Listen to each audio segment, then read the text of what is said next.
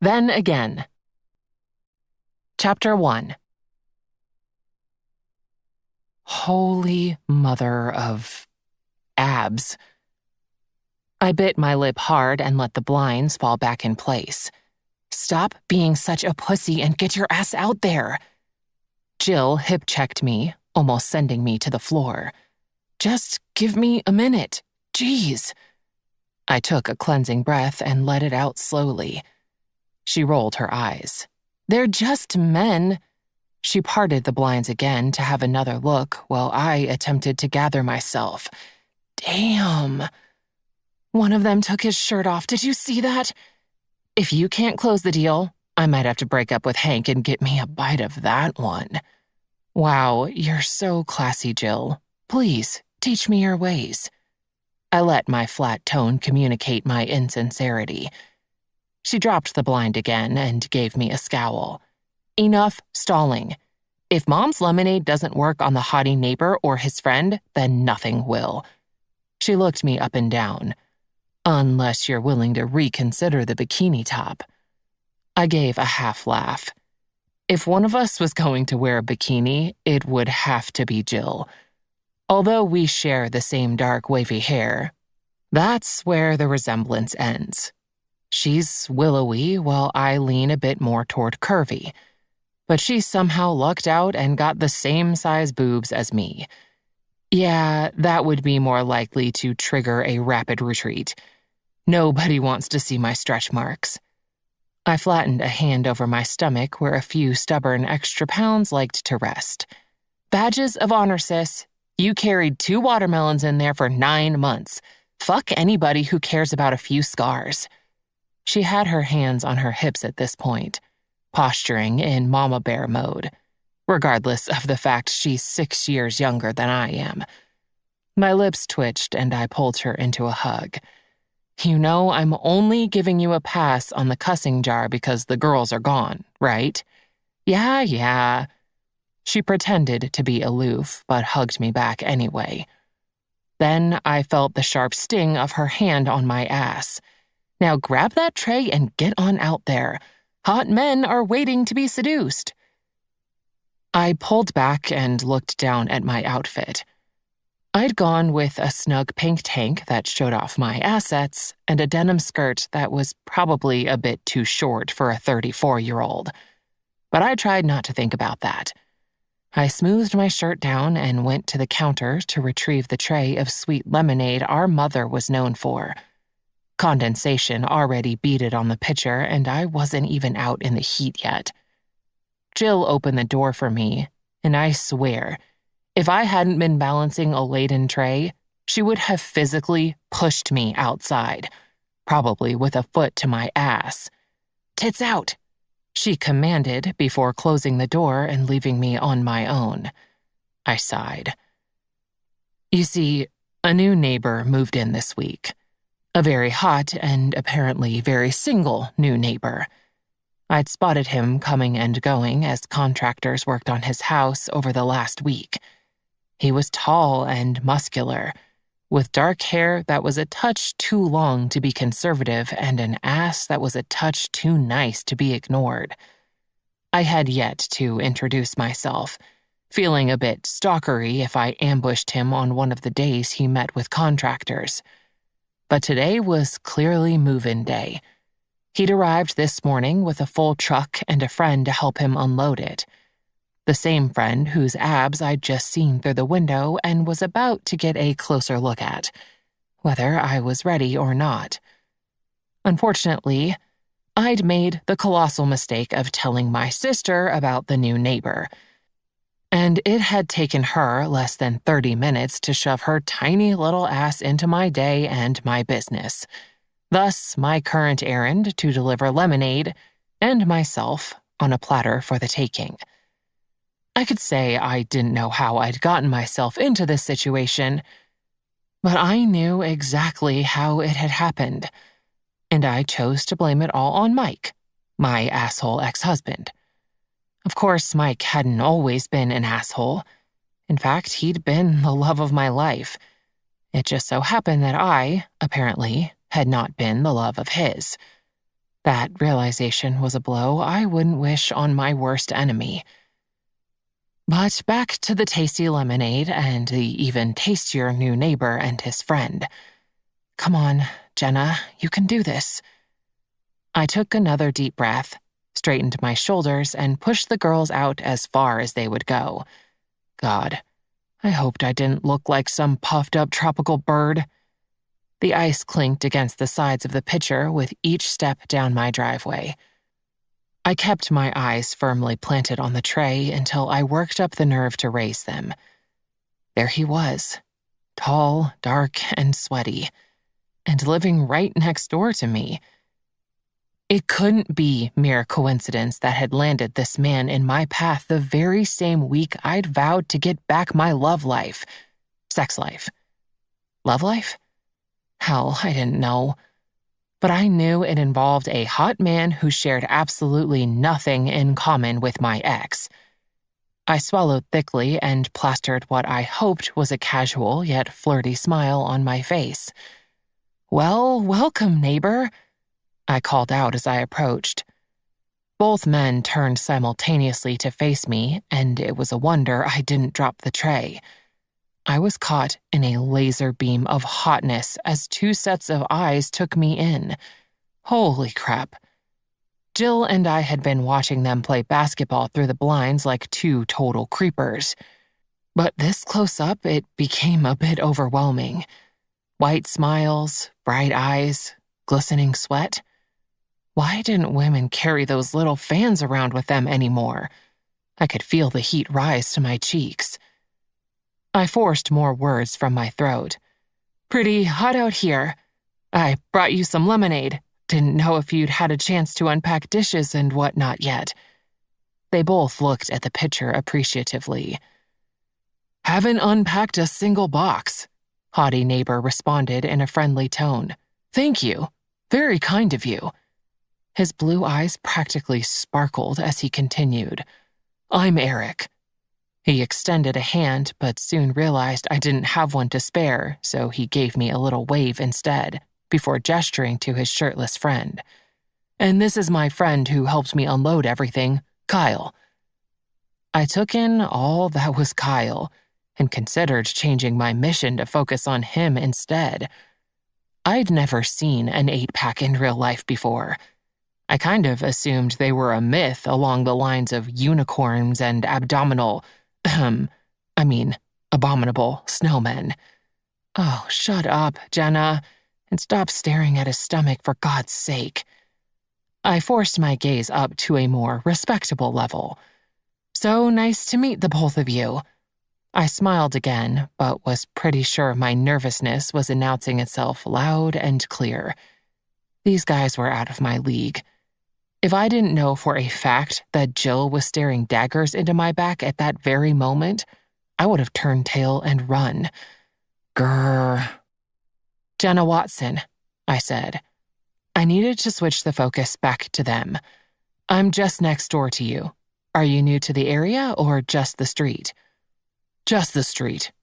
Eric's sweaty hair fell over his forehead as he answered. I used to live in a condo downtown. Time for more space. But space for what?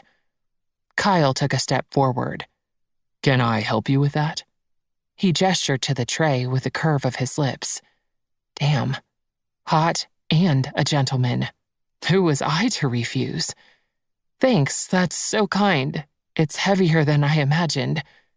Jesus, I was practically cooing. Kyle took the tray, and I immediately set to the task of pouring lemonade into the 2 glasses resting alongside the pitcher. I cursed my hands as they shook. So it's homemade. The lemonade. I clarified and handed the first glass over to Eric. And then I freaking giggled, like some pandering idiot, and practically batted my eyelashes at him. I wanted to punch myself in the face. I was supposed to be putting out the strong and sexy vibe, not some ditzy teenager act. But damn if he didn't smile right back at me. Maybe I was better at this than I thought. I went ahead and offered Kyle his glass, trading him for the tray. I hope it's not too sweet." They both took a deep swallow, and I had the urge to look around to see if anybody else was benefiting from this particular view. I was thinking about grabbing Jill and pulling up a couple lawn chairs so we could have a long afternoon of ogling. "It's perfect," Kyle finally said. Jill had been right. Mom's lemonade worked wonders. "So, is it only you, or did your girlfriend take the day off? Or wife?" I added hastily. "Real smooth, Jenna." He smiled. "Nope, no wife or girlfriend." Then he downed the rest of the lemonade as Kyle followed suit. "This really hits the spot, Jenna." They both returned their glasses to my tray, and I felt a shift in the air. I got the sense that I was being given my dismissal. A kind one, but a dismissal nonetheless. Maybe I'd been too forward, or too much of a spaz. Either way, it was time to retreat. Well, I should get back. Thank God I had the tray to occupy my hands, or I probably would have embarrassed myself further by giving them the double guns or something. I turned to go. "Terrific meeting you," Eric called after me. I gave him a backward glance and maintained the painful smile. "The pleasure was all mine. Welcome to Juniper Court, where psycho single moms throw themselves at you because they haven't had sex in over 2 years. "Thanks," I heard one of them say, but I was too intent on getting back inside my own damn house to look back again. My front door opened just as I approached it, and I didn't even stop to see the look on Jill's face. I marched straight to the kitchen, slammed the tray down on the counter, and stuck my head under the kitchen faucet. It couldn't have been that bad. Jill was being kind to me. That meant it was even worse than I'd thought. I stared at her dolefully. I giggled. Her encouraging expression dropped. "Oh, yeah." I dried my hair with a dish towel after my Arctic plunge in the sink. She bit her lip, trying to come up with a response. "Well, some guys like girls who giggle." The towel hit the counter. "Yes, Jill. Girls, not women." She shrugged. "Well, in retrospect, it was probably a shitty plan to seduce your neighbor into a summer fling. I mean, you'd still have to live next door to him when it was over." I tilted my head and paused before giving a short nod. "You know what? You're absolutely right. I don't know what I was thinking." I resumed the drying, feeling a bit better. "I know exactly what you were thinking." Her lips curved into a wicked smile. "'Cause it's the exact same thing I'm still thinking." I punched her in the arm, the towel forgotten. "You are the worst."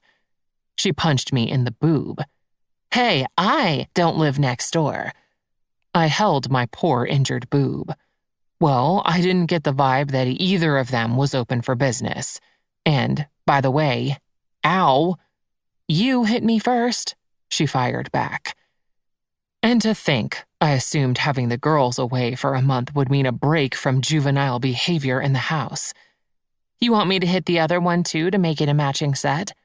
She cocked her fist and assumed a fighter's pose. "No thanks. One mangled breast is enough." She grinned at me and helped herself to a glass of lemonade. I picked the towel up again and noticed a few red streaks on the plain blue linen. Shit. My hand went to my hair. "I thought you said the hair dye was permanent." Jill looked at my hair and then the towel.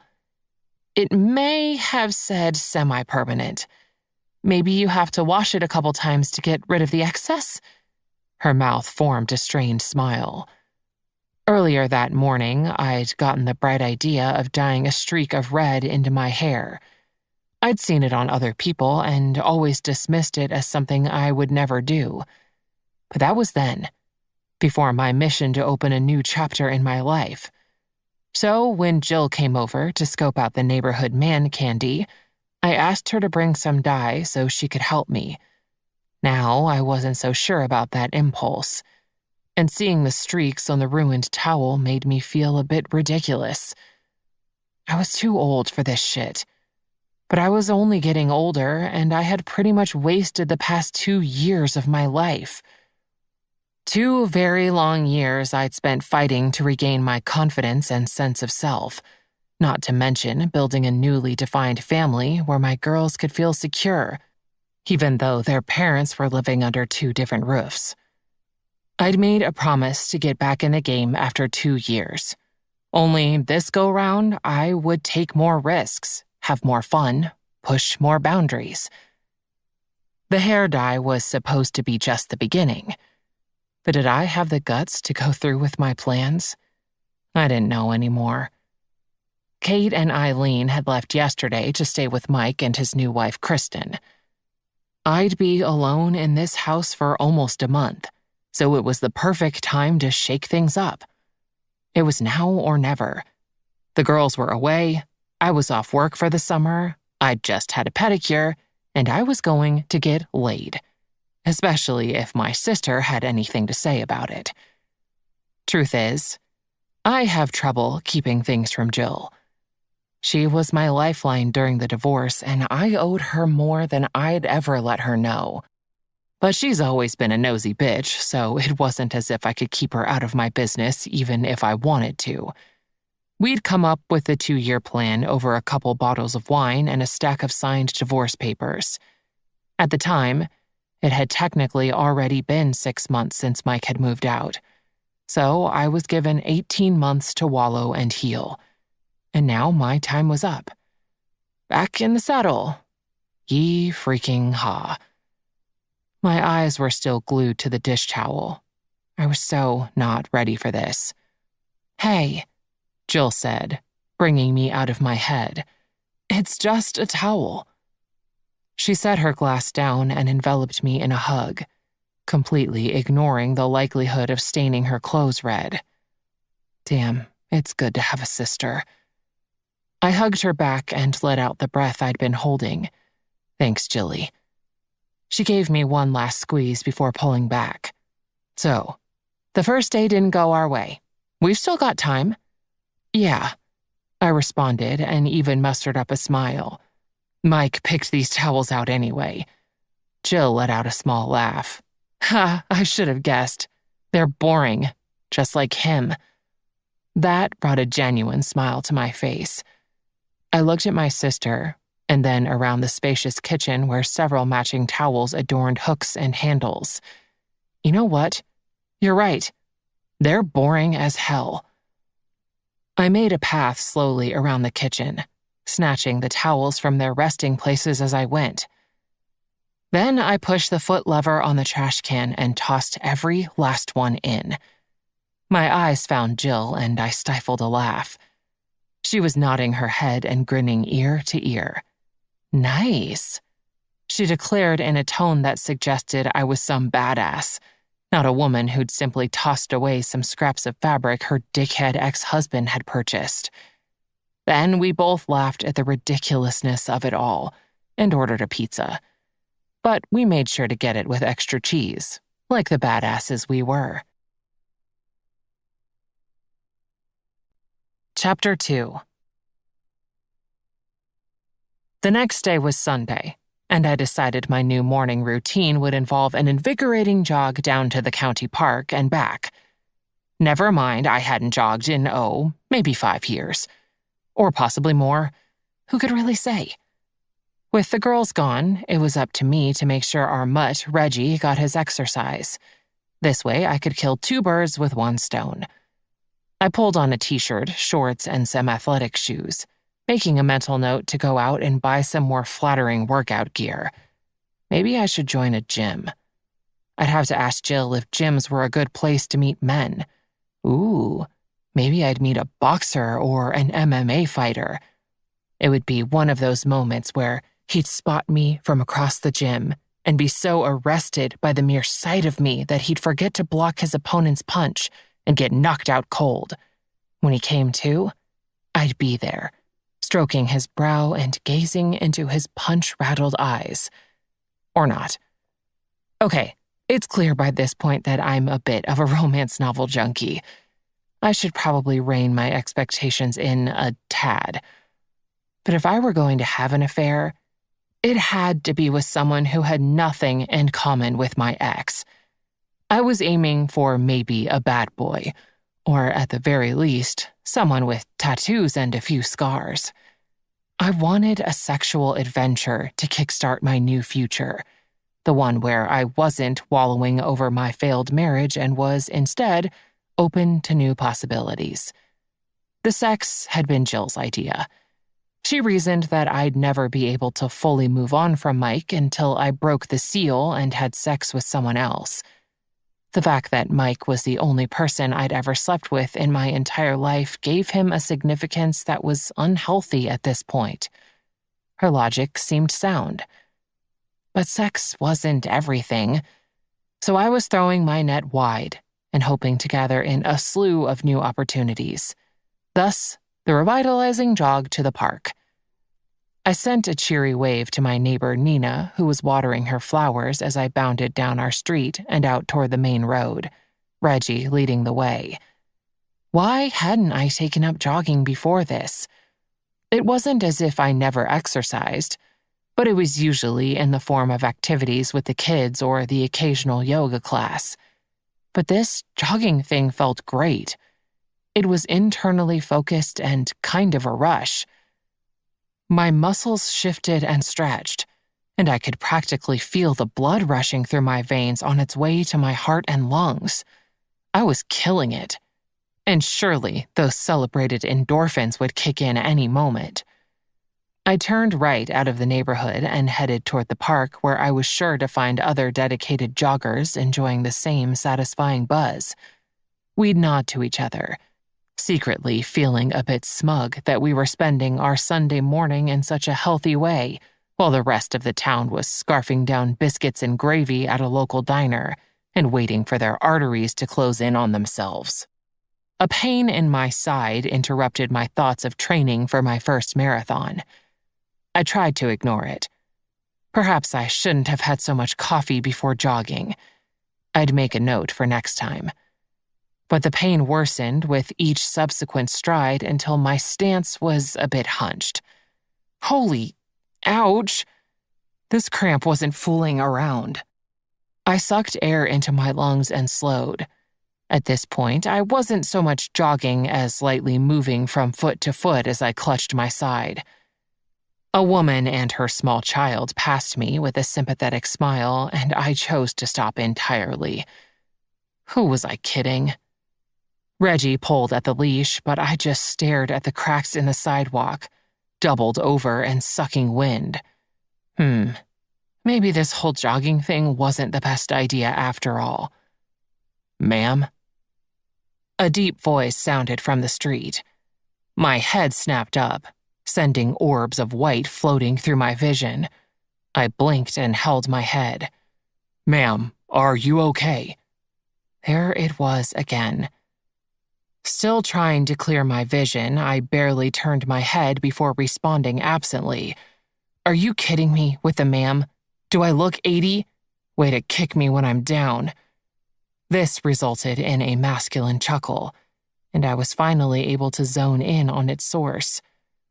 A City of Sunview police cruiser sat at the curb a few feet from me, window down. A man in a dark blue uniform and reflective sunglasses looked out with one side of his mouth turned up. Well, shit. I apologize, miss. I obviously need my vision tested. Well, in all fairness to him, I had been doubled over, and my ass was about the only part he could see clearly. That thought sent the blood rushing to my already flushed face. I quickly brushed sweaty strands of hair from my forehead and fully straightened. Sorry, officer. I was in the middle of stretching. I forced my breathing to regulate so I didn't sound like a panting Labrador. The officer tilted his head, and his half-smile became a full one. Now that I could take a good look, I saw that he was actually kind of hot. Well, didn't this just put the cherry on my shit sundae? A cute man, and here I was sweating like a pig and probably looking like one too. Well, I didn't mean to interrupt your stretching. You just looked like you might have needed some help. It's my duty and privilege to look after our fine citizens, after all, miss. He trailed off, and it took me a minute to realize he was asking for my name, not reiterating my preferred title. Oh, Watson. Jenna Watson. I put a hand to my chest in an unconscious gesture to indicate I was speaking of myself. You know, because there were so many other possibilities. Nice to meet you, Miss Watson. He tipped his head, and I got a glimpse of his dark hair. Do you need me to give you a lift home, or are you going to stretch some more? There was no need to ask his name. It was clearly Officer Smartass. My chin lifted and my lips tightened, which only caused his smile to grow. Bastard. I'm going to continue my jog, officer. Thanks for your concern, but I'm just fine. I made a little gesture indicating he could go on with his day. No rescuing needed here. Alrighty then. Alrighty? He nodded his head again and put a hand back on the steering wheel. You take care, Miss Watson. The window slid up, and just before it closed, I heard him say, Don't forget to drink plenty of fluids. Then he pulled back onto the street and rose his hand in farewell. I was not telling Jill about this. He was flirting with you. Of course, I'd told Jill all about it. No, he wasn't. He was making fun of me. That's called flirting. Our waiter set our drinks down on the table between us. I'd opted for a glass of wine while Jill went with a colorful concoction with a suggestive name I couldn't recall. Can I get you anything else? He asked, directing his question only to my little sister. She smiled up at him, and had he been a cartoon character, his heart would have burst right out of his chest and landed in her lap. No thanks, she began, taking in his name tag before finishing. Brandon, I think we're good. I'll let you know. Brandon floated back to the bar, and I raised my eyebrows at Jill. She fiddled with her straw and did a double take when she caught my look. What? That poor boy is going to have to walk around with a serving tray over his crotch for the rest of the night. The least you could do is put your boobs away. She looked down at her low-cut top, which revealed generous amounts of cleavage.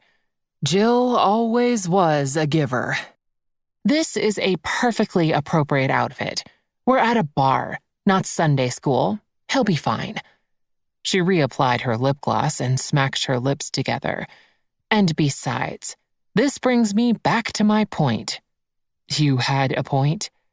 That earned me a scowl. Flirting. You need to learn to do it, and you need to learn how to recognize it. I knew she was right. If my phenomenally awkward attempts with Eric and Kyle were any indication, I sucked at it. And I thought the cute officer was belittling me, which was the last thing I needed. I had a lot to learn, apparently. I groaned. I've never had to flirt before. It was true. Mike had done all the wooing and flirting, and I'd bought it all, hook, line, and sinker. Before him, I'd been a bumbling teenager, where flirting consisted of lip-biting, stuttering, and sloppy kisses behind the gym. I hated to think that was the extent of my knowledge on the subject. It's past time you learned. Chug that wine and we'll practice. I looked at her, appalled. First of all, you don't chug wine. Second, you're not allowed to flirt. You have a boyfriend. She waved me off. Hank doesn't care. He knows I flirt. I can't help it. She claimed as if flirting were akin to Tourette's syndrome. I sipped my wine at a respectable pace while Jill scanned the bar. Ooh, how about him? She gestured with her chin toward some vague spot behind me. I whirled around and did my own scan. Which one? No! Jill whisper yelled through clenched teeth. Stop doing that! Jenna, have you ever heard of subtlety? I realized she was probably right, so I dutifully faced her again. Sorry. She rolled her eyes at me. Pretend to get something out of your purse, and while you're turned around, sneak a glance at the guy with the black t-shirt. He'll be at your 2 o'clock. This was beginning to feel like military reconnaissance, but what did I know? I did as I was told, and sure enough, there was a black t-shirt-clad man exactly where Jill had said he'd be. He looked to be somewhere in his mid-30s, and he sat with another man and woman who were clearly a couple. He had wavy brown hair that looked as if he'd missed a few haircut appointments, and his nose was slightly crooked in that way that makes some men even more attractive as it conjures thoughts of manly fistfights or sports injuries. God, what is wrong with us women? That was all I was able to take in without being obvious, so I turned back to Jill, impressed with her choice of guy. However, she looked anything but impressed with me in return. Instead, she was cringing, her eyes focused on my hand. The same one I'd used to reach into my purse to legitimize my casual checkout of t-shirt guy. Not understanding her expression, I looked down and saw what had so offended her. Gripped in my hand was a supersized tampon in a brightly colored wrapper. My wide eyes shot to hers and she shook her head. It's a good thing you already have kids, 'cause this is gonna take a while. After that, I focused mostly on drinking my wine and watching Jill continue to torture our poor waiter. She's always been naturally outgoing and open. I, on the other hand, am the classic oldest child, always playing the responsible one to her more careless nature. Jill lost her virginity in the back seat of Nathan Mather's Ford Explorer when she was 16. She immediately told my mom and me, completely unconcerned about both the consequences and our opinions. I, of course, played the big sister card and scolded her, but our mother was more practical and booked the first available appointment with a gynecologist to get Jill on the pill. I had already been dating Mike for 3 years by that point, and we'd only just crossed the line from everything else to intercourse, a fact I knew played a huge part in my less than supportive reaction to my sister's big news. Brandon, the lovesick waiter, hovered, and I excused myself to use the restroom, more out of a feeling of restlessness than actual need. Using the tarnished mirror, I reapplied my lipstick and adjusted my top, an emerald green flowing blouse with the shoulders cut out. It was paired with skinny jeans, and I'd been mostly able to hide the horrid red stripe in my hair by securing bobby pins just so. I didn't look too shabby. Exiting the brightly lit restroom, the dimness of the hallway momentarily stopped me while my eyes adjusted. A hand grazed my back as a body lunged beside me before straightening with a grunting sound. "Excuse me, sorry." I looked over and saw it was the t-shirt guy with the crooked nose. "I wasn't expecting you to stop," he said. It was then I realized he had narrowly avoided plowing into me as I'd stalled abruptly in the dark hallway. "Oh, it was my fault. I was having trouble seeing where I was going." I wasn't sure if that made me sound drunk or just cautious, but there it was. Up close like this, I was able to make out more of his features. He had dark eyes, the color a bit indiscernible in the low light, and a broad chin. And I couldn't help but notice the tattoo peeking out from the neckline of his shirt and extending to the side of his neck. One look at his arms showed a few more tattoos and a couple silver rings on his fingers. I wasn't normally a fan of jewelry on men, but it totally worked on this guy. "They could use a few more lights back here, now that you mention it." He smiled. It was a good one, too. "Maybe they're hiding something," I responded with absolutely zero forethought. His brow creased. What the hell, Jenna? My comment triggered the worst of images. Next, I'd be suggesting we bring in a blacklight and conduct a CSI-style investigation. Sorry. I pushed my hair behind my ear. Forget I said that. For some reason, that made him smile again. What's your name? I'm Link. Of course he was. Guys like this didn't have normal names like Bob or Matt or Juan. They had names like Link, or so my romance novels told me. Could this guy be my bad boy? I mean, he had the tattoos, and we were in a darkened hallway in a non-chain bar. Any minute now, he'd call me babe and pull out a cigarette. Jenna. I returned his smile. Nice to meet you, Link. He leaned against the wall and tucked his hands in the pockets of his well-worn jeans. I noticed you earlier, you know. You did? Please don't let him have seen the tampon. Yeah. The waiter's been hitting on your friend all night, and I've been thinking to myself he had the wrong girl in his sights. Well, that made me blush like a virgin. He was most definitely flirting. Even I could tell that. All the better for me, though. He winked at me, and it went straight to my belly. Damn, I was easy. I knew I should respond with something witty, but all I could do was smile at him. Let me buy you a drink. He gestured toward the bar with his chin. Okay, thanks.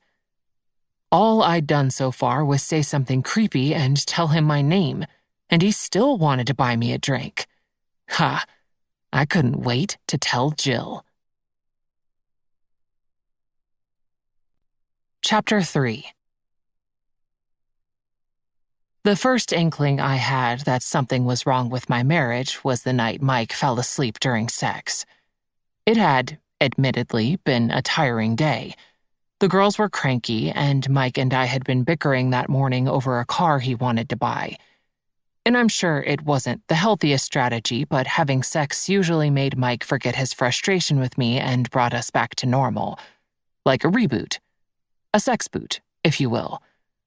On that particular night, I hadn't dressed provocatively or sent knowing glances.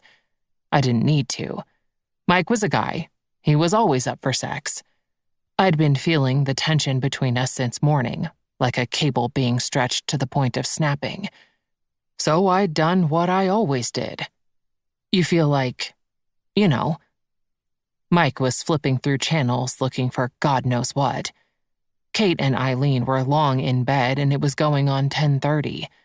I'd have to be up in 8 hours, so it was now or never. He paused on some reality show and looked up at me from his place in his recliner. Do you? Not really. I'm tired, and an entire gaggle of second graders awaits me at the crack of dawn. But it sure would be nice to stop tiptoeing around you. I mean, honestly, just because I thought a third car was overkill? Personally, I thought he was being a bit of a whiny baby. Not that I could ever tell him that. It would take a year of blowjobs to come back from that one. I smiled and nodded, and we went up to our bedroom. I won't bore you with the details, but not only did Mike fall asleep during actual intercourse, but he did it while in the missionary position, aka the usual, which meant I had a 180-pound dead weight crushing my boobs and lungs while he snored loudly in my ear. I lay there, momentarily uncomprehending. Surely this was a joke, right? But it wasn't. As I attempted to rouse him with a vigorous shake, I noted with not a small amount of irony that, while the rest of him slept, he was still aroused inside me. It was of significant concern that only this one part of my husband of 9 years seemed to like me anymore. 3 weeks later, Mike asked for a divorce. Link. Pick you up at 7? Me. Sounds great. Where are we going? Link. It's a surprise. Just make sure you wear jeans. That was odd, and perhaps a bit cryptic. but I didn't want to be a pain, so I agreed. Me. See you then. I managed to engage in human conversation and not turn Link off during our drink at the bar the other night. In fact, we chatted quite easily until his friends came to retrieve him. I was introduced to Jack and Beth, and they apologized for taking Link away, but they were his ride home and their babysitter was waiting. The fact he hung out with friends who had kids boded well, I thought. I hadn't yet told him I was a mom, or a divorcee, but we'd only just met. There was time. Link asked for my number and called a couple days later to ask me out. Jill was beyond thrilled, and beyond drunk by the end of the evening. It seemed Brandon thought by giving my sister free alcohol, she just might go home with him. Jill was a flirt, but not a cheat. Brandon received a chaste kiss on the cheek for his trouble, and I left an enormous tip to soften the blow. I made her promise to stay away when Link came to pick me up for our date. My last experience showed I didn't perform well with an audience, but I was going out with a virtual stranger and probably unwisely allowing him to pick me up at my home. Certain safety measures had to be taken, so I'd already given Jill Link's phone number, and I planned to take a picture of his license plate and text it to her before getting in his car. I figured that, along with text updates throughout the evening, would be good enough. I couldn't stop long enough to think about how I'd gotten here. How I'd gone from sleeping in the same bed as my husband year after year to being in a situation that required me to mark and bag evidence before accompanying my date to dinner, or wherever we were going. If I let myself think about it, I might cry. And I was done crying. At 10 till 7, I sat on my front steps in jeans and a sleeveless knitted top with a ruffled V. Dark wood railings led up the steps to our wide front porch and painted black door. I took in the space around me, as if seeing it for the first time. Why had I never noticed how stark this entry to our home looked? Imagining it from a stranger's viewpoint, I'd think the Addams family might live here. We didn't even have so much as a cushioned bench to sit on. My musings were interrupted by a feminine voice calling out my name. I turned back to the street to see Valley Archer, neighbor and knockout, walking my way. I rose to my feet and met her in my driveway. Her sleek dark hair rested over her shoulders, and her bombshell figure was encased in a tight black dress, which wouldn't have been at all disheartening to me if I wasn't 99% sure she'd just come from the grocery store, not a hot date. "Hey, Jenna. I haven't seen you around much." I nodded. "Hi, Valley. The girls are with Mike for a few weeks, so I've been laying low." And hitting on the neighbor. "Oh, alone time. Nice." She returned my smile with a slightly naughty glint in her eyes. I realized my mistake too late. I'd just let Valley know I was sitting around with practically nothing to do with my time. And it wasn't like I was going to share my plans with everyone I knew. Having Jill nosing her way into my every move was bad enough. I inwardly cringed as the words I'd anticipated left my neighbor's lips. "So, I wanted to ask if you were free this Saturday to watch Aiden and Aubrey. Feel free to say no, but I'd really appreciate it." She brought her hands together as if in prayer. "David and I are hosting some of his coworkers, and I don't want to be worrying about the kids. You know what I mean." We both knew I wasn't going to turn her down. And her kids were lovely, so it wasn't as if it were a hardship. I forced my smile to stay put. "Sure, no problem." She gave me an impulsive hug. "Thanks, you're the best." It seemed I'd gained a reputation in the neighborhood as being a boring Hausfrau with no life. That wasn't really the rep I was going for.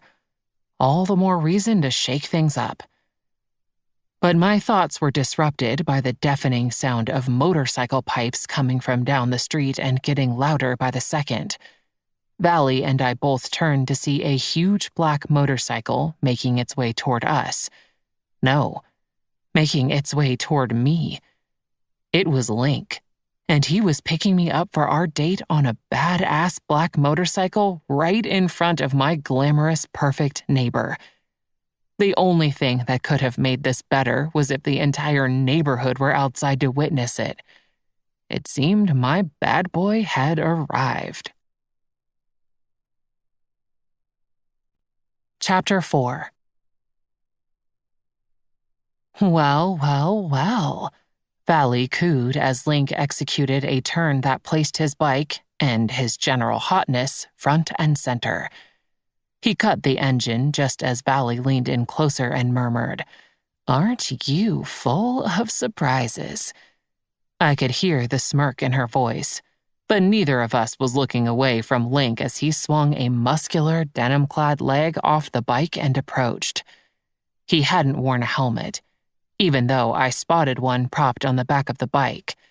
His hair was windblown, and he looked like he had just walked off the cover of one of my books, one most likely titled something along the lines of Burning Loins and the Badass Biker. I felt my heart rate pick up. "Good evening, Jenna." I'd forgotten how deep his voice was. He leaned in, placing a hand on my arm and a kiss on my cheek. I nearly swooned until Valley put a hand out. "Hi, I'm Valley Archer. I'm a friend of Jenna." A twinge of jealousy bit at my spine, even as I told myself it was ridiculous. Valley was happily married. She wasn't about to hit on my date. She just had a flirty personality. Still, I frowned slightly as Link pulled back and took in Valley. "Hello, Valley Archer, friend of Jenna. I'm Link." His smile was a bit too bright for my liking. I shook myself out of my ridiculous line of thinking. "That's quite a bike." My voice was a touch too loud. "Now I see why you told me to wear jeans." Link looked back at me and took me in from head to toe. That was more like it. His lips quirked. "I wouldn't want to risk you burning your leg on the exhaust pipe." "There's nothing wrong with taking risks now and then." Valley's voice was practically a purr. Oh my God, she was totally hitting on my date. I'm all ready to go. I lifted my purse in a lame indication of my urgency to get the hell on with the evening. Link grinned at me again and turned back to the bike. He pulled the helmet loose and returned to his spot in front of me. "Have a fun time, you two." Valley wiggled her fingers at us and stepped back to the street. A wide smile on her face. Huh, maybe I was going crazy. I felt slightly guilty at my mistaken assumptions and raised a hand to offer a wave. "Bye, Valley. Bring the kids by whenever you want on Saturday." She nodded and kept going. I turned back to Link and he lowered the helmet onto my head. "Perfect," he said as he adjusted it and then let his hands fall to my shoulders. So much for the time I'd spent on my hair. But the new Jenna didn't give one tiny shit. She was on the back of a hot motorcycle with a hot guy. 20 minutes and 10 terrifyingly sharp turns later, the gleam had worn off my motorcycle dreams. I couldn't wait to get off the damn thing. It all sounded so freeing and exhilarating in my books, riding on the back of a vibrating beast with your arms wrapped around a muscular torso and your breasts pressed suggestively against his back. Apparently, none of the books I'd been reading took place in the sweltering summer heat, and the drivers of those motorcycles didn't have a death wish like my date certainly seemed to. The ride had started out a bit awkwardly when I'd taken a photo of his license plate and sent it to Jill, explaining to Link that a girl had to be safe these days. He looked insulted and asked if I thought he was a serial killer. So yeah, not the best start to the night. By the time we arrived at our destination, some dive bar out in the middle of nowhere, I could feel my hair plastered to my head with rivers of sweat dripping down my scalp and neck. My shirt stuck to my skin with a layer of perspiration that had formed as I'd done my best impression of human Velcro and attempted to become one with Link's back. It was the only reason I hadn't tumbled to my death off the back of this monster. Suffice it to say, I was not a motorcycle chick. As Link cut the engine and my ears rang with a sudden silence, I really couldn't bring myself to be sad about it. I unbuckled the helmet and pulled it off, feeling the evening breeze against my damp head and reveling in it. Link turned in his seat to look at me and couldn't hide his surprised expression quickly enough. Shit. I handed him the helmet and brought both hands to my hair, attempting in vain to fix as much of the damage as I could. It was not good. I gave a weak grin and then gripped Link's shoulders to steady myself as I lumbered off the wicked contraption. My thighs screamed at me and I nearly toppled over. Good Lord. Link swung off easily after me as I continued to straighten my appearance. I needed my purse and a bathroom, stat. My eyes took in the building before me while Link unearthed my purse and secured the helmet back on the bike. It looked as if a few good slams of the front door could cause the place to fold in on itself. The paint was peeling, and neon beer signs flickered weakly in the dusty windows. The lot was filled almost exclusively with motorcycles of every size and color. My nerves, which had just begun to recover from the ride of death, clamored once more. I'd never been to a biker bar. Link grabbed my hand and pulled me forward. Come on, the party awaits. His grin went a long way toward making me more comfortable. Come on, Jenna, this is exactly what you wanted. I took a deep breath, smiled back, and followed him into the biker shack. It was fucking cool, man. I can't believe you missed it. A man who'd been introduced as Bellows shook his head of tangled blonde hair and smacked a hand to the table. The bottles all shook, and I grasped mine to keep it from tipping. Next time, Link replied, leaning back in his chair. I had to work, man, what can I say? He slipped an arm along the back of my chair. Not knowing what else to do with myself, I took another sip of my tepid beer and tried not to wince. Link had apparently missed a party of epic proportions last week, or so the 7 or 8 people I'd met since we arrived assured us one by one. When we'd initially crossed the threshold to the bar, several voices called out to us, or rather, Link. Although a few people referred to him as Chains, some kind of biker moniker I surmised. It occurred to me, again, that I really knew nothing about this man. Sure, he'd told me he worked for the local energy company, but that could be a complete fabrication. He could be part of an outlaw biker gang for all I knew. Before we made it 10 feet, I excused myself to the restroom where I did what damage control I could before returning to the main room to meet Link's friends. I spotted him at the bar talking to a couple older guys and I approached, desperate for something to drink. There she is. Link put an arm out and pulled me against his side.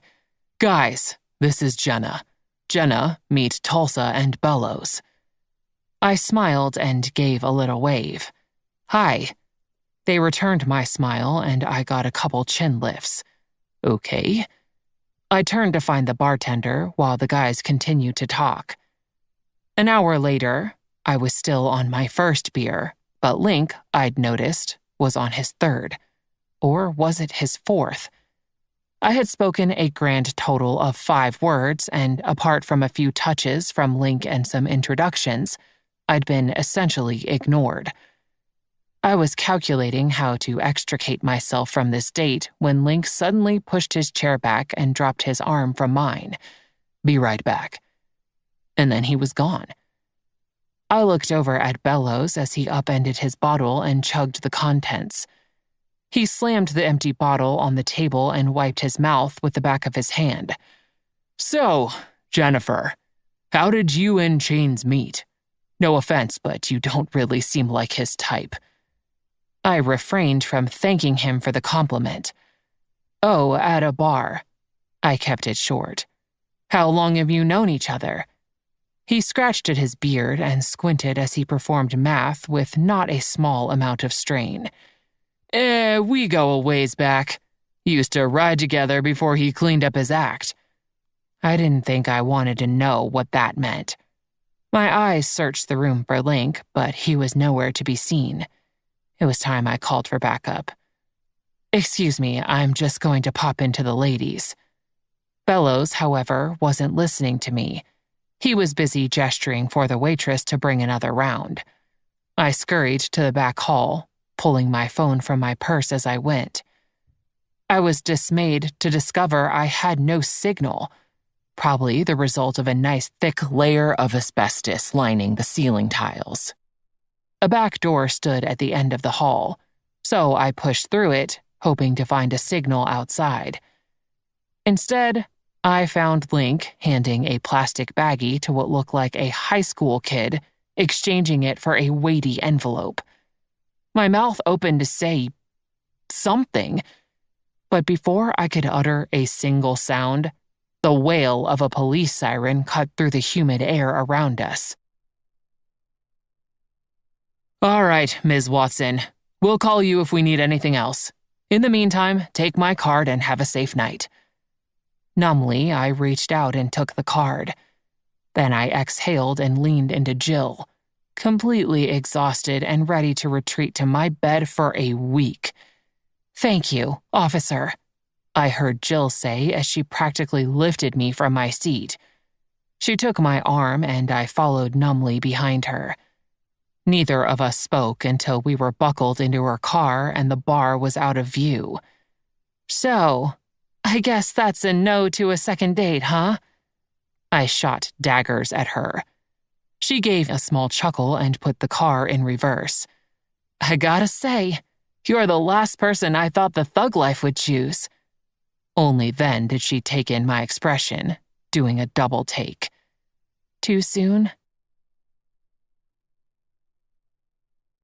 Chapter 5. The night's events were a bit of a blur, to put it mildly. One minute I was trying to process the fact that I was on a date with a drug dealer, and the next I was being interrogated by police officers. My first thought was, thank God the girls are with Mike, and my second was, I'm going to remove Link's testicles with my garden shears. I couldn't believe I'd gotten myself into this situation. I was an elementary school teacher who'd never gotten so much as a speeding ticket before tonight. As soon as the back door of the bar had banged shut behind me, Link's startled gaze swung my way. Then the guy shrugged. Shrugged, as if to say, oops, my bad, didn't think you'd mind me squeezing in a little felony on our date night. And that was when the blue lights illuminated the darkness and the siren wailed. Link and his pimple-faced client didn't miss a beat. The two of them were gone before I even had a chance to say a word. What an asshole. The doors to a cop car swung open at the other end of the lot. One officer chased after Link and his buddy, while the other told me to stay where I was. I swear, I was just coming out to make a phone call. I had nothing at all to do with that. He put a hand out. Okay, calm down. It was then I realized I was holding my purse in front of me in a death grip, and my voice was pitched at a level that would have neighborhood dogs barking in response at any moment. I took a breath to try and calm myself. Let's go inside and have a seat and you can tell me what you saw. The cop advanced a bit closer, apparently feeling slightly better about my state of sanity. You believe me? I squeaked. Now, why in the hell did I have to say that? He drew back again for a moment. Is there any reason I shouldn't? I shook my head vigorously and let him open the door for me. I walked ahead of him into the main room of the bar. There were 2 more police officers talking to patrons, and the lights had been turned to full brightness. One glance around, and I was suddenly thankful the lighting had been dimmed before. The crowd had thinned out considerably, and I figured most of them had fled when Link and his young client made a run for it. Call me crazy, but if you don't have anything to hide, why would you run from the cops? I immediately realized how embarrassingly naive that question was. I'd been hanging out all night with a bunch of freaking criminals. Wow, good call, Jenna. I mean, I'd wanted a change from my life with Mike, but this wasn't exactly what I had in mind. The officer took off his dark hat and pulled his chair out, motioning for me to sit across from him. Short gray hair crowned his head and a series of lines etched his face, serving as evidence of years spent on the force. Or perhaps a house full of bratty children. What did I know? I pulled my own chair out and sank down with a long exhale. So, start from the beginning. He pulled out a small notepad from his pocket and clicked a pen against the grimy tabletop. Well? I began and then paused. What would happen when he found out Link was my date? Did I need a lawyer? Do I need a lawyer? He cocked his head at that. I thought you said you were just making a phone call. I was. I put both hands out, not unlike a magician demonstrating there were absolutely no tricks up my sleeve. Nothing to see here, officer. Oh, for Christ's sake. It's just that... I trailed off. But Officer What's-His-Guts wasn't paying attention to me. The sound of heavy footsteps approached. When I turned in my chair, I saw another officer, and by the redness of his cheeks and his labored breath, I surmised he was the one who'd given chase minutes earlier. This one was younger, tall with dark hair and broad shoulders. Couldn't catch him. A scowl marked his dampened face, and it took me a moment to realize I'd seen him before. Damn it. Without thinking, I blurted, I know who the older one is. His bike's right outside, and I have his name and phone number. I felt both sets of eyes swing to me, and then the newcomer's eyes bored into mine. I know you. I bit my lip and squinted my eyes, realizing I may have just screwed myself big time. Let me get this straight. You got on a bike with a guy you don't know from Adam. Let him bring you to this shithole, where he proceeded to drink too much to drive you home, and then witnessed him dealing drugs to a minor. Do I have that right? Well, when he said it like that, it sounded awfully pathetic. I put a finger up. My sister knew where I was the entire time, and, as you know, I sent her a picture of his license plate. I squared my shoulders and barely held back a harumph. Swell. I feel so much better now. His palm slammed down on the table. You can dial down the sarcasm a bit. I've not had the best night, you know. He had the good grace to look a bit chagrined at that. It was an hour since Link had bailed, and the place was empty apart from the lingering officers, the owner, and me. Officer Sam Martinez faced me from across the god-awful table I'd occupied with his partner, whose last name I learned was Shapiro. When I'd first seen Officer Martinez, it took me a moment to place him. As soon as I did, my brain went on vacation and I word-vomited everything I knew about Link. I was distracted by the lingering embarrassment from my last encounter with the man in blue, my one and only foray into jogging in this decade.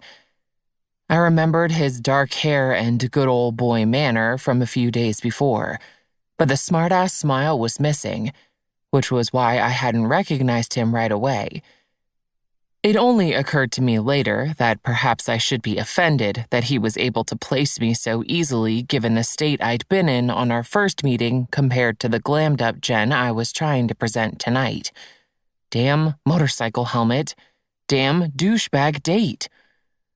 On our previous meeting, he had been wearing those reflective aviators. Quite a shame, since I could only describe his deep brown eyes as arresting. Ha. His irises overtook most of the visible portion of his eyes, enabling him to woo women with just a look, or so I assumed. Look, I'm just trying to keep your safety in mind. You need to be more careful about who you date. You think?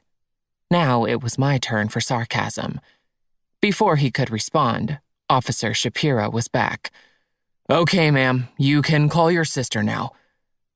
Oh, I wouldn't do that if I were you, Shapiro, Martinez warned. We both looked at him quizzically. I was calling Jill if I had to walk 10 miles to get a signal. Sam tipped his head pointedly. She prefers to be called Miss. And there he was, Officer Smartass in the flesh. After calling Jill, I decided to wait outside, figuring my chances of contracting typhoid would be somewhat lower out there. The air was still humid, but I suddenly needed the warmth against my skin. I couldn't believe how irresponsible I'd been, regardless of the precautions I'd taken. I could very well have gotten hurt or in serious trouble with the law. My eyes welled up, but I willed the tears not to fall. You sure you don't want me to give you a ride home? It's no trouble. Officer Martinez leaned against the building next to me, crossing his arms over his chest. Thanks, but no. I tried to offer him a small smile, but it may have come out as more of a grimace. He turned his body so it faced me fully, and I was reminded how tall and broad he was. Hey, it's not so bad. Everything turned out all right in the end. We'll track down Mr. Wonderful, and he won't bug you again. I shot him a withering glance, and he grinned. If I hadn't been so distracted, I might have enjoyed it a bit more. But seriously, it was smart of you to let him know you were sending all his info to your sister. That was a good move. He nodded, and I shrugged in return. And if all else failed, I'm sure your training would have kicked in and you could have outrun him. My jaw dropped, and I turned my body to face him. Says the guy who couldn't catch up with him an hour ago. Ouch. He put both hands over his heart. You really know how to hit a fellow where it hurts. I twisted my lips to the side. That'll teach you to make fun of innocent bystanders. Yeah, well, maybe we should go running together sometime. Looks like we could both use some endurance training. Was he seriously asking me out? At a crime scene? Speak for yourself, I heard myself say. His head tipped back and he barked out a laugh. I like your spunk, Jenna Watson. He liked my spunk? Seriously? Laugh lines creased the skin around his dark eyes, and the night's warmth suddenly seeped inside me, eradicating the chill I'd felt minutes before. His gaze held mine, and though I told myself to look away, my eyes wouldn't obey. The moment was finally broken by the crunch of gravel under tires and the sound of my sister's concerned voice calling my name. I spent the next 10 minutes sitting on a bench with Jill, reassuring her that I was fine and letting her hug me a gazillion times. The exhaustion was setting in when Officer Shapiro came over to give me his card. I'd lost sight of Sam Martinez, but I didn't have the energy to decide how I felt about that. Chapter 6. Given the fact I was 2 for 0 in the sex and dating game, I thought it was best to give men a rest for a few days. Jill and Hank were going out of town for a concert, and I had Valley's kids on Saturday. So I decided to stick to home where I couldn't get into trouble, or expose myself to further humiliation. I started perusing the internet for ideas on home decorating. I didn't want to do anything that would break the bank, but after my realization that my house resembled a supervillain's mountain lair, I figured a fresh coat of paint at the very least was in order. There wasn't a whole lot I could do about the kitchen's dark granite or its espresso cabinets, but if I painted the walls a lighter, more cheerful color, I was sure it would brighten the space a bit. The outside needed a facelift as well. I just wasn't sure how far to go. It's kind of sad. Aubrey and I stood at the foot of the driveway, taking in my home's exterior. She looked up at me. Sorry, I probably shouldn't have said that. I put a hand on her shoulder. No need to apologize. You're absolutely right, kid. The cement board siding that covered the house brought to mind a puddle of mud, and the dark stain on the wide front porch did nothing to invite a person to approach. What had I been thinking when we bought this house? Oh, that's right. I hadn't. I was so thrilled to move out of the tiny two-bedroom home we bought before the girls came into the picture. Mike could have suggested a neon pink brothel, and my only question would have been, how many bathrooms? And I loved the house. I did. It was where I'd watched the girls grow from drooling toddlers to young ladies. Their ever-changing heights were preserved in pen on the door jamb to Mike's former office, and the wood floor in the living room was scuffed from their old rocking horse. I didn't want to erase the past. I just wanted a refresh for the brilliant future I hoped was awaiting us. I looked down at Aubrey again. What do you think about white? My next step was a trip to Home Depot to pick up paint swatches. Aubrey and Aiden had gone home with Valley around 10, so I ended up getting a great night of sleep and waking up bright and early on Sunday. I'd learned my lesson about jogging and my body's utter aversion to it, so I took a brisk walk with Reggie instead, ensuring I'd still be alive to select my paint colors. A vibrant green swatch caught my eye and I added it to my growing collection, thinking it might look great in the kitchen. I see you've already started your painting project. A friendly voice sounded from beside me. An older man in the familiar orange smock smiled at me. My expression must have communicated my cluelessness because he raised a hand and pointed to my hair. It took me a moment to understand his meaning, and then my face flushed to what was likely the same shade of scarlet he was pointing to. I immediately lifted a hand and tucked the damn strands behind my ear. Impulsiveness had not been my friend on that front. I forced a smile and mumbled a vague response. The man just nodded and walked away from the crazy lady. Spending time with Aubrey and Aiden the day before made me miss Kate and Eileen more than ever. I'd spoken to them every day since they left, but I couldn't resist calling when I got home from the store. We were making bets on how long you'd last before calling today, Eileen said when she picked up the phone. The girls shared a cell phone, a fact they both bemoaned constantly. But since my number was one of the few authorized to call their phone, I didn't see the big deal. Oh, and who won? Eileen was my smart aleck. She already had a strong grasp on sarcasm, and she was only 10. Me, of course. I think Kate had more faith in you. I had to laugh at that. At least someone does. What did you guys do last night? I wandered into the kitchen with my swatches. Dad and Kristen took us to the county fair. We got to see the world's biggest hog or something like that. Impressive. Did you get to pet it? No way. That thing was nasty. Just a sec, Kate wants to say hi. The scuffling sounds of the phone being carelessly passed from one small hand to another filled my ear for a moment before I heard Kate's voice. Oh my God, Mom, there were the most adorable baby piglets at the fair. They were just born a couple days ago and they were so tiny and cute. I totally want a pig now. Her tone was laced with equal parts excitement and pleading. No. My response was instant. Aw, they were so cute, though. I'm going to text you the pictures I took. Kate, you do know the cute little piglet grows up into the giant hog your sister just called nasty, right? I held the green swatch up to the wall next to the dark cabinets. I liked it. She didn't have a response at first. Finally, she said, Good point. I'll have to look into a smaller breed. I held in a groan. Kate was on a mission to get a new pet, even though she had Reggie. The same Reggie who'd chewed a hole in my bathroom rug this morning. I figured I'd cave at some point, but a pig was not what I had in mind. Nope, I was thinking more along the lines of a goldfish. And even that would have to wait until Reggie got past his naughty stage. The little devil had somehow wiggled out of his collar while I'd been at the store, too. Scolding him was an exercise in futility, though. His damn puppy eyes did me in every time.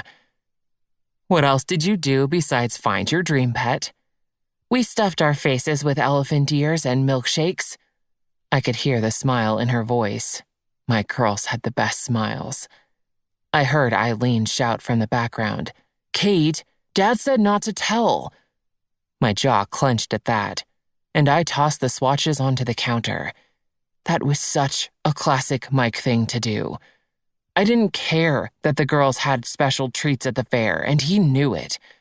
This was his way of making himself out to be the fun parent while painting me as the heavy. It irked me to no end when he'd done that during our marriage, and it made me want to nut punch him now that we were divorced. I forced my voice to remain light. "It's fine. I'm glad you guys had fun." "We did," Kate said, "but we missed you." My heart wanted to break. "I missed you too, sweetheart." I swallowed back the lump in my throat. "We gotta go. Kristen's making us go to church." I laughed past the lump. I'd only met Kristen a handful of times, but she seemed like a perfectly nice person. And it was good for the girls to go to church. I hadn't been the best about taking them, so I was glad Kristen was picking up my slack. "It's good for you. Don't give her a hard time, okay?" "Okay, Mom. Love you. Love you," Eileen called out. "Love you too, my little pigeons." Kate giggled and hung up. I'd always nicknamed them after one bird or another, and they got a kick out of it. I was glad we ended the call on a happy note, and they both sounded great. I reminded myself it was fine to miss them. They'd be back home before I knew it. In the meantime, I had a few projects to work on. I fished a roll of tape from the junk drawer and lined up my swatches on the counter. Then, one by one, I taped my favorites on the wall before standing back to have a look. Yeah, this felt right. I was going back and forth between the green and a sunny yellow when I heard a text notification. "Girls, I think I'll name my pig Spot." Below the text was an image of the most adorable pink and black pig I'd ever seen. Something told me Reggie'd better prepare himself for a roommate. You'll never believe what I just found out. I held my phone with one hand while I switched wet laundry to the dryer with the other. I love when you begin phone calls like that. Spill it. Jill's voice was exactly the right amount of excited for my news. "You know my neighbor Jane?" I didn't wait for her to confirm. She and Jane had met several times. "She just told me that hottie neighbor Eric is gay. Isn't that awesome?" I shoved a wet towel into the dryer and rooted around for a dryer sheet.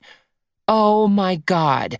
So your awkwardness wasn't what turned him off. That's great," she squealed in my ear. My back straightened. "Hey, I'm joking.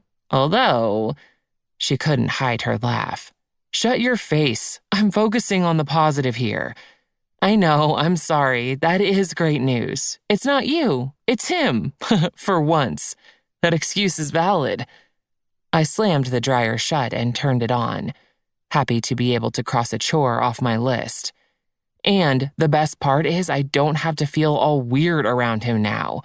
I mean, it was obvious I was flirting. It's on him that he didn't tell me he wasn't into boobs. "Exactly," Jill agreed. "What are you up to?" I asked. I loved having summers off, but the house was just too quiet without the girls. I needed some noise, and my sister was always good for that. "Getting ready for work. I'm on tonight." Jill worked at Bistro 11, an upscale restaurant downtown. She made more money than I did in tips alone. The truth was, I felt lonely. and if I didn't snap out of it, I was afraid I'd backslide. That was not happening. Maybe I'll come in for dinner. Think you can get me a table?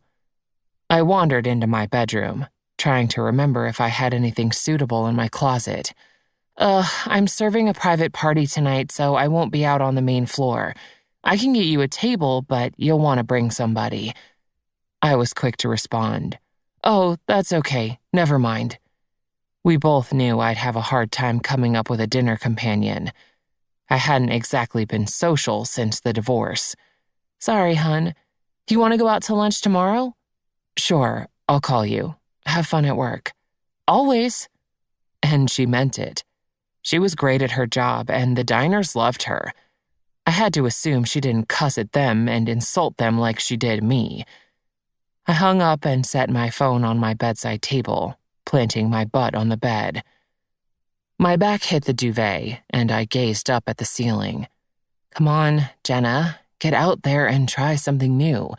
You don't need Jill to hold your hand. And then it hit me. I hopped off the bed and dashed to my walk-in closet, zeroing in on the neat stacks of shoeboxes lining the back shelf. I reached for a large box at the bottom and carried it back to my bed. When I lifted the lid, a gorgeous pair of red leather cowboy boots stared up at me. I was going line dancing, and I'd have a great fucking time if it killed me. Tuesday evenings at the corral were reserved for line dancing lessons. The instructor taught various dances from 6 to 7 o'clock, and then set the students loose to dance with the night's crowd and listen to whatever band was playing that night. I'd always wanted to try it, but knew there was no way I could talk Mike into going with me. I could have taken Jill, I suppose, but Tuesday nights were school nights and I rarely ventured out during the week. I was totally doing this tonight. There was just enough time for me to get ready and too little time for me to lose my nerve. I paired the boots with the same denim skirt I'd worn to flirt with Eric and Kyle, and I topped that with a fitted plaid shirt. May as well go all out. Then I texted Jill to tell her where I was going and immediately received a response. Jill, yee-haw, get it, girl. I snickered and put the phone in my back pocket. No room for a purse tonight if I was on my own and dancing. I secured my license, some cash, and a credit card in my front pocket and was on my way. Chapter 7. It was even better than I'd imagined. Why hadn't I ever come here before? A large bar lined the back wall with tables scattered in front. A huge dance floor took up the majority of the space with a stage at the far end. Hundreds of lights in the shape of stars hung from the high exposed ceiling, and a balcony ran the length of the room on two sides. There was even an honest-to-goodness mechanical bull in the corner by the entrance. It was cowgirl heaven. Most of the patrons gathering for the lessons were women, with several groups of friends who'd clearly broken into the wine before they arrived. What jobs did these ladies have where they could get drunk before 6 o'clock on a Tuesday? And then I realized, hell, they could be teachers like me. So why wasn't I getting my drink on? There wasn't anything stopping me. I could always get an Uber home and have Jill drop me at my car tomorrow. Before I could give it more thought, though, the instructor beckoned us all to the floor, and Luke Bryan's smooth voice rang from the speakers. An hour later, I was winded but elated, having learned a few steps and managing not to trip over my own two booted feet. More people were trickling in the door, and I headed to the bar to get a soda, or maybe a glass of wine. I hadn't decided yet. Just as I signaled the bartender, I heard my name being called. I spun and caught sight of Raya Sadana, a coworker from Sunview Elementary. Oh my God, Jenna, I knew that was you. She moved in for a hug. Raya was in her mid-20s and had the type of personality I envied. She was friendly to everyone, never without a witty response, and remembered the name and face of every person she'd ever met. If I didn't like her so damn much, I would have hated her. Raya, hi, it's great to see you. I squeezed her in return before she pulled back and tucked her dark hair behind her ears. I don't think I've ever seen you here. She took in my outfit and nodded her head. You look fab. I shrugged. Thanks, you too. And she did. Her slim form was draped in an adorable green sundress with sable-colored boots adorning her feet. This is actually my first time here. Cool. Who did you come with? Her eyes moved behind my shoulder and she pointed, Oh, hey, the bartender is ready for your order. I turned around and got a chin lift from the guy standing behind the bar. Oh, hi, do you have wine? He shook his head. Sorry, just cocktails and beer. She'll have a Sicilian firing squad, Darren. Raya filled in for me before I could answer. Seemingly not needing my approval, Darren, the bartender, turned to grab some bottles and a cocktail shaker. I turned back to my coworker. Trust me, you'll love it. She patted my arm. So, are you here alone? Somehow, she managed a tone that wasn't the least bit pitying. I nodded. Yeah, the kids are with my ex and I felt like getting out. Say no more. Come hang out with us. She tilted her head toward a small group of men and women who were all about 10 years younger than me. I figured I may as well. In for a penny and all that. I smiled and nodded again. Sure, I'll grab my drink and come over. Great. Raya's smile was huge. She spun on her heel and headed back to her group while I waited for my drink. Come on, just one more. Will or Bill, I couldn't remember, put his hands together and pleaded. I can't feel my toes. My boots were cute as hell, but after 3 hours of dancing, I wanted to chuck the damn things in the trash and soak my feet in a hot bath. Will/Bill moved in closer and snaked an arm around my waist. I wasn't sure exactly how I felt about that. I mean, I danced to 2 slow songs with him, but that was dancing. This was just standing by the table. Raya must have seen the consternation on my face because she was suddenly at my side. Hey, Will, can you go grab us a couple Diet Pepsis? Ah, it was Will. I smiled at him. That would be great. He examined both our faces and then smiled back, releasing his hold on me. Sure, I'll be right back. Thanks, Raya and I said in unison as he headed toward the bar. Sorry if he was making you uncomfortable. He's a great guy, really. Maybe a bit too eager, though, she said as soon as he was out of earshot. No, it's fine, I trailed off, not even sure what I was going to say. My eyes followed my dance partner to the bar. It wasn't as if this Will guy was hard to look at. He had artfully unkempt hair a shade lighter than mine, and a slow smile that revealed a pair of dimples. He was cute and young, but hey, that totally fulfilled one of my requirements for summer fling material. A younger man was an ideal candidate. And I'd felt the strong back and shoulders through his t-shirt while we'd been dancing. Pair that with his natural sweetness, and he was romance novel worthy for sure. I'd just toss a cowboy hat on his head and he'd be the hero of Tempted by the Young Stud, a Passion on the Prairie romance. You're just not ready? Raya guessed. My gaze darted back to her. No, I mean, maybe. I gave her a self-deprecating grin. I guess what I mean is I'm trying. Well, I know it's none of my business, but he's kind of a sweetheart if that makes a difference. She shrugged. Good to know. I pulled a chair out so I could rest my feet, but felt the vibration of my phone in my back pocket. I was about to let it go to voicemail when I remembered it could be the girls. A glance at the phone revealed an unfamiliar local number. I motioned to Raya that I was taking my phone outside and headed to the door, pressing the accept button. Hello? I heard a faint voice but couldn't make anything out. I smiled at the bouncer as I passed by and finally found a quieter spot outside the bar. Sorry, I couldn't hear you. Who is this again? It's Sam Martinez. Officer Sam Martinez? He posed it as a question, as if I couldn't remember him. Oh, hi. I was more than a little surprised to be hearing from him. Where are you? His voice was a bit gruff and he almost sounded put out. My brows drew together. Out? Why? Because it sounds like you were in the middle of a Metallica concert. I scoffed. Hardly. I'm at the corral. Now why did I tell him that? Oh, that was it? There was an awkward moment of silence and I couldn't stand to let it continue. I'm sorry, you were calling because… Oh, right. I just wanted to let you know that we caught up with Mr. Wonderful and he took a plea bargain, so we won't need you to testify or anything. Wow. Okay.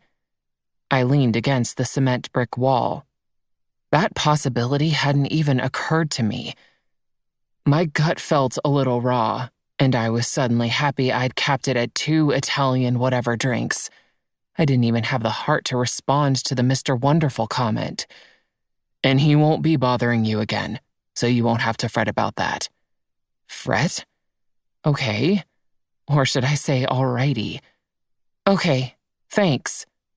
Had I really gone out with a guy whose new address was the state penitentiary? Even my most out-there romance novels wouldn't have the heroine making conjugal visits to a drug dealer at Rikers Island. Tell me I won't need to arrest tonight's date. Very funny, and for your information, I don't even have a date, so there's no one to arrest. Well, shit. I just admitted I was dateless. I scrambled to amend my statement. I mean, I don't have an official date. Speaking of, I'd better get back in there. An Iceman is buying me a drink, and I don't want him to think I ran out on him. I pushed off the wall and stepped toward the entrance. What? Officer Martinez's angry tone stopped me before I'd made it 2 feet. What do you mean, what? Are you still talking to me? Maybe he was holding 2 conversations at once. Whatever, I was going back in. You're going to accept a drink from a man you don't know? I could practically hear his blood boiling. I don't know the bartender either, and I've been accepting drinks from him all night. A choking noise rang through the phone. Shit, are you drunk? No, I'm not drunk. Not that it's any of your business. God, he was irritating. Jesus, Jenna, do you have any sense of self-preservation? This guy is probably roofing your drink as we speak. Will would never do that. Would he? No, of course not. He's friends with my friend. But I suppose bad guys have friends too. No, I was not letting Officer Buzzkill ruin my night. He dismissed my comment with a snort, and I was done. Officer, thank you for calling to update me. I'm going to get back to my friend now. Good night. I didn't hear his response because my phone was back in my pocket a second later and I was headed into the bar. When I got back to the table, Will was waiting patiently with 2 glasses of dark liquid in front of him. Raya was nowhere to be seen, and I spotted another couple from the group dancing out on the wood floor.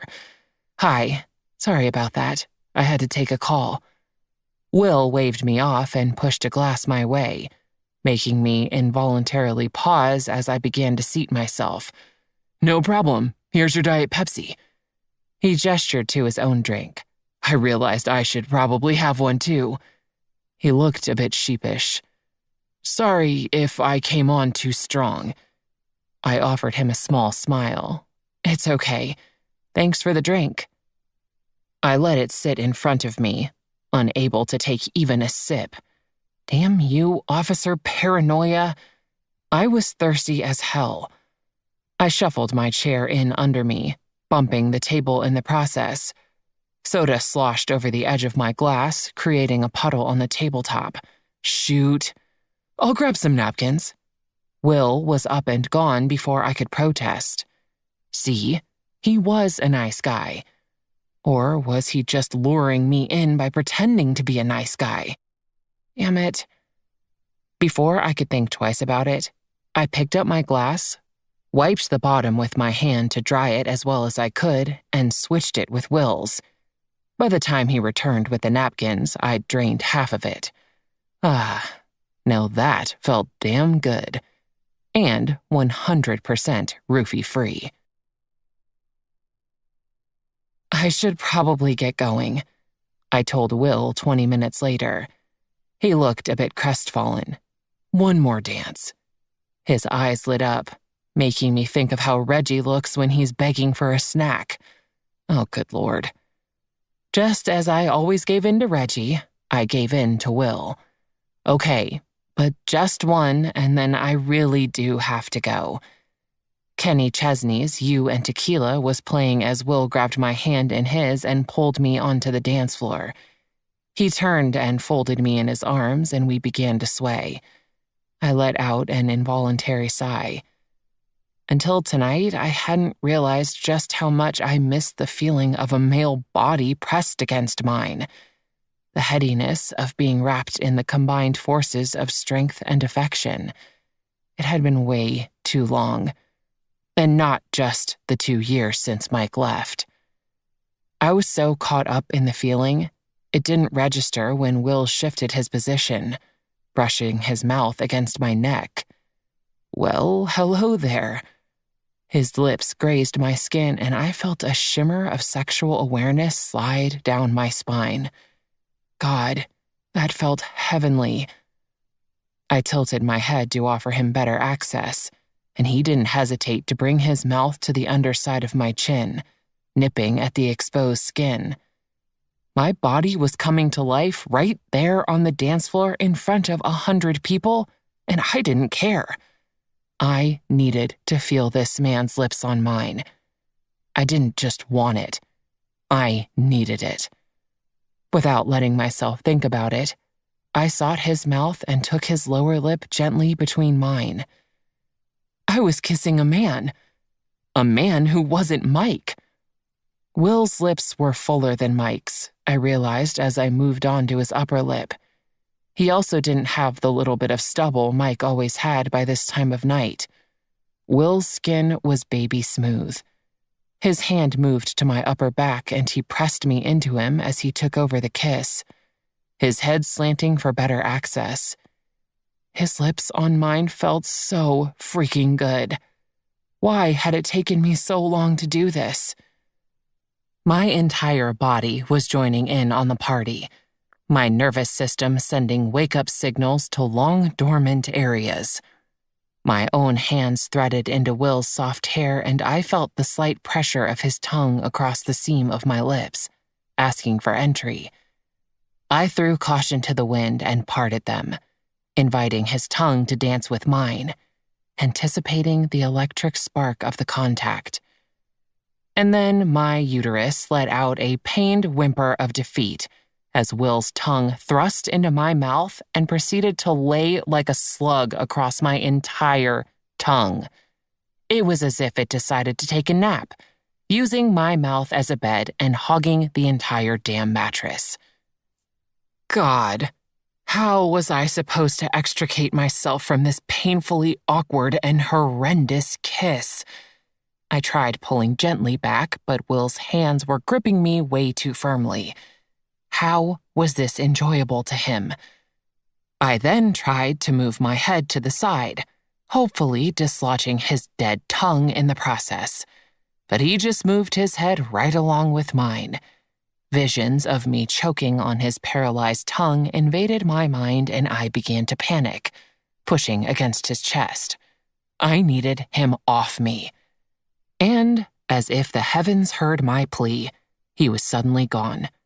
Not a single part of him maintained contact with me. I blinked, unsure what had just happened. Will was on his knees on the hardwood floor about 5 feet from me. I groaned as it registered that he hadn't tripped, nor was he voluntarily kneeling on the dance floor for fun. No, he'd been assisted by a very grumpy-looking member of the Sunview police force. Love seeing those tax dollars at work. Chapter 8. "What are you doing?" I practically screeched. Sam Martinez's eyes widened as if I were the mentally unhinged one in this scenario. Couples surrounding us halted mid-dance, aiming curious gazes our way. Only the music continued as if nothing was happening. Will's face had turned to the shade of spackle while his arms remained pinned behind his back by Martinez. The officer wore jeans, a short-sleeved gray t-shirt, and a pissed-off expression. "You were pushing him away, and he was ignoring you. I'm just teaching the kid a lesson in manners." He directed a scowl at poor Will, who at this point was undoubtedly regretting his foray into Cougarland. Raya materialized at my side. "Are you okay?" Then she spotted Will on the floor. "Oh my God, Will!" I advanced, taking Raya with me. "Let him go." I could practically hear the officer's jaw click with tension. He still didn't release Will. "You're not even in uniform. You look like a crazy person, and the bouncer will be here in about 2 seconds to kick us all out." I ground out through clenched teeth, trying to ignore the stares directed our way.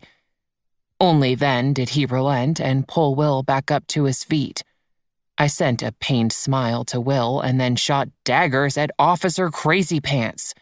He ignored me, stepping between Will and me and turning to face my unfortunate dance partner. I bit my lip and looked at Raya, but she was too busy listening to Martinez as he leaned in and spoke in a low, threatening tone to Will. "If you know what's good for you, kid, you'll be in your car and on your way home in the next 30 seconds. After you apologize for overstepping with the lady, that is." I rolled my eyes at that. Will looked like he'd rather just skip to the going home part, but he wasn't stupid. He glanced over Martinez's shoulder and focused on a spot about 2 feet to my left. "Sorry, Jenna," he mumbled and then backed away. I squeezed Raya's arm and she took the signal, following Will out the door to make sure he was all right. We were still attracting way too much attention. Officer Martinez reached into his pocket and withdrew his badge. He held it up to the crowd. "Nothing to worry about, folks. Get back to your evening." And that was it. Oh, except for the part where he had not only butted into my private business, but managed to call me lady in the process. Good God. I stalked off the dance floor and back to the table, not needing to look behind me to know the bastard was close on my heels. I picked up my glass of Diet Pepsi to suck up the dregs and wipe the residual disaster kiss aftertaste from my mouth, but it was roughly swiped from my hand before my lips could reach the straw. Oh, for the love! I actually stomped my foot. "You can't drink that. It's been sitting here unattended for who knows how long." I swiped the air with my hand. "Fine. I'll wait till I get home and drink something there. I'm relatively certain nobody has broken into my house to spike the contents of my fridge." I stalked past him and headed to the door, hoping that Will had vacated the premises and wasn't still in the parking lot. Lord knows what Martinez would do at this point. My tempted by the young stud evening was turning into stalked by the under-medicated, a horror story. "I'll walk you out," came the way too calm voice behind me. I swung on him, finger poised to poke him in the face if necessary. No way. Of all the people I've encountered tonight, your behavior is by far the most worrisome. You were totally out of line. His hands hit his hips and he leaned in. That guy was mauling you and wouldn't take no for an answer. I kissed him. That sent his head jerking back. He squinted in confusion. Or maybe he was trying to remember if he'd taken his meds today. Why? Why what? It was my turn for perplexity. Why did you kiss him? The dark stubble on his chin caught the light as his jaw clenched. I let out a humorless laugh. The usual reasons, officer. He narrowed his eyes. It's Sam, not officer, and I'm not even sure that kid was legal. This guy was unbelievable. Oh my God, what is it with you? How old do you think I am? We were in a standoff at this point. Martinez shrugged. I don't know, but old enough to date a grown man, that's for darn sure. My jaw dropped. Will is a grown man, and a nice one for your information. He just happened to be an appalling kisser. He couldn't hold back his grin at that. Wait a second. You were pushing him away because he was a bad kisser. My face flamed. If you must know. Shit. Now I kind of feel bad. He tilted his head to the side in thought. I punched him in the arm without thinking. You should feel terrible. He considered that and shook his head. Nah, he still had it coming. I let out a long, suffering sigh. Can't you get in trouble for pulling stunts like that? A non-committal noise escaped his throat. I don't anticipate any problems. He gestured to the door. Let's get you to your car. I raised an eyebrow. About that. I'm fine on my own, thanks. I think you've done plenty tonight, Officer Martinez. Sam. He corrected me again. And my job isn't done until the lady is home safe. He repeated his gesture. For God's sake, ladies almost worse than ma'am. What year were you born? He put a hand to the small of my back to guide me. I tried to ignore it. I can't help if I was raised right. I scoffed, but I did get my butt moving to the door. As we passed by the bouncer, Officer Martinez, Sam, bumped fists with him. I should have known. If I turn up as a corpse on Unsolved Mysteries, I'm blaming both of you. This earned me a couple grins, and it was all I could do not to flip them off on the way to my car. Holy shit, he totally likes you. He's totally annoying. That's the important part, I responded to my sister. She picked up a gallon of paint and transferred it to the kitchen counter. And I think it's kind of cute he's a bit old-fashioned. Mom would definitely approve. I stopped what I was doing and turned to face her. She looked annoyingly adorable in her painting outfit, complete with a jaunty kerchief covering her dark hair. Okay, first of all, I'm not looking for a boyfriend. One who would get Mom's stamp of approval or otherwise. And second, he said he liked my spunk. My lip curled involuntarily. Jill's face soured. Ew. Okay, I may have to talk to him about that one. I sent her a glare.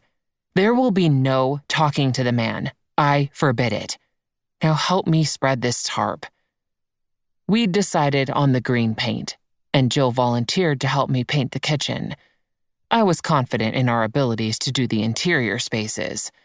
But the house's exterior was another story. That would involve a ladder and a probable tumble to an untimely death. Luckily, I'd found a crew of local college students who were earning extra money over the summer by doing painting projects.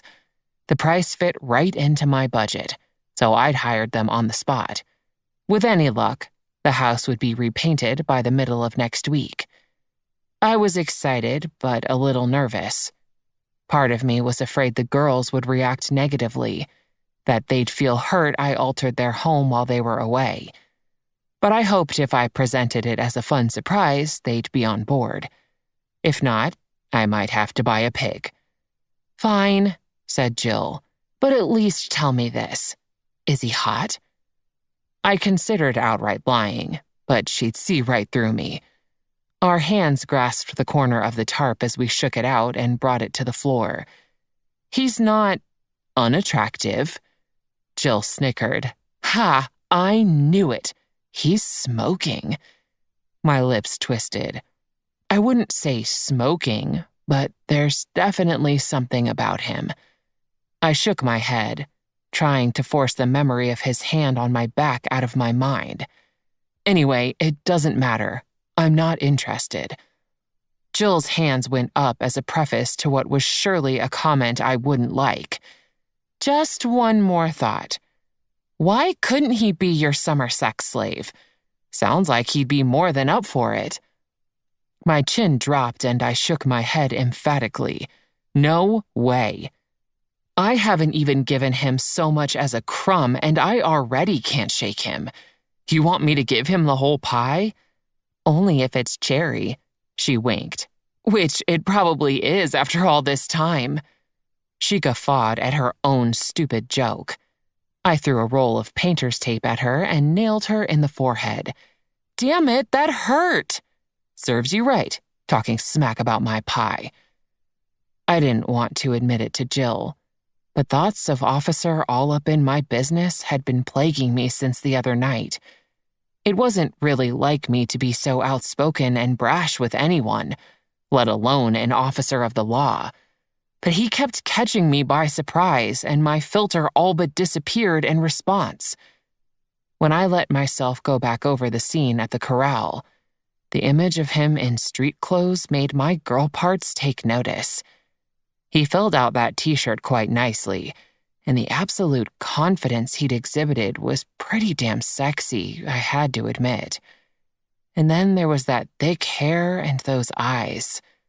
But I wasn't comfortable with having someone focus so intently on me, especially a virtual stranger. I mean, one phone conversation and the guy had come barging in on my pseudo-date and hauled a poor cowboy to the floor. Okay, so Will wasn't really a cowboy, but for the sake of my fantasy, he would have been. And sure, I was a female with working hormones, so of course I'd had occasion in the past to work up imaginary scenarios with hot men in uniform. But never did they involve the situations I kept finding myself in with this man. It was as if Sam were playing the dual role of older brother and stalker at the same time. I'm fairly certain there's a cautionary after-school special about that somewhere. All I needed right now was a non-criminal with a clean health record and a working libido who was up for a short fling with no feelings involved. But I couldn't allow myself to think too much about this uncharted territory or I'd chicken out. So, back to painting and assaulting my sister it was. We finished the first coat and stood back to admire our work. Not bad. It'll look perfect when we're done, Jill said, rubbing at a spot of dried paint on her arm. We closed the paint containers and took the brushes to the utility sink before I let Reggie out of containment. The last thing I needed was his floppy ears acting as rogue paintbrushes and redecorating my couch cushions. He investigated the tarp, as was his canine right, and I noticed he'd liberated himself from his collar once again. Before I could find it and strap it back on, Reggie raced to the dining room window to bark at the neighbor's dog. Reggie, it's just Max. I swear you act as if you've never seen that damn dog before in your life. The couple across the cul-de-sac had a German shepherd who loved to sniff crotches, and apparently this offended Reggie in some way. I went to close the blind and block his view, and I caught sight of our neighbor Greer sitting on his front porch. Now there was a man who'd be right at home on the cover of any romance novel. Too bad he wore a permanent frown and was intimidating as hell, which was odd, considering he could be seen most days with a 3-foot-tall companion riding a pink tricycle. Greer Markson and his daughter had moved in a few months back, and the only things I knew about him so far were that he'd been through a hellish divorce and he didn't seem to care for women too much. Understandable, I supposed. I remembered the angry face after my divorce, when I'm pretty sure I projected Mike's behavior on every male on the planet. Not even the male meteorologist on Channel 7 could escape my wrath.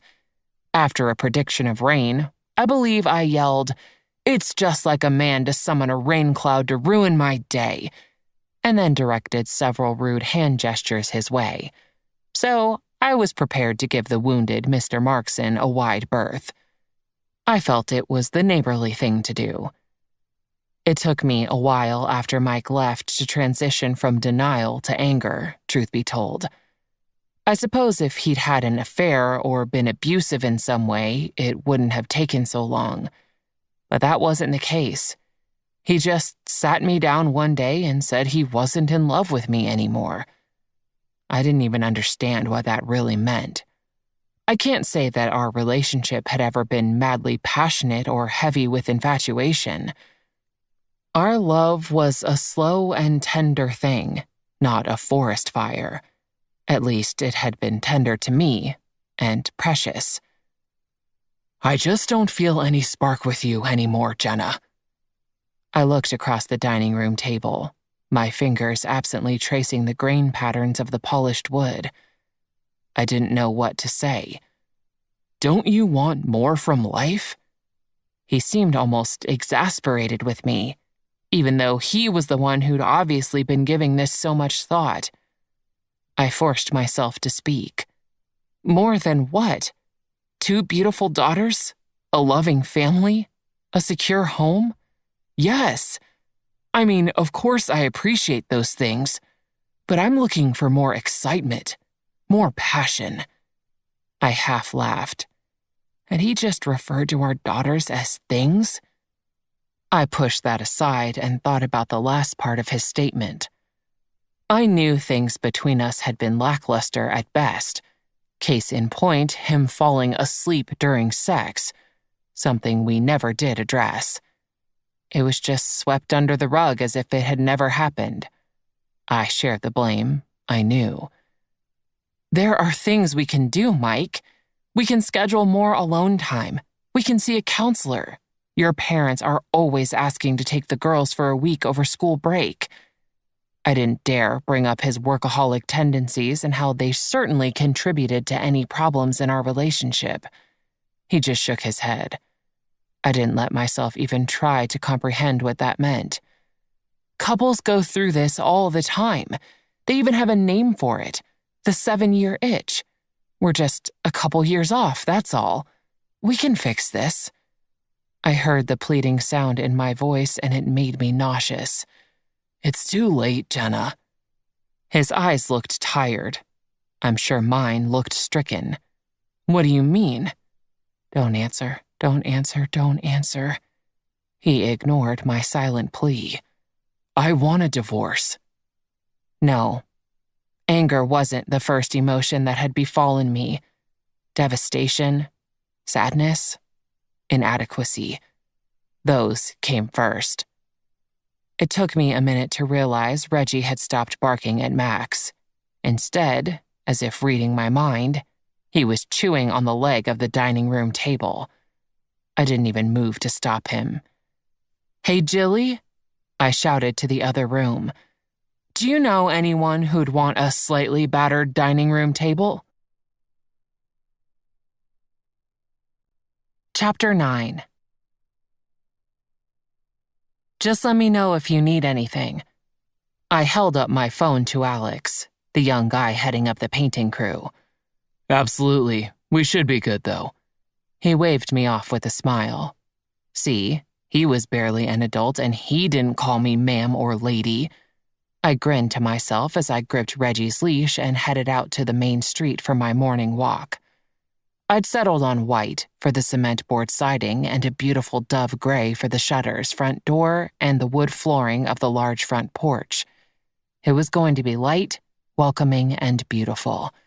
Goodbye, darkness. Hello, sunshine. There was no way the girls wouldn't love it. There was an extra spring in my step as I pushed my earbuds in and turned the volume up on my phone. Adam Levine serenaded me with Girls Like You. And it suddenly hit me that I had overlooked the entire hot rock star genre of romance novel heroes in my candidate search. I'd have to ask Jill where I might find a sweaty, tattooed rocker in Sunview. Musicians were notorious for no-strings-attached affairs, right? I would conveniently ignore the fact that most of those affairs were conducted by women half my age and twice my cup size. And while I love Sunview, it's not exactly a hotbed for rising stars, much less veteran rockers. I was about halfway to the park when I noticed a blonde woman standing next to a red compact car on the other side of the road. Not thinking anything of it, I moved on. But the unmistakable wail of a baby cut through even the music blaring from my earbuds. I glanced back and realized the woman was rocking a baby in one hand while holding a tire iron in the other. One look down confirmed what I already knew. This poor mother had a flat tire and a screaming baby on her hands. I pulled out my earbuds and tucked them in my pocket with my phone. "Come on, Reggie." My naughty dog and I crossed the street and approached. "Excuse me," I called out, but the woman couldn't hear me over the baby's cries. "Excuse me, miss." I took secret pleasure in my choice of words. She turned in surprise, and I saw that her baby wasn't the only one shedding tears in the middle of Broad Street. An inconsolable infant was maddening enough. Add in a flat tire, and it was no wonder there were waterworks. "Oh, hey." I came closer. "Don't worry. I know how to change a tire. We'll get you back on the road in no time." I silently thanked my father for teaching Jill and me basic car care and maintenance. "Really?" The woman looked as if my news was too good to be true. Upon closer inspection, I saw that she was practically a child herself. She couldn't have been more than 18. "Really?" I had to raise my voice to be heard over the baby. "How old is your baby?" She continued to rock as she sniffled and answered, 8 weeks tomorrow." Reggie nosed the girl's shoes, and I silently commanded him not to gnaw on them. "Oh, I remember that age. I promise it will get easier. I'm Jenna, by the way." "Grace," she said, finally able to manage a small smile. "And this is Serena." "That's a beautiful name." And I'm sure the baby was beautiful too when she wasn't screaming like a banshee and driving her mother to tears. "Why don't you go stand on the sidewalk and I'll get this sorted?" She nodded and we both stepped around the car. I tied Reggie's leash to a tree and leaned into the trunk to unearth the spare tire. Just as I raised my head to ask Grace if she was sure she had one, a flash of white metal and chrome streaked past me on my left, and the compact car jolted violently at the impact of the other vehicle sideswiping it and taking out the driver's side mirror. Before I could even register what had happened, the white car sped off, not even pausing for an instant. The only thought running through my head was that a mere minute earlier, Grace, Serena, Reggie, and I had all been standing in the very spot that was now littered with pieces of metal and broken glass. Had our actions been delayed one bit, we could all be dead, and my girls motherless. That was my last thought before my vision began to tunnel and everything went black. "We have got to stop meeting like this." Those were the first words I heard as I began my return to consciousness. "This is not real, Jenna. You're having a bad dream, and the only reason Sam is in it is that Jill won't stop talking about him. Go back to sleep." "Jenna, I know you're awake. Unconscious people don't scowl." "I'm the exception to the rule," I muttered. "Okay, Martina, step aside." A female voice sounded above me. I preferred this one, so I finally blinked my eyes open a few times. A paramedic crouched over me and I realized I was on the pavement. How long had I been out? "Grace, the baby." My head snapped up, but strong hands held me down by the shoulders. "All safe, don't worry," came Sam's voice. Thank God. I drew in a huge breath and let it out slowly, allowing my spine to settle back against the hard pavement. "That's good," said the paramedic. "Slow breaths." I'm going to check you for signs of concussion. Your friend couldn't say for sure if you hit your head. I took stock of my skull and didn't feel pain in any particular spot. I don't think I did. She chose not to take my word for it and gave me a complete once-over. Apart from a sore spot on my arm and a skinned elbow, I appeared to be unscathed. I tried again to sit up, and this time the paramedic pinned me with a stern gaze. Did you catch the person who hit Grace's car? I gave up and finally addressed Sam. He was kneeling on the street above my head, dressed in a dark blue uniform. He shook his head, his expression turning dark. We've got some guys canvassing the neighborhood to see if anyone witnessed the hit and run, but we don't have much to go on. Unless you got a good look at the car. He trailed off. The memory of that flash of white and the crunching of metal sent a shiver through me. No, sorry. Okay, began the paramedic. Here's the deal. You don't seem to have suffered any injuries that require immediate medical attention. Having said that, I'm obligated to offer you a ride to the ER if you'd like to be checked out by a physician. I'm good either way, so it's up to you. I think I'd just like to go home. She nodded and stood. Sam's brow creased. I think you should go get checked out. His brown eyes flickered with concern. I shook my head gingerly. I'm fine, Sam. Help me sit up. He reluctantly took my hand and assisted me to a seated position. I knew enough not to push it too quickly, so I was happy to sit for a few minutes before attempting to stand and find my way home. I looked around and didn't see any sign of Grace. Sam must have noticed because he offered up an explanation without me asking. One of the guys gave her and the baby a ride home. She was a bit shaken up. I can imagine. I nodded and then checked to see if Reggie was still secured on his leash. Yep, totally unfazed by the dramatic events that had just unfolded before his eyes. My mutt was rolling in the grass on his back, probably in a pile of his own poo. At least he was still wearing his collar. I sighed and looked back at Sam, a thought suddenly occurring to me. Sam? He looked back at me and raised his eyebrows. I noticed there was a scar running through one of them, creating a small bald patch. The fact that it made him even more attractive was most unfair. How is it that your territory or beat or whatever you call it encompasses both my neighborhood and that biker bar on the outskirts of town? His hand went to the back of his neck, and his eyes seemed to be having trouble meeting mine. I remained silent, unwilling to do a thing to relieve his discomfort. He finally broke and threw out his hands. Fine, this isn't my beat. I got off a night shift and happened to hear about the hit and run over the radio. Since the locale was the exact place I'd run into you before, I had a gut feeling that you and your propensity for disaster were involved. I narrowed my eyes at him, and I was right. Besides, it was on my way home, he added hastily. My skepticism was quickly communicated as I snorted in response. You don't believe me?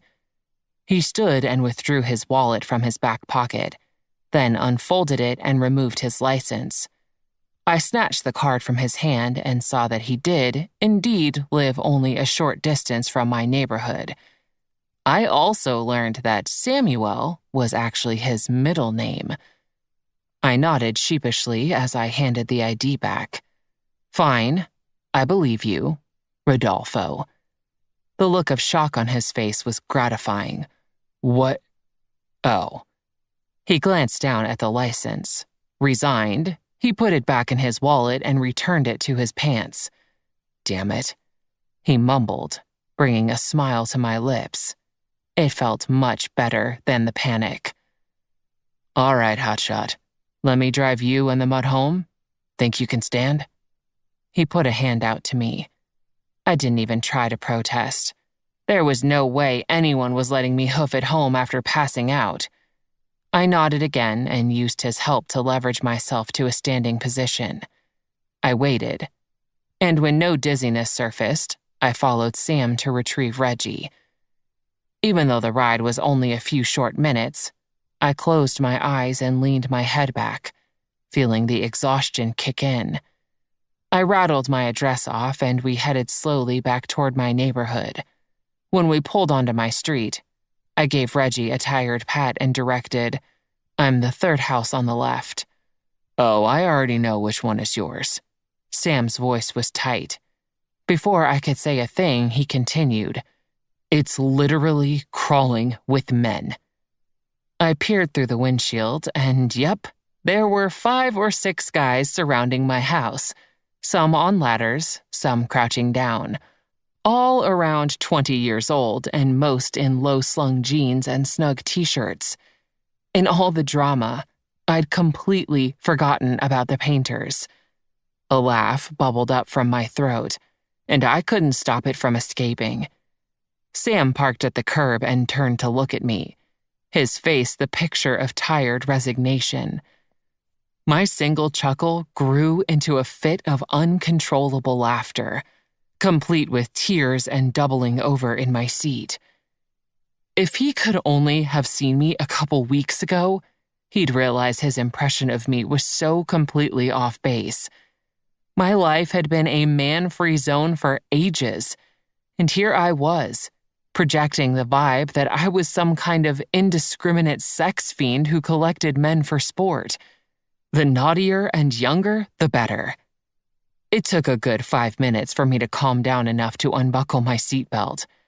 Sam waited silently for my hysteria to subside before getting out to open my door. I swear, it's not what it looks like. I bit my lip to keep from busting a gut again and guided Reggie out of the car. Sam just shook his head and started for my front door. That wiped the smile right off my face. "Hey, where are you going?" He didn't even turn around as he responded. "You're clearly unhinged. I'm going to sit with you until you can get your sister or somebody to come over." I was pretty sure he wasn't allowed to just barge into my house, but I followed, confident I could cut him off if need be. "Hey, Jenna." Alex, the crew leader, waved a paintbrush at me with a curious smile. I suppose it was odd that I'd left on foot and returned by police cruiser. They had started working on the primer, and the difference was already remarkable. I waved back, but any comment I might have made was cut off. "That's Mrs. Watson to you." Sam pointed meaningfully to Alex, and I rolled my eyes at the back of his head. Alex wisely stayed silent. I scurried to beat Sam to the door, blocking his way with a hand. "I believe you need to be invited into a person's house or it violates some code." He halted and mounted his hands on his hips. "I'm not a goddamn vampire, Jenna." I stifled another laugh. "I'm talking about police policy, Sam, not sullen, glittery teenagers." He gestured as if to signal me to continue. When I just stood there, he released a long-suffering sigh and asked, "May I please come in?" I gave it some thought. It would be awfully rude not to invite him in, and it wasn't as if I wanted to sit out here in the heat arguing with him. He obviously wasn't leaving until I brought in reinforcements. "You may," I finally said, and turned to unlock the door. Chapter 10. Reggie ran straight for his water bowl, and I gestured for Sam to go ahead of me to the kitchen. He looked around as he walked, taking in the space and causing me to do the same. A few pictures of the girls adorned the walls of the entryway, and a painting I'd purchased on a trip to Italy took up a large portion of the wall outside the kitchen. Mike had thought my choice odd when I selected the image of a fisherman staring out to sea instead of one of the lively renderings of colorful buildings and popular fountains. But I preferred my fisherman and his blue horizon. Whenever I looked at it, I was reminded of the small village on the coast where we'd stayed and the local festival offering treasures from regional artists. I'd loved that trip. But now it felt like a memory from a different lifetime. I see the painters have been in here too. Sam's voice cut into my thoughts. I moved to the kitchen and found him examining the walls. The room still smelled of fresh paint. No, I did that with my sister. What do you think? He tilted his head to one side, considering. It's bright. I grinned. My kids are going to love it. Gesturing back toward the hall, he said, I saw the pictures. Twin girls? Yep, Kate and Eileen. They're 10. And where are they, if you don't mind me asking? I nudged him. Well, look who's being all polite and asking permission. His look was one of spare tolerance. They're with their father. He lives a couple hours away, although I believe they left on a trip today. Mike and Kristen were taking the girls to the beach, and there was talk of swimming with dolphins. I couldn't wait for the pictures. Sam just nodded. Would you like something to drink? I remembered my hostess duties. The question brought a frown to his face. He gestured to the attached living room. I should be asking you that. Why don't you sit and I'll get you some water? I waved him off. I'm fine, just a bit tired. Was all he said. Before he could protest further, I grabbed 2 bottles of water from the fridge and handed one to him before dropping onto the couch in a graceless manner. Sam took a seat in the armchair but didn't open his drink. So, Rodolfo, huh? He scowled and I grinned, twisting the top off my water and taking a long swallow. My throat sang in appreciation. It's a family name, and I'm the oldest, so I got stuck with it. He grumbled. Well, for what it's worth, I think Sam suits you better. Was that a compliment? From you? His eyebrows almost hit his hairline. Hey, I've been known to dole them out on occasion. If you say so. He finally opened his water and covered his own grin by taking a sip. I couldn't help but notice the strong column of his neck as he drank, or the shape of his generous bicep. Back it on up, Jenna. I forced my gaze away. How long have you been with the police force? It'll be 11 years this fall. How about you? What do you do? He returned the cap to his water and leaned back in the chair. I averted my eyes, worried I might let my gaze move south. I teach 2nd grade at Sunview Elementary. No kidding. My sister's kids go there. I sifted through students' names in my head and couldn't come up with a Martinez. Last name is Evans. He seemed to read my mind, once again. Duh, Jenna. Most kids have their dad's last name. Then it hit me. Sophia Evans is your sister?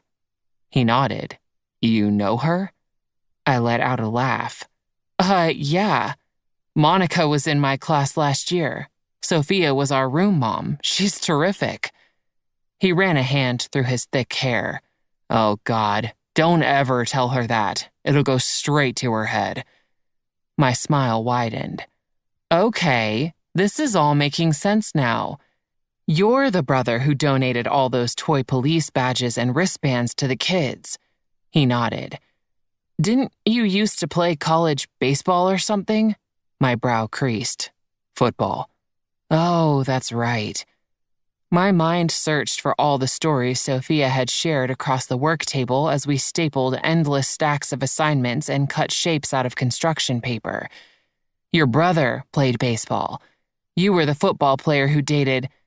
I cut myself off, wishing I could erase the last part of my statement. If I remembered correctly, Sam had been in a very long-term relationship with Emberly Peters, a local celebrity of sorts. She'd cheated on him and, according to Sophia, broken his heart.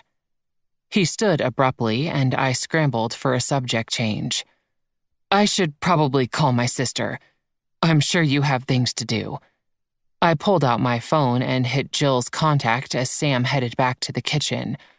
I mean, you were on the night shift after all, so you're probably exhausted. I couldn't seem to shut up.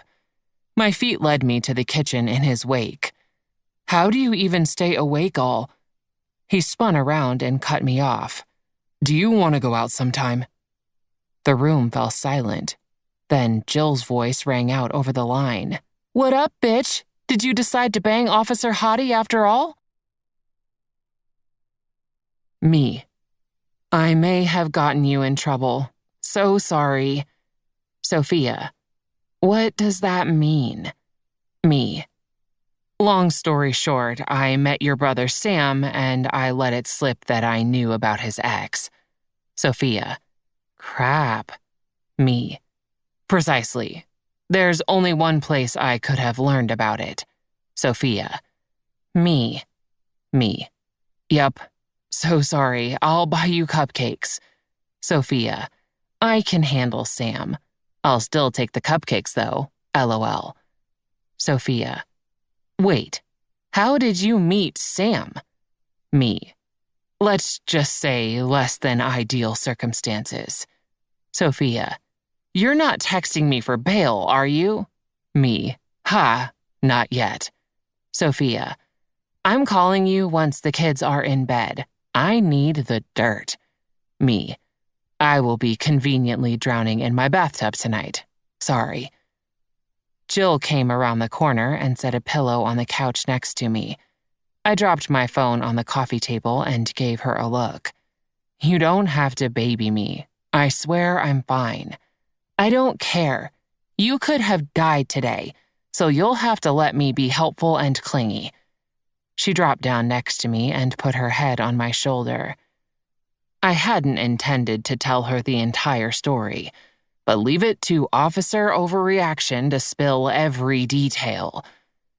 When Jill's ill-timed announcement had dropped like a bomb in my kitchen, I couldn't get Sam out of my house fast enough. I slammed the phone to my ear. Jill, I need you to come over. I'll explain when you get here, but come now, please. What's going on? Her teasing tone was replaced by nervousness. I couldn't bear to look at Sam, and my face could surely have ignited the stack of wood in my fireplace. But before I knew it, the phone was taken from my hand and Sam spoke into it. All business now. He gave Jill the rundown of what had happened, and I could hear her exclamations on the other end. The call ended abruptly and Sam handed the phone back to me. I took it gingerly. She'll be here in 5. I mumbled and darted to the opposite side of the kitchen island to busy myself. My pot lids were in desperate need of reorganizing, and I couldn't wait a second longer. Sam, thankfully, left me to my task and didn't try to engage me in conversation. Less than 5 minutes later, Jill burst through my front door, and I was in her arms a millisecond later. Sam left shortly thereafter, but not before pinning me with a look that unmistakably said, "This is not over." Chapter 11. Once Jill had been allowed to fawn over me for a few hours, she latched onto the subject of Sam like a dog with a bone. It seemed she had a new mission to get Sam and me in bed together, even if it involved her dragging us there herself. You completely undersold Officer Hottie, Jenna. Now there's a man who looks like he can take care of business. She leaned back into the couch cushions and crossed her arms. And thanks to you and your big mouth, he knows we've been talking about him. Hey, you knew the risks when you dialed my number. How was I supposed to know he was standing right there? She had a point. I retied my ponytail and imitated her position, letting out a sigh. I know, it's just humiliating. And it's made things more complicated. Exactly the opposite of what I wanted this month. Well, you're not exactly making headway with anyone else. I'm sure if you explain to him that all you want is a good time, he'll be game. God, I felt like such a cliche. No, that train has left the station. We've progressed too far in our acquaintanceship. It would only be awkward. And anyway, I doubt he could keep from calling me ma'am mid-coitus. Jill snickered. You could work with that. He could just be your sub. You like bossing people around. Why not take it to the sheets? I pretended to consider it. Not an option. My flogger's at the shop. Impressive comeback. I was expecting to be hit with another roll of painter's tape. I'm turning over a new leaf. I looked longingly at the water bottle I'd left on the coffee table, but couldn't seem to expend the energy to sit up and get it. Jill bolted upright, obviously not sharing in my lethargy. Hey, I just thought of something. How about Tinder? The whole purpose of that is scheduling hookups. I wrinkled my nose. I don't think I could do the whole blind thing. Nobody ever posts their real pictures on sites like that. What if I end up arranging a date with a dad of one of my students or something? Too risky. I motioned a pathetic gesture toward my water and Jill handed it to me. And anyway, I'm pretty sure I've aged out of sites like that. This is getting way too out of hand. Maybe I should just give up. I took a sip of my water and slid farther down on the couch. Jill inexplicably leaned down and put her face near my crotch. I don't know how you put up with her. Poor little neglected vagina. She shifted so her ear pressed against my shorts. What's that? You want a closer look at Officer Hottie's nightstick? I shoved her head aside, but couldn't help laughing. She smiled and pulled me into another hug. I have to work tonight, but I'm going to hang out here for a few hours. You should take a nap. I yawned at the mere suggestion. Yeah, I think I will. What will you do? She shrugged. Probably go outside and enjoy the scenery. Maybe see if anybody needs help holding a paintbrush. I shot her a warning glare. Those boys can't even legally buy alcohol. Keep your siren ways to yourself and leave my painters be. Jill stood and put a hand out to help me up. Can't make any promises. Now shoo, off to bed with you. I got to my feet and staggered toward the hallway. I'm so glad you're okay, sis. Jill's voice sounded behind me. I turned and blew her a kiss. Me too. When I woke up 3 hours later, I had the disoriented feeling one gets when jet-lagged. So I stayed in bed for a few more minutes and texted the girls. They'd just arrived at the hotel on the beach and were anxious to get out and collect shells. I let them go after a short exchange, telling them to bring home some of the prettiest treasures for the jar on our mantel. My mind was so fuzzy, it took me several minutes to recognize the scent of bacon coming from what I assumed was the kitchen. I looked at my watch again. Jill usually left for work mid-afternoon. I was going to kick her ass if she called off work because of me. I got out of bed and didn't bother putting my shorts back on. It wouldn't be the first time I'd lectured her in my underwear. Jilly, you better not have called in sick. I already told you I'm fine. My determined steps took me through the living room and right to the kitchen, where Sam Martinez stood at my island, a knife in one hand, a jar of mayo in the other, and his eyes on my exposed thighs. Shit. I pulled my t-shirt down to cover as much territory as possible. Sam, what are you doing here? Making BLTs. Jill let me in. His eyes didn't move. Damn the man. I was going to kill her. He was standing there in an army green t-shirt and tan cargo pants, looking right at home. Where is my no-good sister, anyway? My legs were crossed at this point in my attempt to hide my state of undress, but I was guessing it just looked like I had to use the bathroom. She said she had to go to work. Did you get some rest? He finally moved his gaze back to the counter and continued his task of sandwich making. Would you mind turning around? A sly smile crept over his face and he looked up again, this time meeting my eyes. What would you do if I said I would mind? Since that didn't deserve a response, I settled on a glare. He got the message and turned. But before I could take one step, Sam's shout stopped me. "Hey, what do you think you're looking at?" A brief glance at the window behind him, and I groaned. There stood one of the painting crew with his brush frozen in midair. One guess as to where his eyes were. As Sam's voice seemed to register, the kid jerked back and then did a cartoon-like windmilling with his arms before toppling off the ladder. Luckily, we were on the first floor, so his fall couldn't have been too far. Sam swung back around to me. "Go put some pants on, for the love of gravy. You're gonna kill one of these idiots." I didn't have the headspace to process his affection for gravy. "What did you think I was about to do just now? Do some light dusting in my undies? Jeez." I stalked off to my room and heard Sam's firm footsteps heading for the entryway, and then the sound of the front door opening and closing with force. Just who did he think he was? Barging uninvited into my house, spying on me in my underwear, thank God I'd left the t-shirt on, helping himself to my food, and yelling at my painters? I tore off my shirt in a huff, only now remembering that it was the same one I'd worn while both exercising and laying on the pavement that morning. Yuck. The thought had me heading for the shower, where I'd hopefully be able to wash away both the grime and the lingering frustration at Sam's high-handedness. With any luck, he'd be gone by the time I was finished. Continuing with the theme of my day, luck was not on my side. When I emerged from the shower, fully dressed in a layered tank and long shorts, Sam was back at his post in the kitchen, finishing up the BLTs.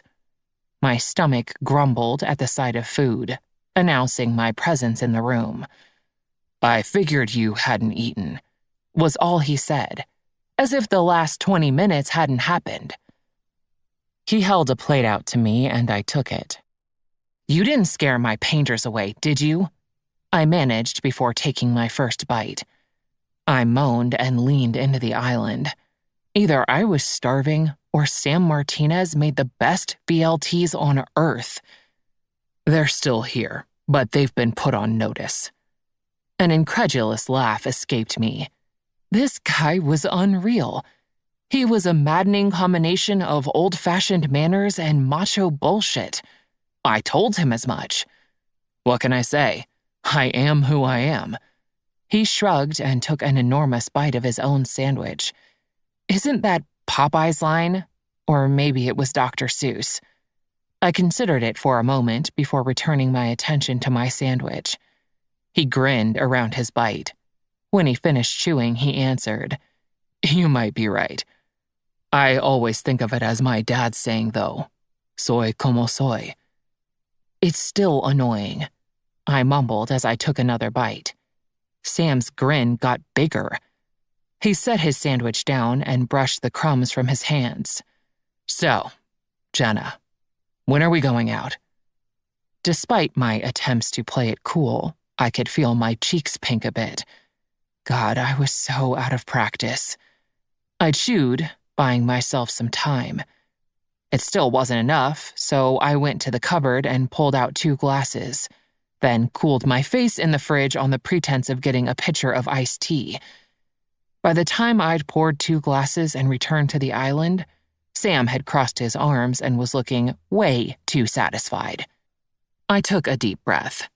"Look, Sam, despite what you heard Jill say on the phone, I'm not really looking to date anybody right now."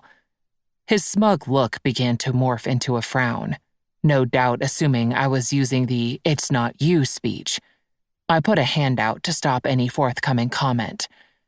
The dust has finally settled after my divorce, and I'm just testing the waters while my girls are on vacation. There, that was better. He still looked bothered. "How long since you and your ex split up?" 2 years, but the divorce has only been final for 18 months. I could hear the defensiveness in my voice. It was his turn to put a hand out. "Look, I'm not going to try to tell you when you should be ready. I know there's not a set timetable on these things. I nodded in relief until he continued. I guess I'm just wondering why you'd kiss a guy you just met and get on a motorcycle with a drug dealer, but you draw the line at sharing a meal with me. Ouch. I started to interject, but he just continued. I mean, I'd get it if you just weren't attracted to me, but that cat's out of the proverbial bag. And I think you know I'm definitely into you. He kept his eyes on my face, but somehow managed to make me feel completely naked and thoroughly ogled at the same time. I inhaled sharply. Those were just...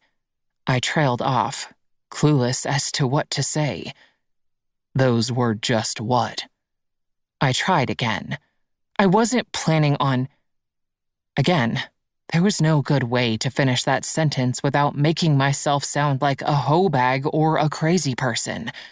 So I turned the tables on him. Okay, how do you know I haven't been going around town sleeping with every guy I come across? Your report on my behavior certainly points toward that conclusion. Why ask me for a date and not just ask me for sex? Several reasons. He moved a step closer. Oh yeah? Give me one. My bravado was beyond fake, but I held my ground. I'll give you 3. He put up one finger. 1. That would be uncool. Up went the next finger. 2. I already told you. I am who I am. The last finger went up. 3. You're not that kind of girl. I opened my mouth, offended that he thought I wasn't that kind of girl, which was ridiculous because I really wasn't that kind of girl. This whole thing had been about washing away the memory of Mike and starting with a clean slate. It was about reclaiming my right to do with my body whatever I wanted. It was about fulfilling a fantasy and putting me first.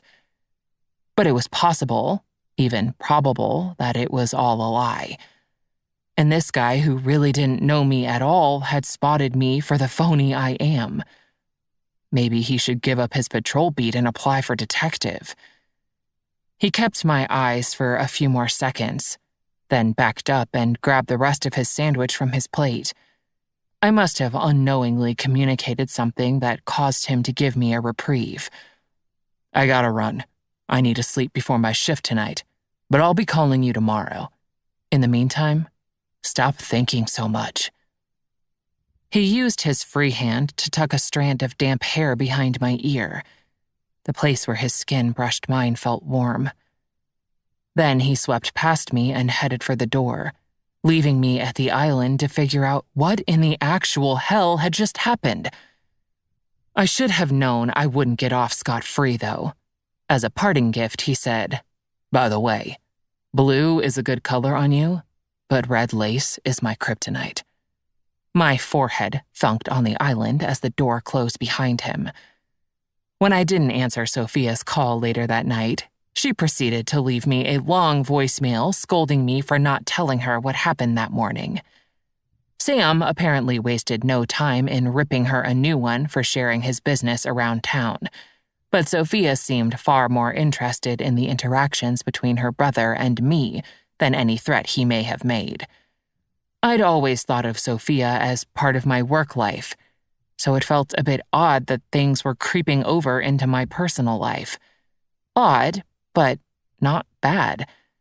Just as I'd found myself having fun socializing with Raya earlier in the week. I was enjoying the female camaraderie Sophia and I were sharing, despite the complication of her brother. This summer was bringing more than a few new opportunities to my door. I just hoped I could survive them. Chapter 12. I was pleasantly surprised the next morning when the painters reappeared. Sam's threats had not scared them off after all. I spoke briefly with Alex, and we looked over the work they'd done the day before. The primer was a brighter shade of white than the top coat would be, but I was seriously digging the general feel of the lightness. I left them to their work and went to run errands, choosing to skip my morning walk for a few days for obvious reasons. My last stop was the grocery store, where I told myself I would buy nothing but vegetables and healthy crap. I made it all the way to the freezer section where a 50% off sale on ice cream did me in. Midway through my dilemma between cookie dough and triple chocolate, I spotted my neighbor Posey coming down the aisle in my direction. She smiled when she saw me. "I bet I know who put that smile on your face," I teased, putting the ice cream back in the freezer. She was dating a guitar instructor about a decade younger than her, and she'd been unable to wipe that smile off her face for the last month. It looked good on her. She deserved happiness more than anyone I knew. "Guilty," she said, not bothering to deny it. Posey had a super cute pixie cut I wish I had the nerve to try, and she was in better shape than me. But, like Raya, I couldn't hate her because she was a sweetheart. "Good for you." I waggled my eyebrows comically, making her laugh. "Hey, are you going to the Phillips party tomorrow?" Our neighbor Jane was throwing a surprise 50th birthday party for her husband. They had a gorgeous pool, and Jane was going all out with a tropical theme. Posey nodded. "Mitch is coming with me, so I'm sure he'll get the neighborhood third degree." She was probably right. "Oh, good. I'll get my questions ready tonight." Her expression turned speculative. "Hey, not to be nosy, but I saw a police officer at your house yesterday. Everything okay?" I waved her off. "Oh yeah, just a guy I know." I didn't want to tell her about my close call, afraid it would make one or both of us uncomfortable. Posey was a widow, and her husband had been a police officer who was killed back when they lived in St. Louis. I didn't know all the details, but there was no way I was risking dredging up thoughts of her husband in the middle of the freezer section. "You're a busy girl this week. The house is getting a facelift, and you've got a new guy." She bumped my shoulder playfully. "I'm happy for you." "Oh no, Sam's not mine," I uttered lamely. "Why not? From what I saw, he's cute." It was her turn to tease me. I smiled politely, and she immediately sensed my discomfort and shook her head. "Say no more. Believe me, I get it." Her hand rested on my arm for a moment. My smile turned more genuine, and I almost sighed in relief.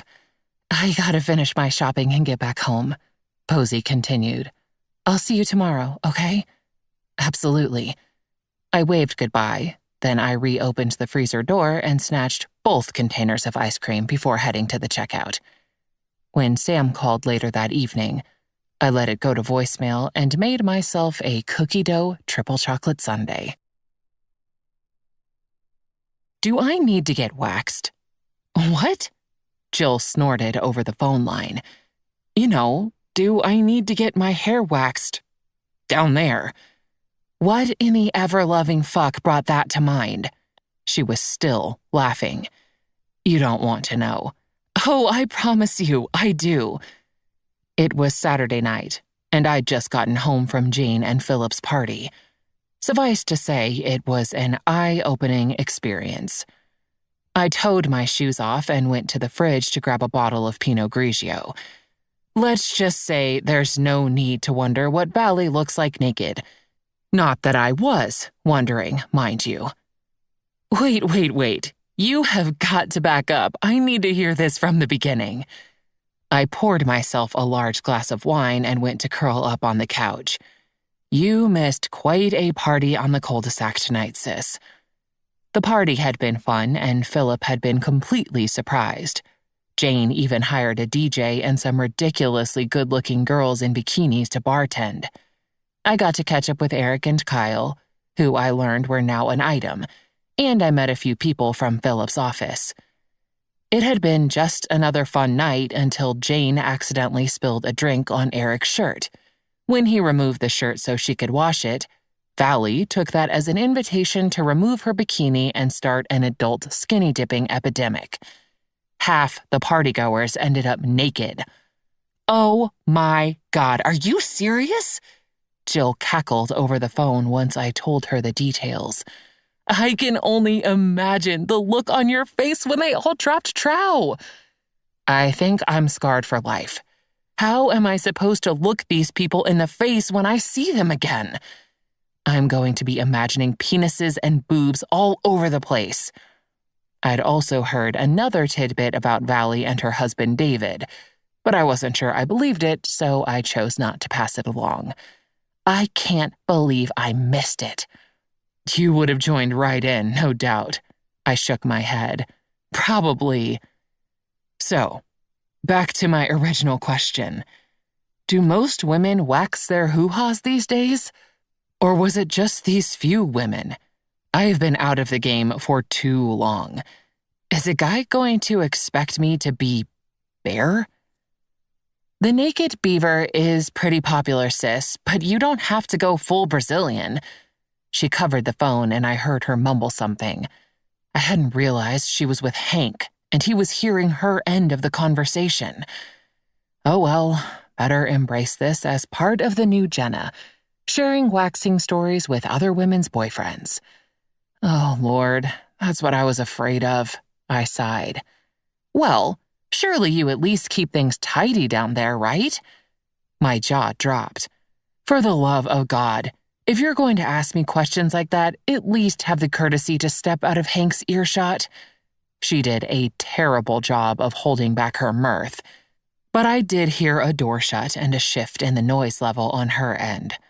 Only then did I answer her question. I'm not growing a lush forest, if that's what you're asking, but I've never been waxed. Isn't it embarrassing? Not at all.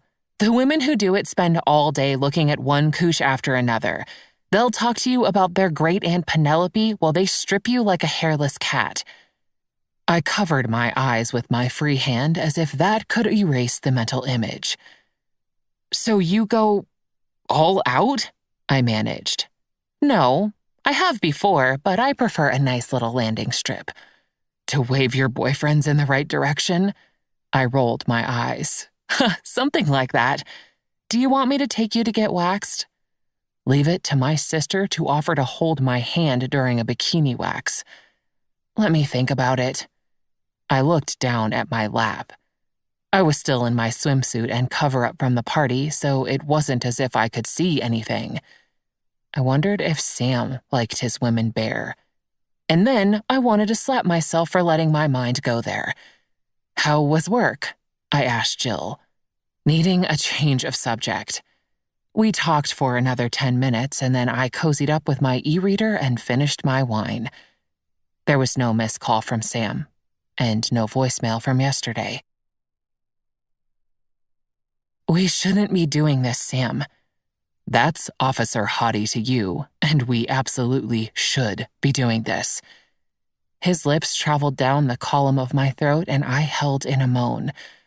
Okay, but all I want is one night of sex.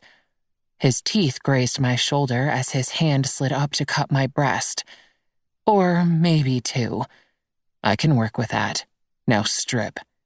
He stood back abruptly and took me in from head to toe with smoky eyes.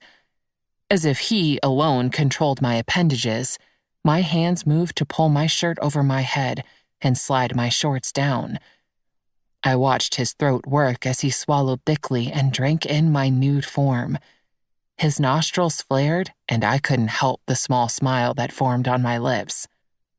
The movement triggered him to approach, and before I knew it, he'd picked me up by the thighs and I was straddling him. My hands looped around his neck and my legs locked around his waist. My back hit the bed and he fell on top of me, devouring my mouth with his own. He pulled back and looked at my swollen lips as I gasped for breath. I'm going to fuck you like you've never been fucked before. My heart felt like it would beat straight out of my chest. I didn't think I'd ever been fucked before in my life, but it sounded like an excellent idea. Yes, please. I pulled his head back down for more drugging kisses. His voice whispered in my ear, Jenna, can I ask you a question? He wanted to chit-chat now? I was trying to have an orgasm, for God's sake. What? I didn't know if I was okaying his requests or delivering a polite version of, "What the fuck, dude?" His breath caressed my ear as he continued. "Who did you see for your waxing?" What in the actual I awoke suddenly, a surprised gasp on my lips. The room was dark and I was alone. Completely turned on and alone. It was no wonder my quest for a fling hadn't been working. I couldn't even get it right in my dreams. I sat up in bed and reached for my phone. 3:32. My head flopped back down onto my pillow. My nipples were rock hard, and I could feel the moisture in my panties. Holy crap. I'd just had a sex dream about Sam Martinez. This was not good.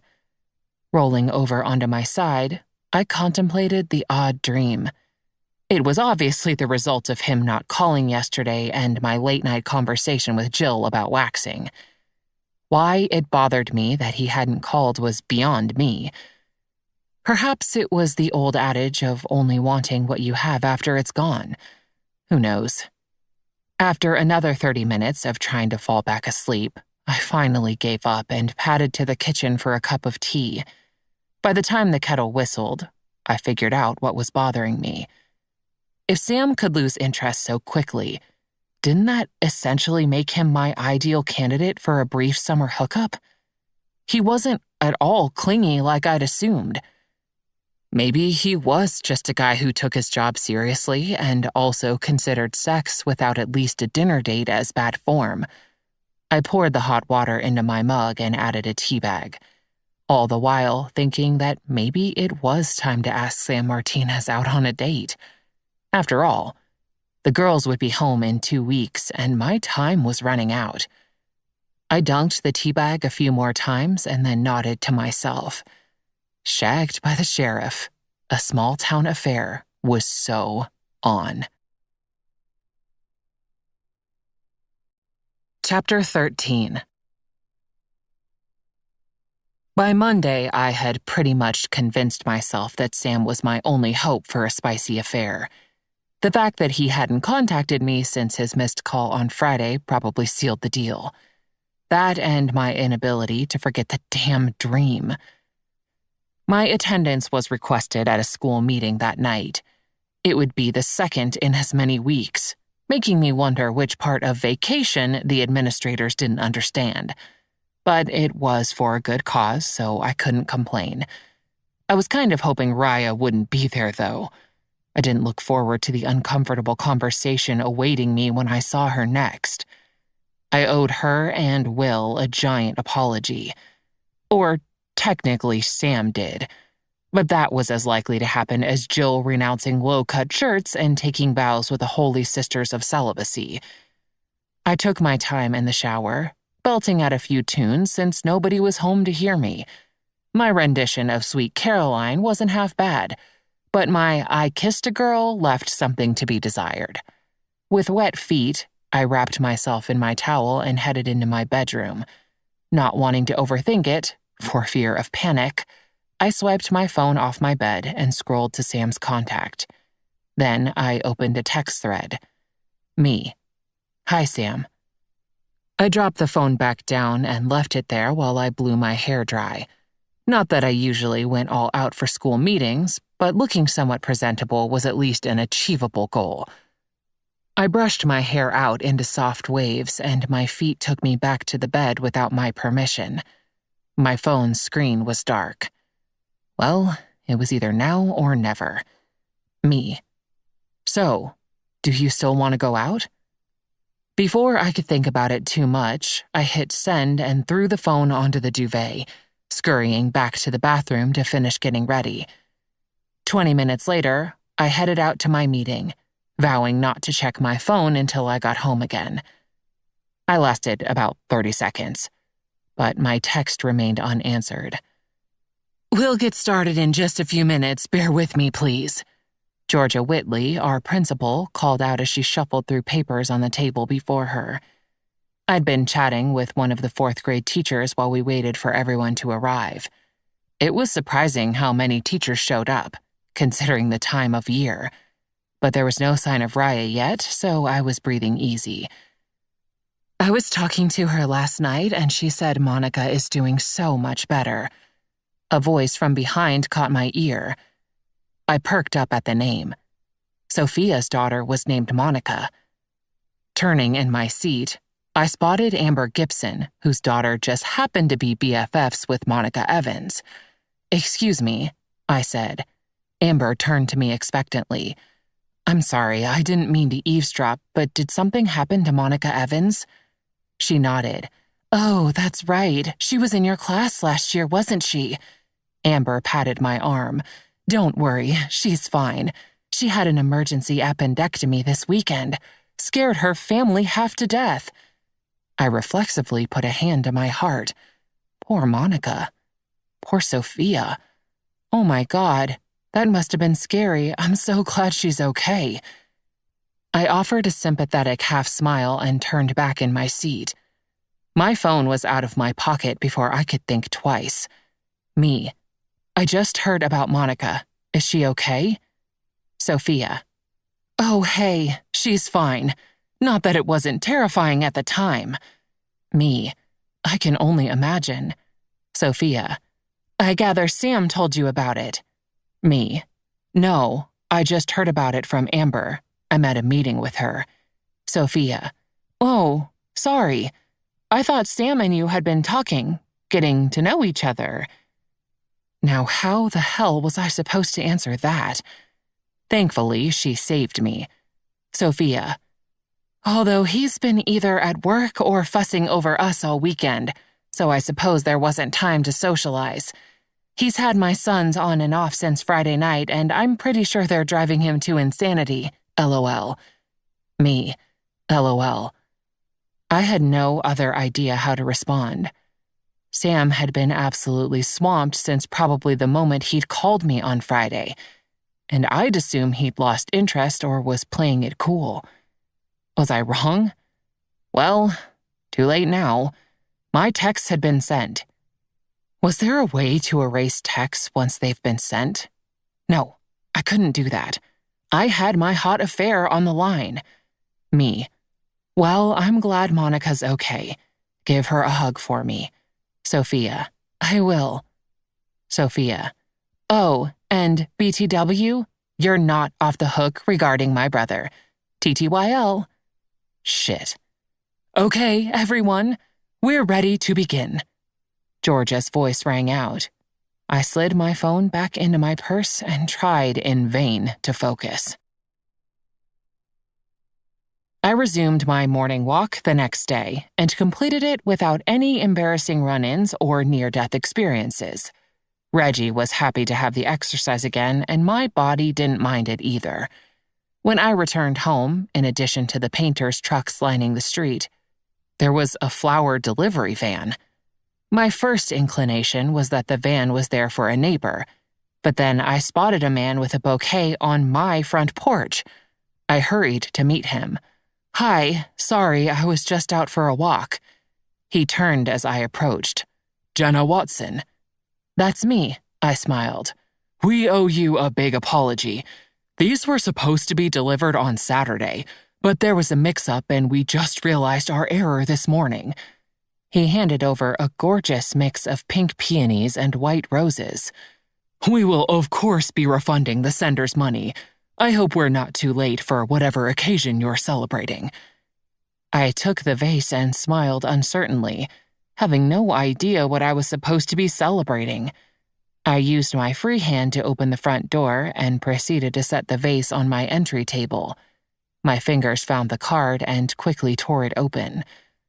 "My weekend is completely booked, but I wanted to remind you we have unfinished business. We'll call you soon. Sam." Jesus, what was it with this family and their threats? It was like The Godfather, but with a much friendlier cast. I found my purse and tipped the delivery guy, assuring him it was no problem. He waved a friendly goodbye, and I took the vase to the kitchen island, unsure what to think. The flowers were beautiful, and it was beyond sweet of Sam to send them. But now that I knew he'd meant to actively pursue me, didn't that change the wisdom of attempting a short-term sexual encounter? His comment from the other day rang in my head. Stop thinking so much. God, why did I insist on overanalyzing everything? So what if we may be looking for different things? I'd just tell him what I had in mind and leave it up to him. That was fair, right? Determined in my decision, I pulled my phone out to call him this time. Before I could, an unread text from this morning caught my eye. Sam, sorry it took me so long to get back to you. Long story. I see the flowers convinced you. I'm working days this week, so you name the evening and I'll pick you up. Sneaky bastard. Me. Yeah, I may have a story of my own, and I heard about Monica. Glad she's okay. His reply was immediate. Of course it was. Sam, you and me both. So is any particular night better for you? I was really doing this. I was going to arrange an affair with Sam Martinez. Me. How about tomorrow? No reason to put it off. It would only give me time to chicken out. Sam. Perfect. Pick you up at 6:30? Me. Sure. See you then. Sam. Later, Jenna. I gave the flowers one last look and headed for the shower. For Christ's sake, Jenna, you are not backing out on me now. I had to practically promise my firstborn to get you this appointment. Jill hissed in my ear as we hovered in the doorway of her favorite spa later that day. I'm not backing out, I'm just taking a moment. I mean, what did she expect? I was about to let a stranger forcefully remove portions of me that had no desire to exit the premises.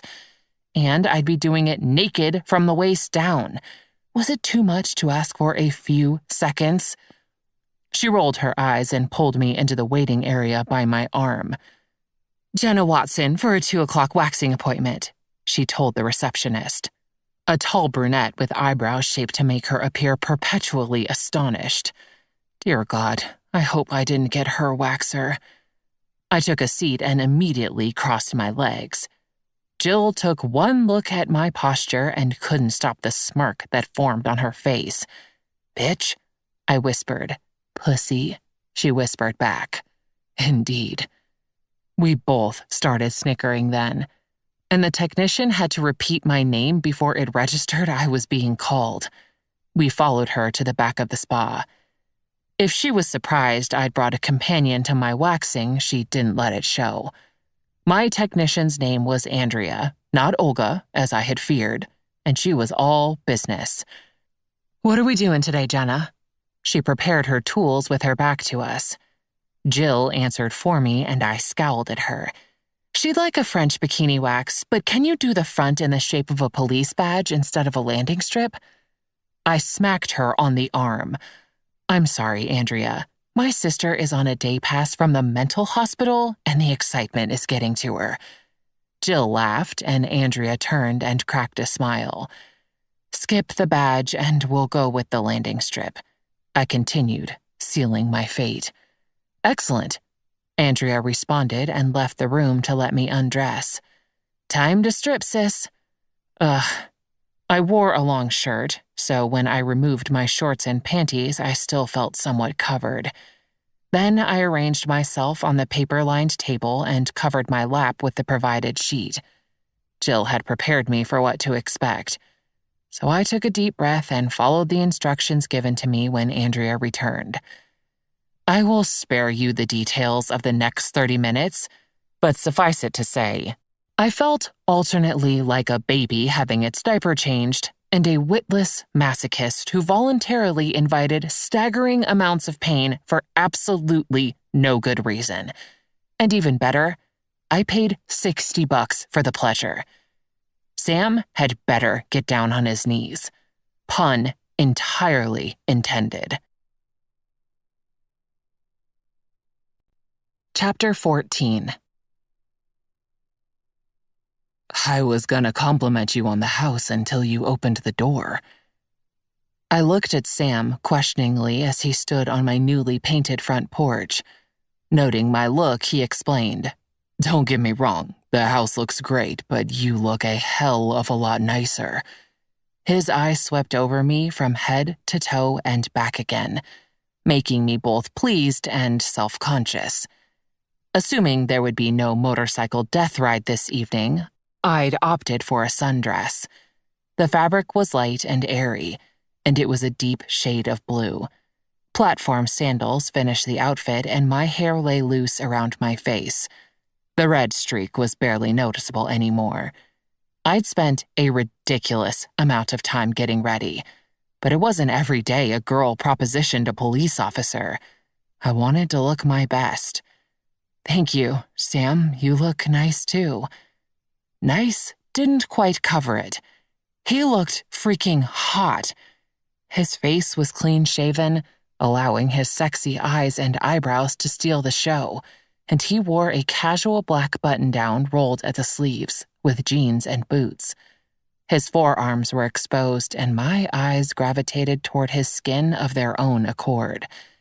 It was a few shades darker than mine and covered with the perfect amount of hair. "You ready?" he said, saving me from doing something embarrassing like stroking his damn arm. Absolutely. I closed the door behind me and made sure it was locked. "Aren't you going to do the bolt lock?" How had I let myself forget Sam's overprotective side in the last few days? Wordlessly, I pulled out my key and locked the top lock.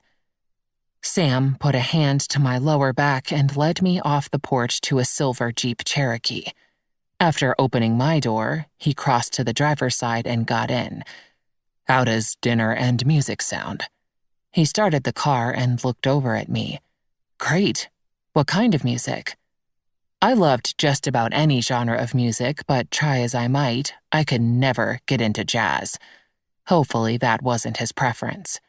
"You'll see," was all he gave me. We drove downtown and I asked him about his weekend with Sophia's boys and Monica's emergency. He pretended the boys hadn't run him ragged, but I could tell he was lying through his teeth. I said as much.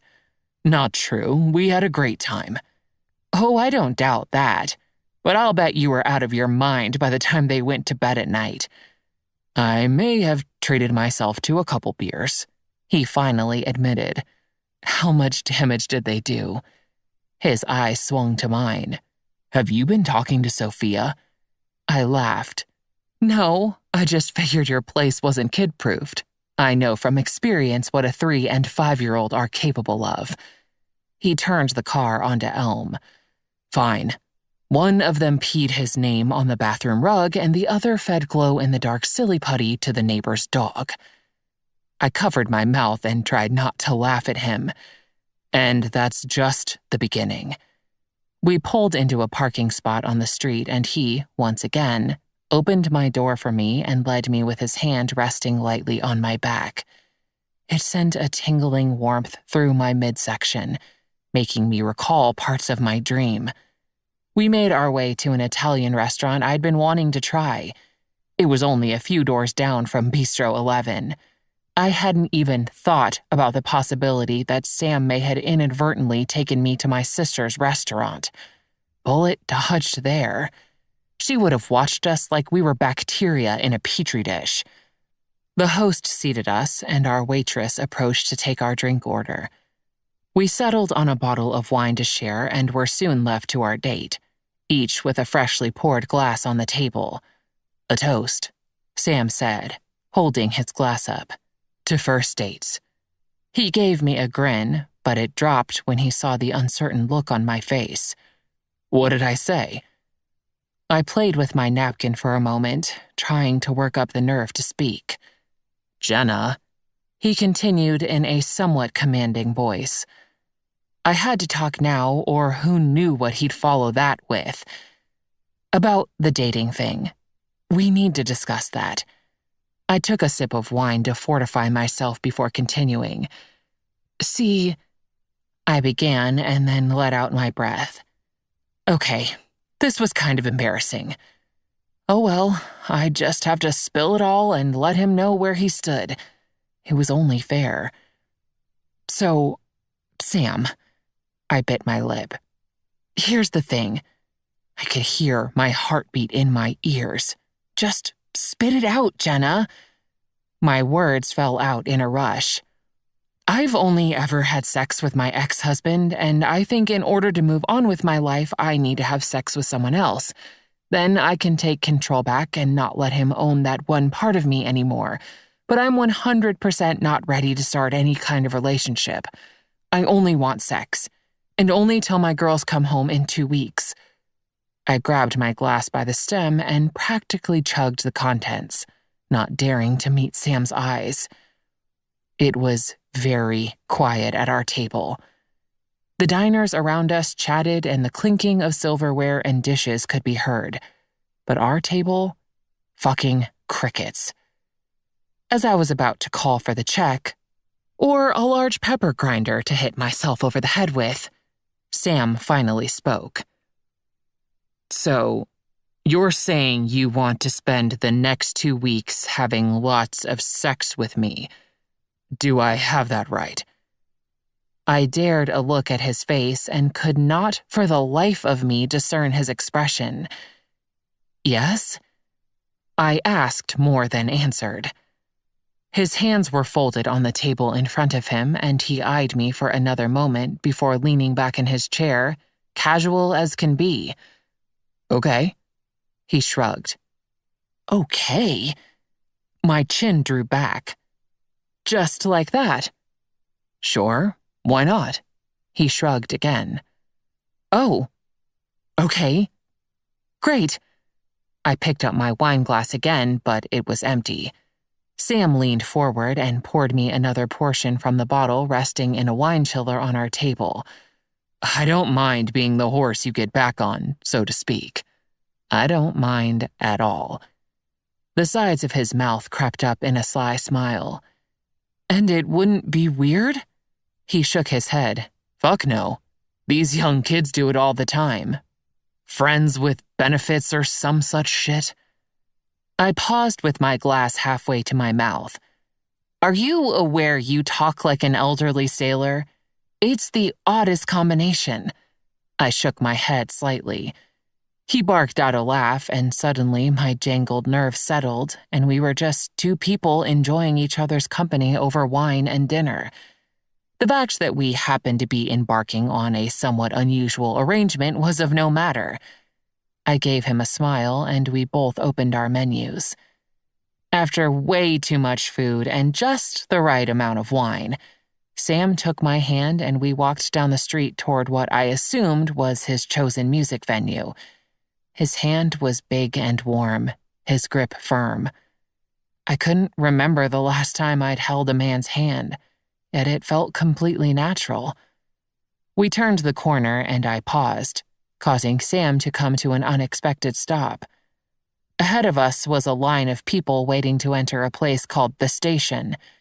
It was a combination nightclub and small concert venue, and often featured touring bands. One look at the billboard showed that Judah and the Lion was playing tonight. I had no idea who that was, but from the size of the line, they must be good. Sam looked back at me and noted my trepidation. Trust me, he said, pulling me with him to the front of the line. Sam, we can't just cut in line. I hissed at him. He winked and grinned at me. Sometimes it pays being a police officer. Then he approached a very muscular bouncer and they engaged in hushed conversation. I looked apologetically to the couple waiting at the front of the line. They ignored me. When I glanced back at Sam and the giant bouncer, he still had his back to me and he was gesturing towards something or someone behind the guy. Another minute passed and Sam finally returned. His hand rubbed the back of his neck and his eyes didn't quite meet mine. Let me guess. Now isn't one of those times? I raised my eyebrows and he finally met my eyes. It seems not. He threw his hands out to the sides. I am so sorry. My buddy Mac is supposed to be working the door tonight. I pointed toward the bouncer. I take it that's not Mac. Nope. His hand went back to his neck. That's okay, I shrugged. We can just wait in line with everyone else. Sam's face began to color. The people in line already have tickets, something we don't have. He trailed off. I bit my lip to hide my grin. Poor Sam, trying to impress me and having it blow up in his face. I placed my hand into his and tilted my head in the direction we'd come from. It's okay. We'll just do something else. I took a few steps and he finally followed, looking a bit hangdog. Once in the car, he regained some of his swagger. We went to a bar and talked some more while I ordered another glass of wine and he requested a cup of coffee. Thank you kindly, ma'am, he said to the waitress, who thankfully appeared to be somewhere in her 60s. Are you going to explain to me how you developed your weird speech habits? He smirked. You're really hung up on this, aren't you? I just raised an eyebrow in response. He put both hands on the table and spoke. English isn't my parents' first language. When they moved to the States, they learned the language from watching television, mostly older shows. My dad talks a lot like Latin Andy Griffith. I guess some of it rubbed off. I pictured that in my head, and it brought an amused expression to my face. So that makes you Opie, then? That's Officer Opie to you. I sucked in a breath. That's Officer Hottie to you. His words were so close to my dream. A flash of heat ran through my entire body. Sam must have noticed the change, and his brows drew together. What's the matter? I waved him off, entirely unconvincing. Nothing. I was just reminded of something. Something that makes you blush? Feel free to share. Our drinks arrived, and he thanked the waitress, calling her ma'am again. No surprise there. Happy for his momentary distraction, I crossed my legs to quell the sensation forming between my thighs, but it only made it worse. My newly bare skin brushed against the satin of my panties, and I almost moaned. Jesus. I was seriously afraid I might purr if he touched me right now. Tell me more about your family. I hoped the subject matter would make him behave. He considered me and decided to give me a break. I heard about his parents and siblings, and I shared a bit about my family in return. He'd spent most of his life in Sunview and seemed to have a close relationship with his entire family. I also got to hear some stories about Sophia that would be perfect blackmail material if I ever had need of it. We left 30 minutes later and headed toward my house. My nerves made a spectacular comeback as we approached the front door. I had absolutely no idea how to do this. Did we just go inside and strip? Did we wait for the next time we saw each other? I was at a complete loss. Sam took the keys from my shaking hand and reached around me to unlock both locks. When he stepped back a bit, I turned to face him. Thanks for... I didn't get any further. His mouth covered mine, and my body was pressed firmly between my newly painted front door and Sam's firm chest. Hot damn. Chapter 15. My arms didn't hesitate to wind around Sam's neck. His lips were soft but demanding, and he smelled like cedar and something spicy. I tilted my head to get more contact, parting my lips when I felt his tongue ask for entry. What followed was a clinch that stole my breath away and made me forget my own name. Our kisses were almost desperate, and they drove searing heat to my belly and places further south. I felt a little dwarfed by his size. Even though I'm not all that short, he managed to consume the space around me, giving me the sensation of being completely encompassed and fiercely desired. I didn't even realize he'd turned the knob of my door until I was pushed back and pressed against the wall of my entryway.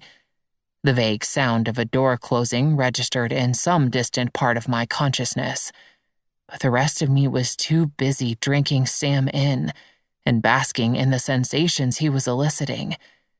His hand slid around my waist, pulling me into him.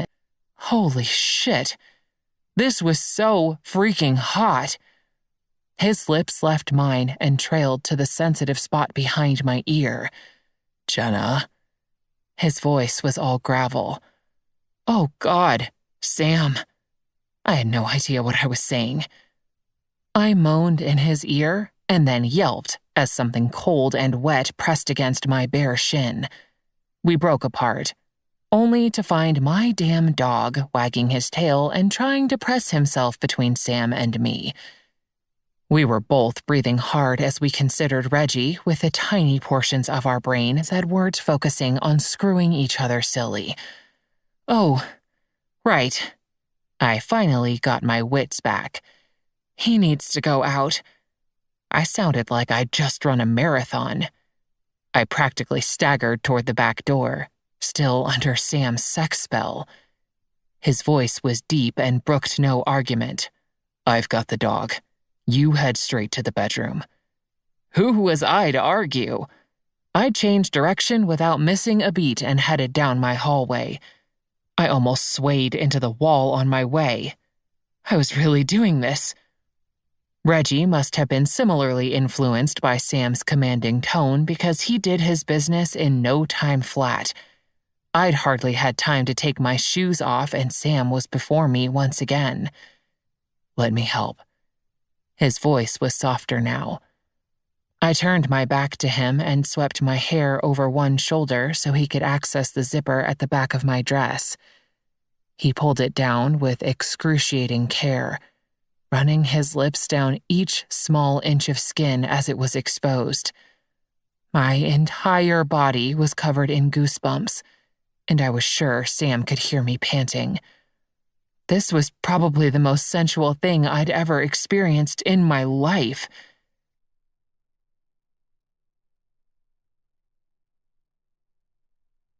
When my first orgasm hit, I believe I may have yelled, "Bless you, Andrea," but I can't be sure. You sure do like to say fuck a lot. It's kind of appropriate given the circumstances, don't you think? Sam bit my shoulder and gave me a lazy smile. We were laying on my bed, me completely naked and Sam in just his boxer briefs. We'd been exploring each other slowly, neither of us seemingly in any hurry after the initial rush to orgasm, although Sam had yet to benefit much. When I'd commented on it, he just brushed it aside, telling me we had all night and he wanted to take his time. "I suppose so. I'm just relieved you didn't thank me kindly.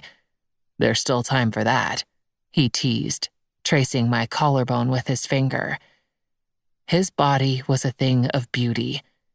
He wasn't overly cut or chiseled, but his richly hued skin lay tight over his muscles and he was warm and solid, with a sprinkling of hair on his chest. I couldn't keep my hands off him, and I was looking forward to touching all of him. I'd only copped a feel of his tight ass, but had been redirected when I tried to go for the goods. Apparently, Sam wasn't as unaffected by our encounter as he pretended to be. "I'm savoring, woman," he scolded on my second attempt, causing me to giggle like an idiot. I shifted to drape myself across him, wanting as much skin-on-skin contact as I could get. Any insecurities I may have had about my body were immediately erased when Sam reverently caressed me and whispered compliments in my ear. This guy was a total ego boost. Why I hadn't had an affair earlier was beyond me. "So, Sam, can I ask you a question?" I propped my chin up with an elbow to the bed. He murmured, stroking my bare back.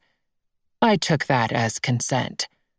How is it that you're available to be my sex slave? I would have thought some young thing would have snatched you up by now." He choked out a laugh, and the movement caused my body to jerk. "Sex slave, huh?" I just grinned, and he continued. "I don't think you have an accurate picture of what a cop's life is like." I considered that. Maybe not, but I'm sure it's right up there on the fantasy list. You know, the whole hero appeal. He raised one eyebrow. "What do you mean, fantasy list?" "The types of guys women fantasize about. Firefighters, billionaires, cowboys, pro athletes, bikers. Police officers are definitely on that list." This explains a lot. His hand paused mid-caress as a smirk formed on his lips. "What does that mean?" I narrowed my eyes.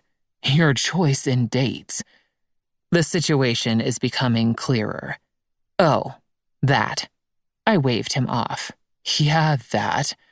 Although I have to imagine dating a cop has fewer disadvantages than dating a drug-dealing biker." I smacked his arm and he grabbed my wrist, bringing it above our heads before leaning in for a searing kiss. I completely forgot my train of thought, and it was a good 15 minutes before I was able to take another decent-sized breath. My voice was throaty. So far, I have to say I'm not seeing the disadvantages. In fact, I'm finding my torrid affair with an officer of the law to be quite extraordinary. I sifted my fingers through his thick hair and sighed. "No complaints, huh?" His voice was back to gravel. "Well, maybe one," I grinned. His brows drew tight. "Hey." I boldly reached down between us, running my hand along the front of his boxer briefs. "I see." He flipped me over and I was suddenly pinned under him, my breasts pressing into his chest. I gasped in surprise. "Be right back." He dropped a kiss on my chin and slid off the bed to grab his pants. I realized he was retrieving a condom, and it hit me that I hadn't even thought to prepare myself with protection. Thank God Sam's brain was working, because mine was on hot summer fling vacation. He was back in seconds and resumed his position over me. "Are you sure about this, Gemma? We can always wait." I shook my head fiercely. "I'm absolutely sure." And I was. I didn't need to think twice. I had a nice, fun, hot guy in my bed, and I was way past due for some fabulous sex.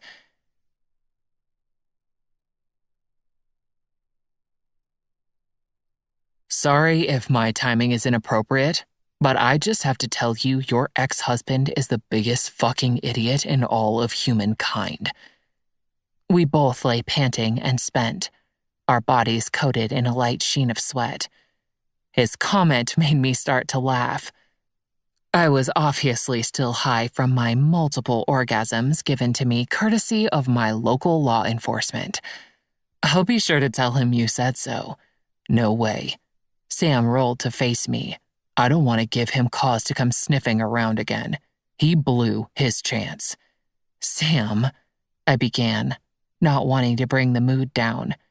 But he was talking like we were an item now. We weren't. He caught himself, as if reading my mind. "I know this is just a short-term thing, but you have to know you're a knockout, in bed and out." That brought what I was sure was a dopey grin to my face. "Thanks. You're not so bad yourself." I reached a tired hand out and patted him somewhere near his chest. "You know what they say. When you enjoy your job, the work is easy." He lay back again and put his hands behind his head. I glared at him. "So I'm a job now, like a short-term contract." "Not exactly." He gave a little shrug. "Better not be." I warned with a jab to his ribs. "Ow, no assaulting the officer."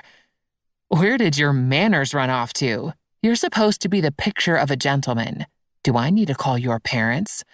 "Oh, they'd love that." He grinned. "Maybe I will." "Nah, they'd just get their hopes up." They're not too fond of sharing my relationship status with friends and family. It doesn't do to have a 38-year-old son who's never been married and doesn't have at least a half-dozen kids running around. It was my turn to tease. Maybe everybody just assumes you're gay. That caused his eyebrows to shoot up. He shifted his body to hover over me. Do you need another reminder of my sexual orientation, Ms. Watson? Oh, yes, please, Officer Martinez. I fake saluted, and he suddenly jumped off the bed, hauling me with him. I yelped in surprise. It's off to the showers with you. I followed, watching his ass and laughing the whole way. Why hadn't anyone ever told me sex could be so fun? Chapter 16. Sam left early the next morning to get ready for work, and I lounged in bed, feeling the ache of muscles I forgot I even had. When I thought about the night before, I could hardly believe it was real. Sam was so attentive, not to mention unbelievably sexy and, creative. I'd never been that turned on in my life. By the time we fell asleep, it had been around 2 a.m, so I didn't feel too guilty about spending some time laying around in bed. I rolled over and sank my face into the pillow Sam had slept on, breathing in the scent of him. Then I hugged it to my chest and smiled like an idiot. Or a well and truly screwed woman. A sigh escaped from my chest, and I suddenly realized that I hadn't thought about Mike once during my night with Sam. Sure, Sam had brought my ex up as a joke, but even then I hadn't really thought about my relationship with Mike, or our sex life. That spoke volumes about both Sam's skills and the man himself.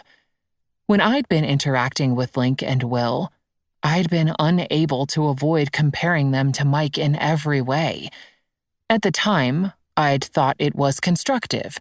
It was my way of moving past Mike. But now that I'd been with Sam, I realized letting Mike into any new experience was still giving him a part of me he didn't deserve.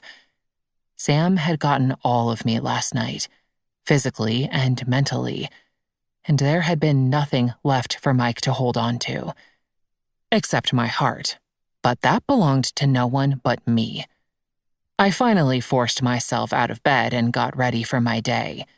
The painters had arrived, and Alex said they'd probably finish the next day. Meanwhile, there were errands to run, and I had to do a little work on a project for the school. I couldn't believe the girls would be starting their last year at Sunview Elementary in the fall. It seemed like just yesterday they'd held hands on the way into the building to start kindergarten, and now they'd be ruling the school as 5th graders. They were still at the beach, and I called them mid-morning to check in. Kate had sent me tons of photos the day before, and it looked like they were having a ball. Eileen was becoming an expert at boogie boarding, and Kate wanted to adopt a dolphin named Kingston. The fact that we were landlocked didn't do much to dissuade her. We could always just turn the Miller's pool into a saltwater pool and keep him there. Oh, I'm sure they'd love that idea. I rolled my eyes and grabbed a diet soda from the fridge. Although transporting him might be an issue. You think? Okay, fine, so we won't get a dolphin. Darn, and just when I was warming up to the idea, I teased Kate. Ha ha. My girls were starting to take after Jill and me way too much. Sounds like you guys are having an awesome time all around. I loved the pictures. I leaned against the counter and popped the top on my soda. Yeah, it's really fun here. Wait, Eileen wants to talk to you. The phone was passed and Eileen's voice took over. Hey, Mom, did you see the boogie boarding pictures? I did. You look like a pro out there. I think I've swallowed half the ocean, but I'm getting really good. I see surf lessons in my future, just FYI. Again, no regard for the location of their home. If you can find a place to surf in Sunview, have at it, girl. Meh, I'll figure something out. So what are you doing these days, Mom? Are you lost without us? She teased. I'm managing to survive, but just barely. I smiled into the phone. I'll bet it's super boring without us, though. Not as boring as you might think, little smarty pants. I may have been up to a thing or two. My response was vague. They'd never learn about Sam, but the house would be a big surprise. Ooh, like what?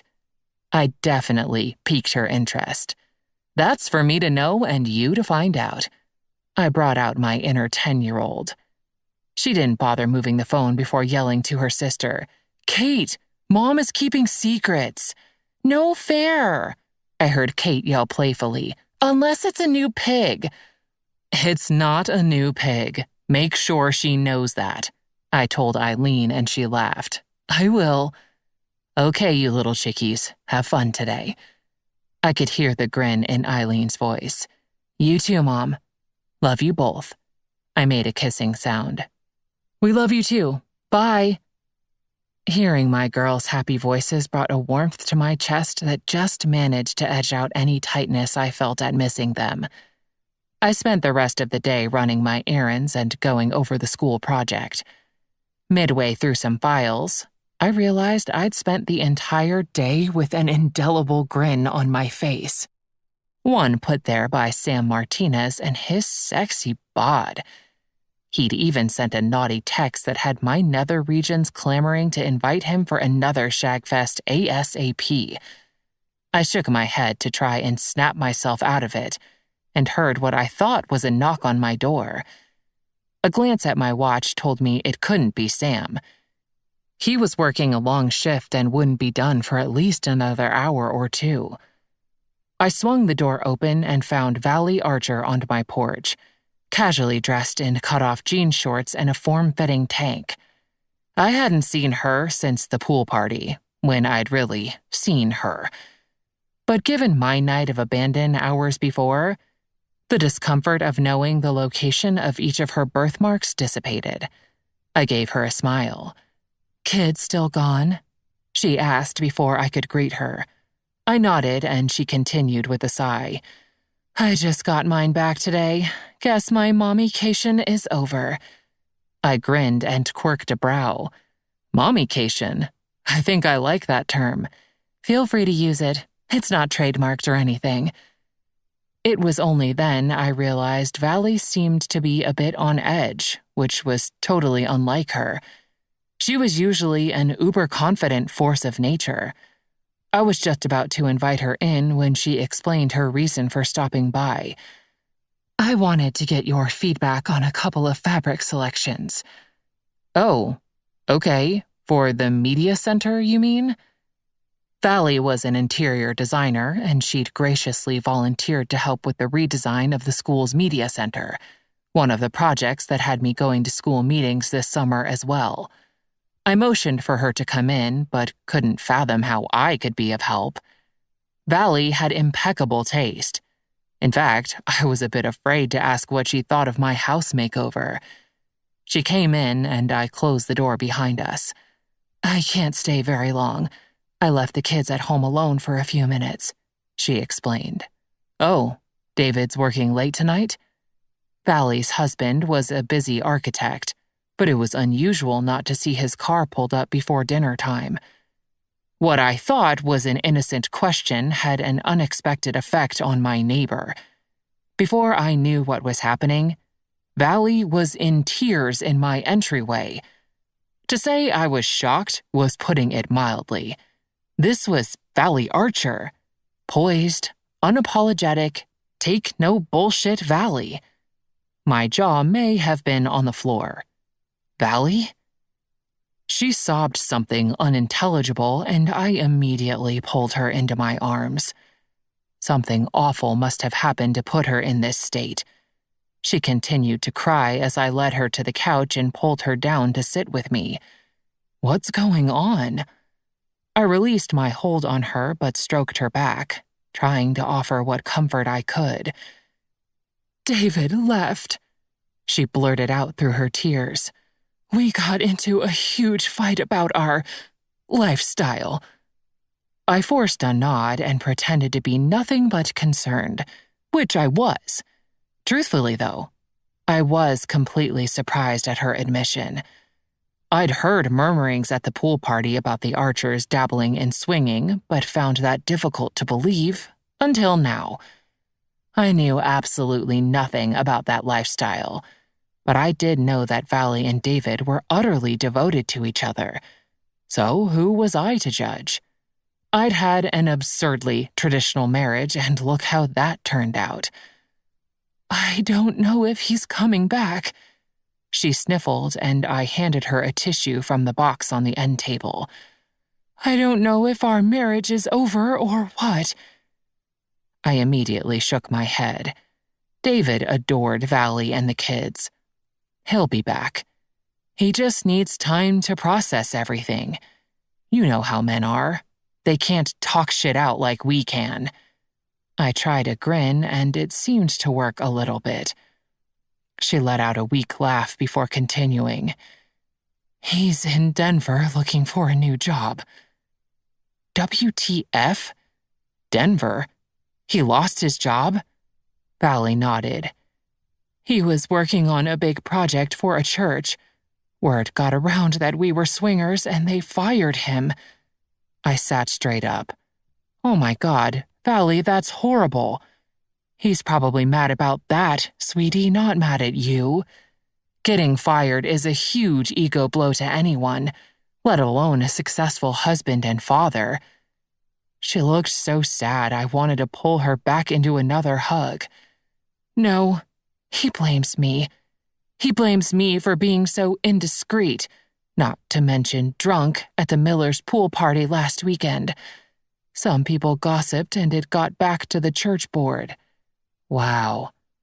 See, this was exactly why I hadn't shared the rumors I'd heard with Jill. You never knew how far word could spread. I wished I had better words of reassurance, but I understood how this could be a huge issue. Valley stood and made to leave, apparently having spent her allotted quota of girl time sharing. "I'm sorry. I shouldn't have even said anything. Hell, if Emily finds out, I'll probably get kicked off the media center project." I laughed, but she wasn't wrong about that. Emily Walters was a battle axe with fixed opinions on just about everything. She probably had a direct line to God himself and didn't hesitate to offer suggestions on how to run the universe. "Would that be such a bad thing?" I offered.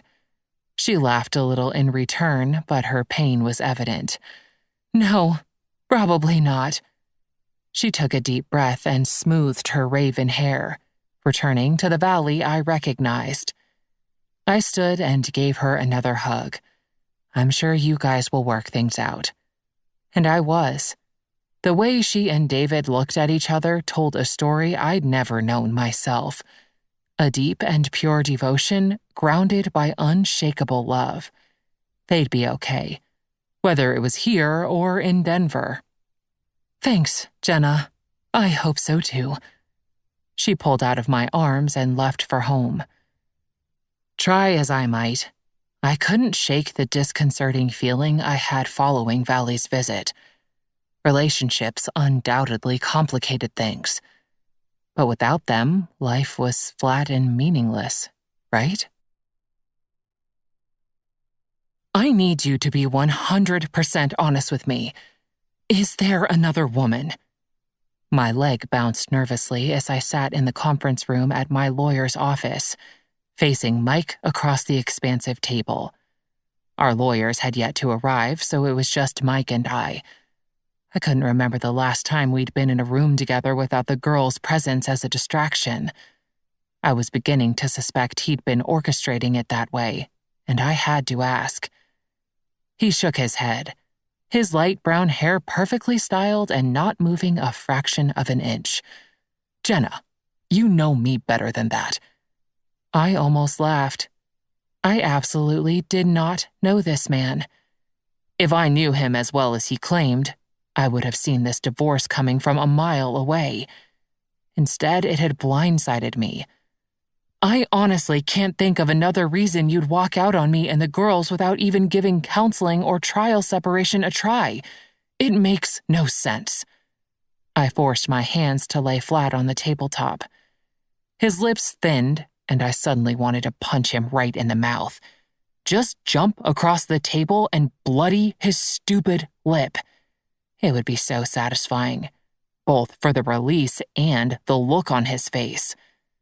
I'd anticipated the anger phase to kick in at some point, but I didn't realize how abrupt its arrival would be. I honestly didn't know I had a bloodthirsty side. Believe it or not, I did try, Jenna, he sighed. What in the hell? When? My voice rose and he looked around as if embarrassed, but we were the only ones in the room. Ever careful to avoid a scene, Mike's voice was quiet yet firm. In the months leading up to our talk. What in the ever-loving fuck was he talking about? I assumed by our talk, he meant his sudden declaration that he was divorcing me. Up until then, he hadn't said a word, and his behavior had been status quo. I admit so was mine, but I figured we were in a rut and we'd pull ourselves out of it eventually. In retrospect, that had been a careless attitude, but still. Mike, you never said a word. How was I supposed to know you were so unhappy? His response was immediate, as if he'd been reciting it in his head all along in order to justify his cowardly behavior. It's your job as my wife to be able to tell when things are drastically wrong in our relationship.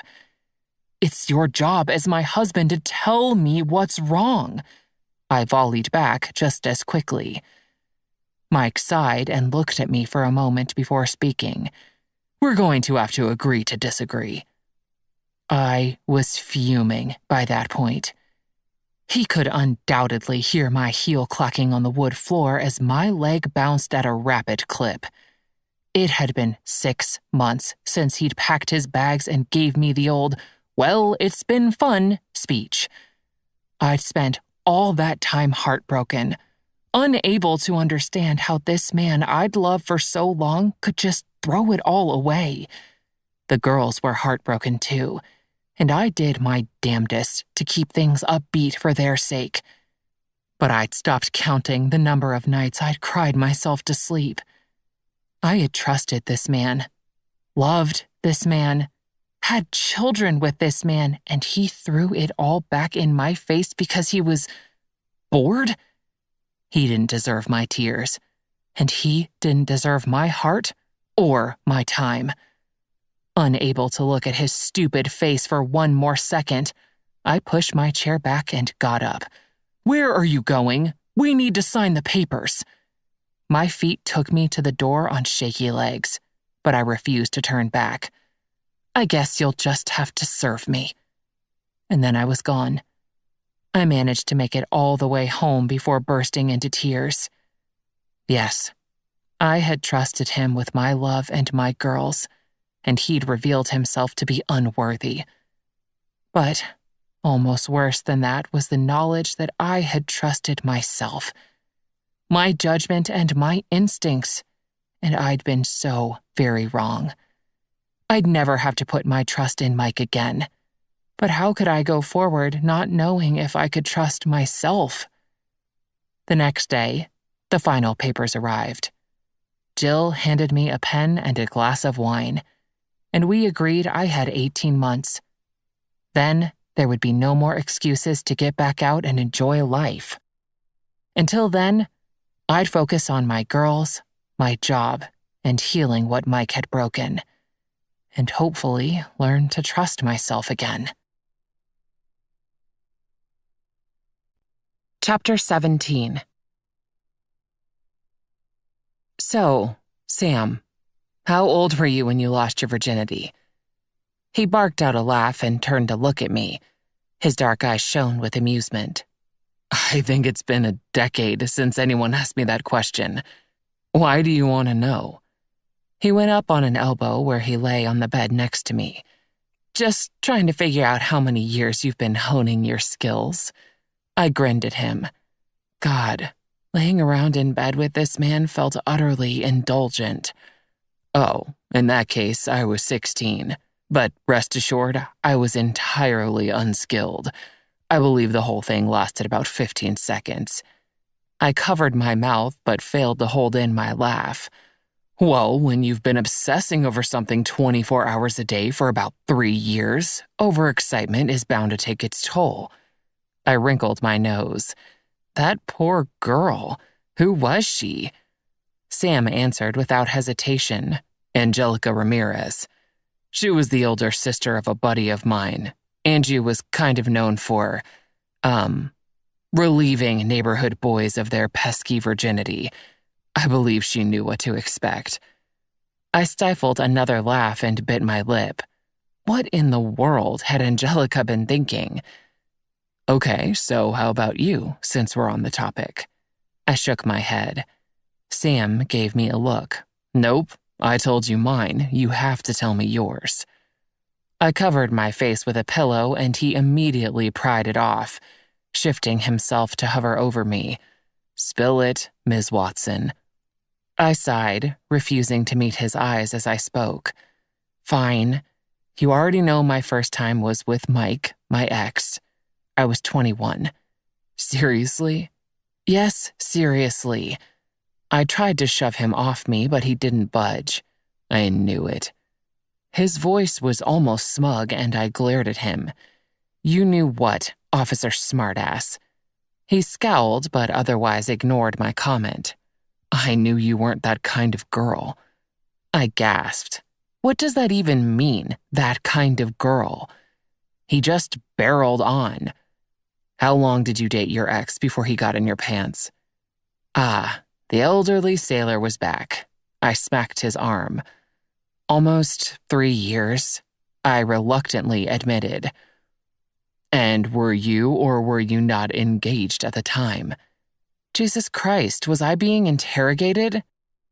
No, I answered too quickly. He narrowed his eyes at me. Shit, he was good at this cop stuff. Fine, I had a promise ring. Mike didn't have the money for the real thing yet, I admitted. See, not that kind of girl, he proclaimed as if he'd just won an argument. I couldn't help but stare at him as if he were an alien from deep space. Wait, so if I had had sex with Mike a week after meeting him, what kind of girl would that make me? That's a moot point, because you didn't. My jaw dropped. Might I remind you, I've known you for all of 2 weeks and I'm in bed with you right now. That's different. He shrugged. The nerve. I tried to get up again, and this time he moved to the side of the bed, allowing me to sit up. How is it different? I can't tell you that right now. He pulled on his boxer briefs, casual as can be. I tried and failed to ignore his ass. I threw my hands out. What in the hell are you talking about? He turned back to look at me. I'm hungry. Are you hungry? Had he suffered a head injury? Sam! He ignored me and stood up, naked apart from his boxers. You're not getting away with this, I warned, pulling on my own panties and reaching for a shirt. Away with what? I yelped as he grabbed me in a fireman's hold and stalked toward the kitchen. I dropped the shirt in my surprise, so I was only in my underwear and nothing else. He set my butt down on the island. The granite was cold on my bare legs, causing me to suck in a breath. I'm making you my famous omelet, Sam declared. I crossed my arms over my breasts and gave him a dirty look, which he completely ignored. Famous omelet, my ass. $10 said he was making scrambled eggs. You'll love it. He began rooting through my cupboards until he found a pan he liked. Then he set to work whipping up eggs and throwing a bunch of stuff in the pan. Perhaps I spoke too soon. My kitchen was starting to smell heavenly. I remained silent in protest, but my stomach growled despite my peak. When Sam snuck a quick glance at me and grinned, I had to speak. How is it that you can have sex at 16 with some random girl and it's no big deal, but if I had done the same thing, you would have called me a slut? He stopped what he was doing and turned to me. I never said that. His tone was firm. What else could you have possibly meant by that kind of girl?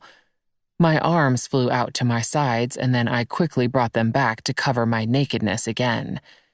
Sam sighed. Then he divided the huge omelet he'd made onto 2 plates and approached the island. He set the plates down and maneuvered himself so he was standing between my thighs. I wouldn't look at him. To some people, sex is just sex, he shrugged. It's a physical act that requires no emotional connection. And what's wrong with that? My gaze met his by mistake. Absolutely nothing. He shook his head.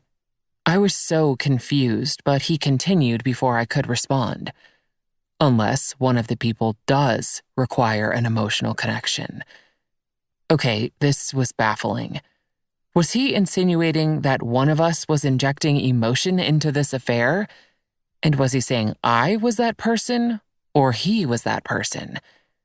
I shook my head and Sam handed me a plate. Eat up.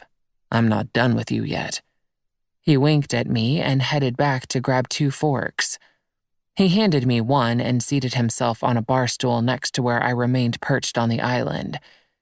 I knew this deserved further discussion, that I should demand some kind of explanation for his bizarre statements. But instead, I picked up my fork and ate my delicious omelet. And then, despite a warning in the very back of my head, I let Sam take me back to bed. Ooh, get these! Jill held up a pair of panties smaller than anything Barbie owned. I wrinkled my nose at her. Ugh, no way. I hate thongs. I always feel like I have a permanent wedgie. I sifted through another rack while Jill put a hand to her hip.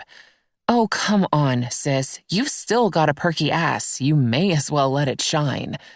My lip curled. You let your ass shine. Mine wants to hide under at least a couple inches of fabric.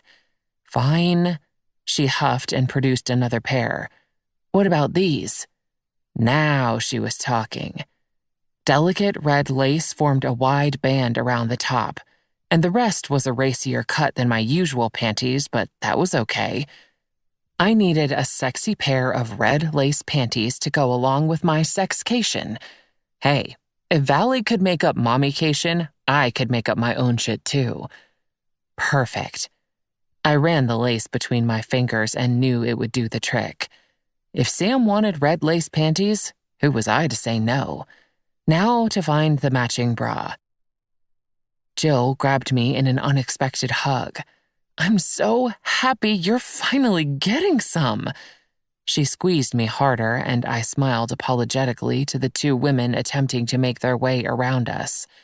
Jill finally released me and pulled back with her hands holding mine. And, can I just say, well done. She tilted her head and winked. Officer Hottie gets my seal of approval. Thanks, I think. I laughed at her. But seriously, you're totally glowing. Have you seen yourself? I had seen myself, and she was right. I was infused with some kind of orgasmically induced endorphin cocktail that made me look and feel like a freaking teenager, but without all the angst. I know. It's like Sam found some switch and turned it on.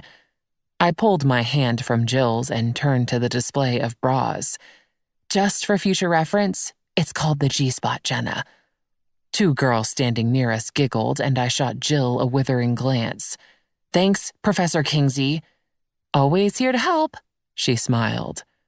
We found the matching bra and pulled 2 sizes for me to try on.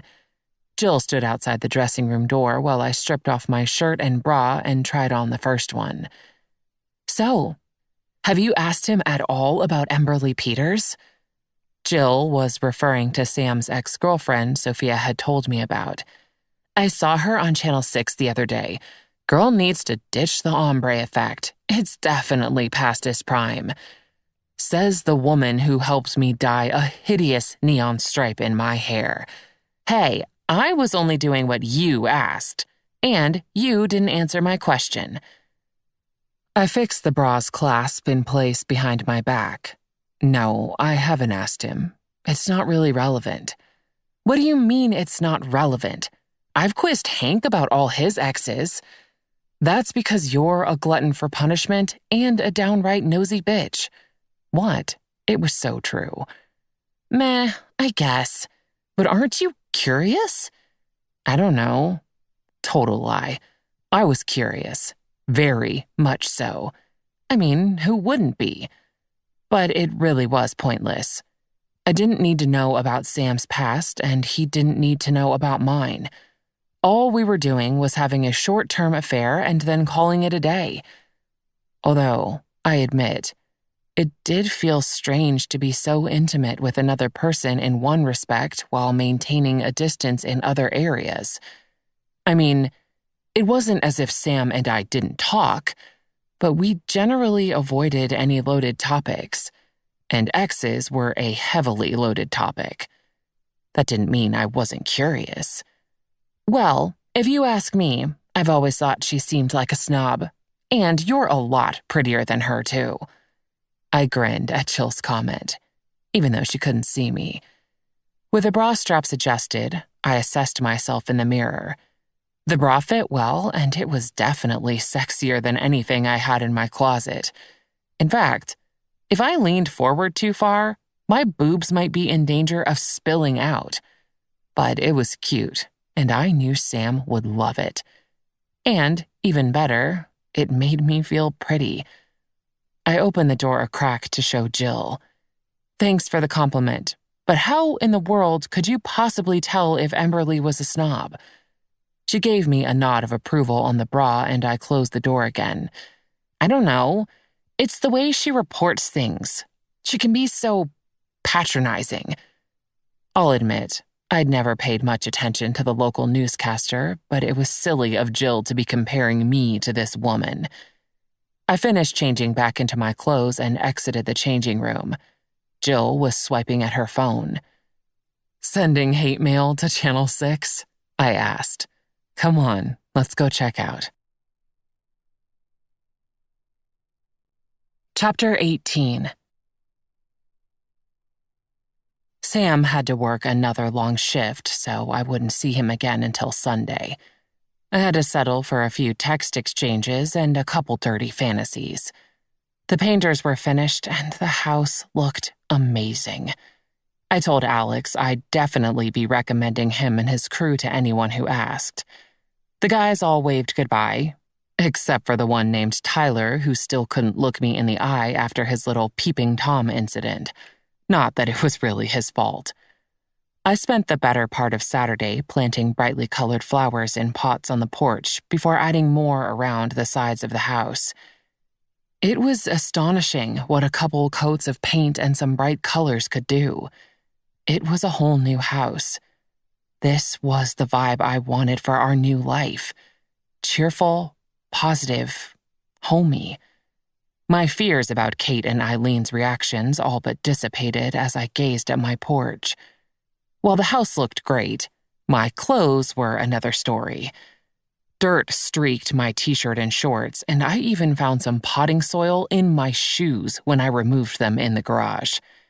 Careful not to track anything inside, I stripped off most of my clothes in the inside doorway and headed straight to my bathroom for a shower. Once I was clean and dressed, I clicked on the TV and went to have a look in the refrigerator. I hadn't made any plans for my dinner, and it was slim pickings. So I threw together a turkey sandwich and plopped my butt on the couch. I glanced at the TV and did a double take. One guess as to the face gracing my TV screen. This is Emberly Peters, reporting for Channel 6 News. A couple in North Sunview received the surprise of their lives upon waking this morning. I tuned out her words. Something about a python in an elderly couple's yard. I'd have to process that nightmare later. Instead, my attention was drawn to the reporter's appearance.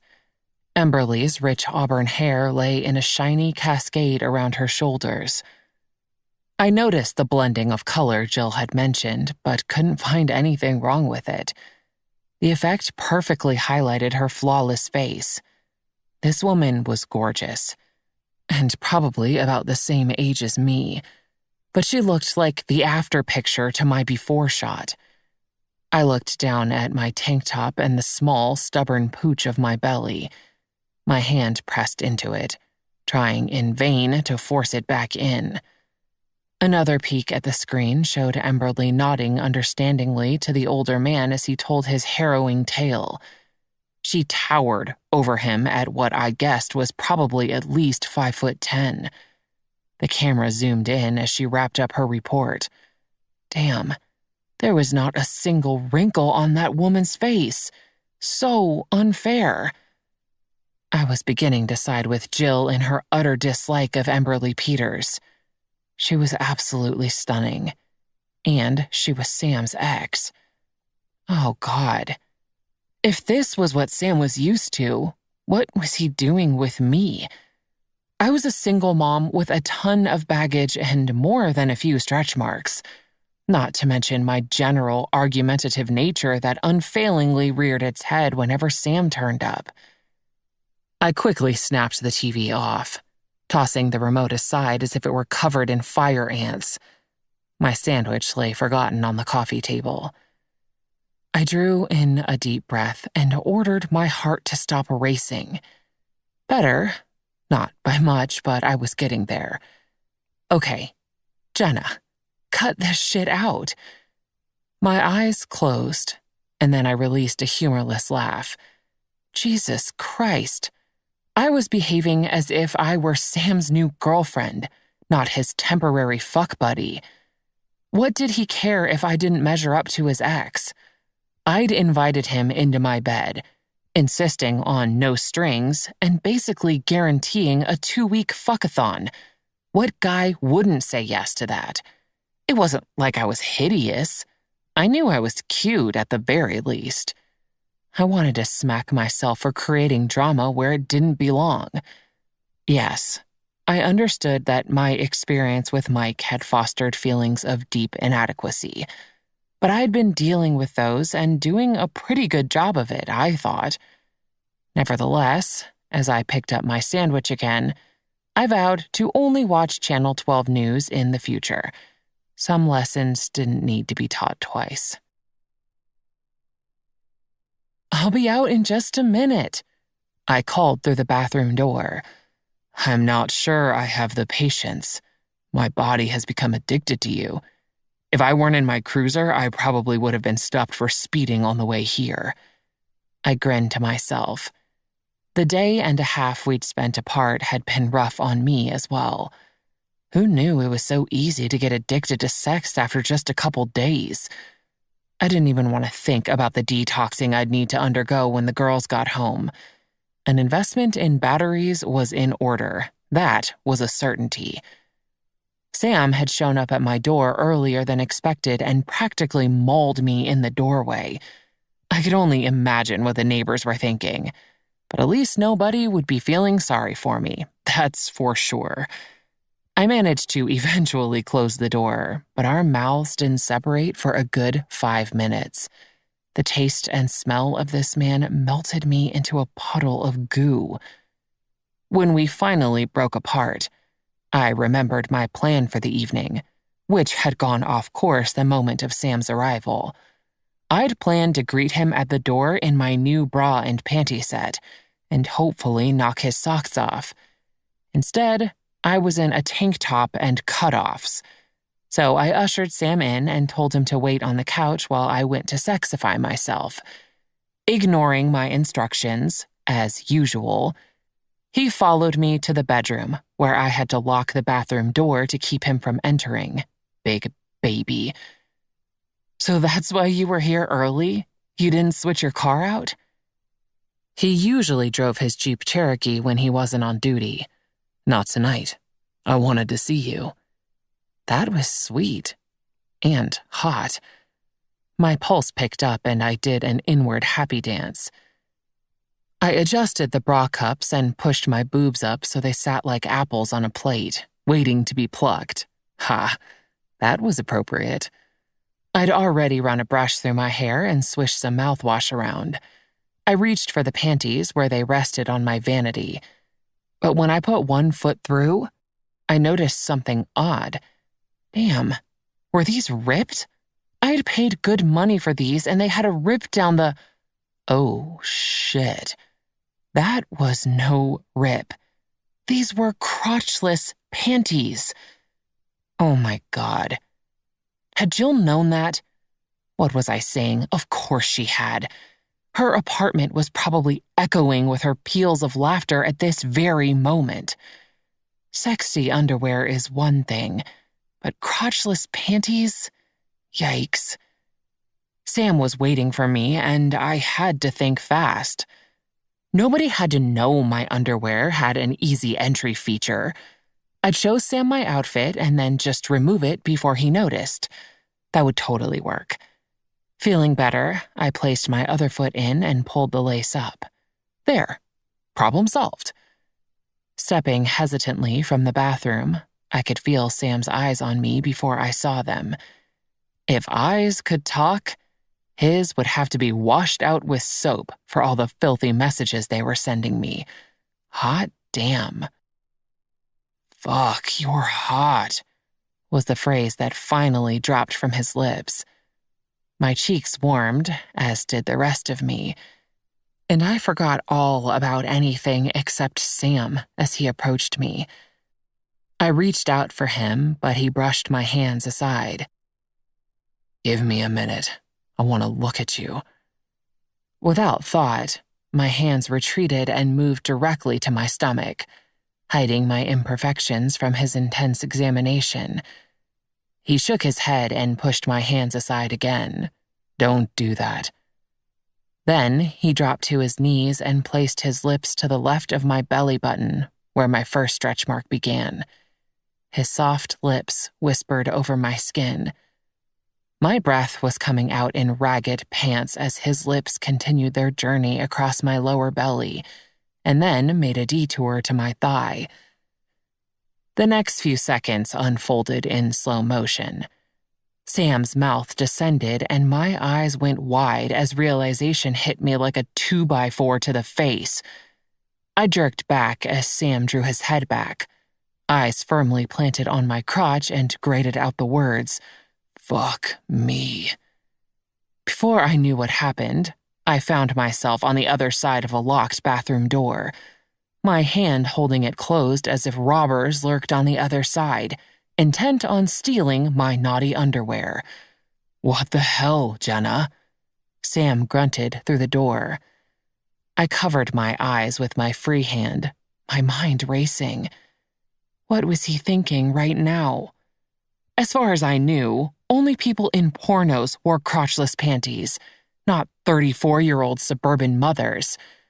I either looked like a tacky weirdo who was trying way too hard, or a panting porn star, neither being the image I was striving for. It had been going so well before I completely lost my head. How hard was it to pull off a pair of panties? Jesus, that man turned my mind to mush. Jenna. He knocked on the door this time. What's wrong? You seemed like you were into it. I thunked my head on the door. Was it possible he hadn't noticed the gaping hole in my panties? I gotta say, the panties were a surprise. I didn't know you were into that kind of thing. I could hear the freaking smirk in his voice. I didn't know, I muttered. What? I can't hear you. I spoke a little louder, but not much. I didn't know, I repeated. You didn't know what? I bit my lip for a minute and then blurted out. I didn't know the panties had a goddamn doggy door. He coughed out a laugh, and I wanted to disappear into the floor. This was so embarrassing. I think, technically, it's more of a kitty door. He couldn't hide his chuckle. Without thinking, I swung the door open. "Don't you dare laugh at me." But it was no use. He bit his lips to try and keep it in, but it only made it worse. His dark eyes were swimming with mirth. A deep laugh rolled over him. Without my permission, my lips began to curve. I couldn't help it. It was contagious. A snicker escaped, and then I was laughing right along with Sam. "It's not funny," I attempted, but my own laughter mitigated any strength the reprimand might have held. How we could go from intense sensuality to arguing to tears of laughter was beyond me, but there we were. Sam reached out for me, and I let him pull me into his arms, both of us laughing into each other's necks. He gave me a squeeze and finally sighed. "You are really something, Jenna Watson." "Right back at ya," I said into his neck, still unable to repress my smile. We stayed like that, wrapped in each other's arms even after the laughter completely subsided. We just held one another in silence, our bodies only moving with our breathing. It felt amazing to be embraced so affectionately, so fully. I didn't know if I'd ever had this in my life. But I must have, right? When Mike and I were first together, surely we'd spent endless moments wrapped up in each other. But my mind was unable to conjure a single memory of any such embrace. Maybe I'd come up with something later, but for now, Sam was the only man on my mind. Eventually, Sam pulled back and carefully placed his hands on either side of my neck. His eyes traveled from mine to my mouth and over my entire face. It felt as if I were being consumed by his smoky gaze. My breath caught in my throat as he leaned in ever so slowly and placed a reverent kiss on my lips. I found that mine were trembling. I didn't understand what was happening to me, but my body seemed to, because my lips didn't hesitate to return the gentle kiss as I allowed him to walk me backward toward my bed. "Jenna." It wasn't a question or a summons. It was an entreaty. I heard myself answer, "Yes."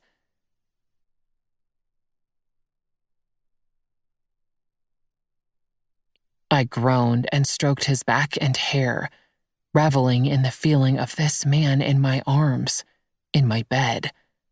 Mine. No. I jolted back into reality. No, no, no, no. Sam must have felt my sudden movement because he raised his head and gave me a slightly distracted, questioning look. No, Sam wasn't mine. This was not real life. This was my sexcation, my reclaiming of my sexuality, my identity. This was about me, not about us. The only us I had room for in my life was my girls and me. We were an us, not Sam and me. But something inside me was trying to claim him, and I couldn't have that. Understanding that something was wrong, Sam pulled back further. "Jenna, what is it?" I just shook my head, unable to verbalize my feelings. My mind was racing as fast as my heart, both of them seemingly in a competition to see who could kill me first. Sam's brows were drawn together tightly. "What?" he began, and then his face went ashen. It was my turn to be confused. "Fuck!" He practically shouted and sprang off me and onto his knees. "Fuck, fuck, fuck," Sam repeated. I put my hands to my head and did some quick math. If my calculations were right, we were probably okay. But how had I let this happen? "I don't know how I let this happen. I'm so sorry." Sam echoed my thoughts. "I can't believe." He trailed off, climbing from the bed and heading for the bathroom. He was back a minute later with a washcloth. He used the warm cloth to clean me up and then returned to the bathroom. Neither of us spoke for several minutes. I pulled the sheet up to cover myself. I finally looked over at Sam where he was perched on the side of my bed. I could tell he was struggling for the right words, as was I. Eventually, he settled on, "What do you want to do?" Not entirely sure what he meant, but getting the general idea, I responded, "I think we're okay as far as timing goes, but we both know this in and of itself is far from okay." He was nodding slightly. "And for what it's worth, I'm sorry too." He swung his head in my direction and his eyes were hard. "You have nothing to be sorry about. It was my responsibility." I stared back at him. Maybe if the calendar suddenly spiraled back to 1965, but I'm pretty sure that's not the case. It was our responsibility. We both screwed up. I drew myself up to lean against my headboard, bringing the sheet with me. "Look, Jill made me get tested after Mike left, and I'm clean." That word sounded so awkward and inappropriate to my ears. Sam was nodding. "I am too. I haven't been with anybody since I'm clean," he repeated. Not having the headspace to examine that comment, I just nodded in return. God, I should have stayed on the pill after the divorce, but there seemed to be no point. This is a fine mess you've gotten yourself into, Jenna.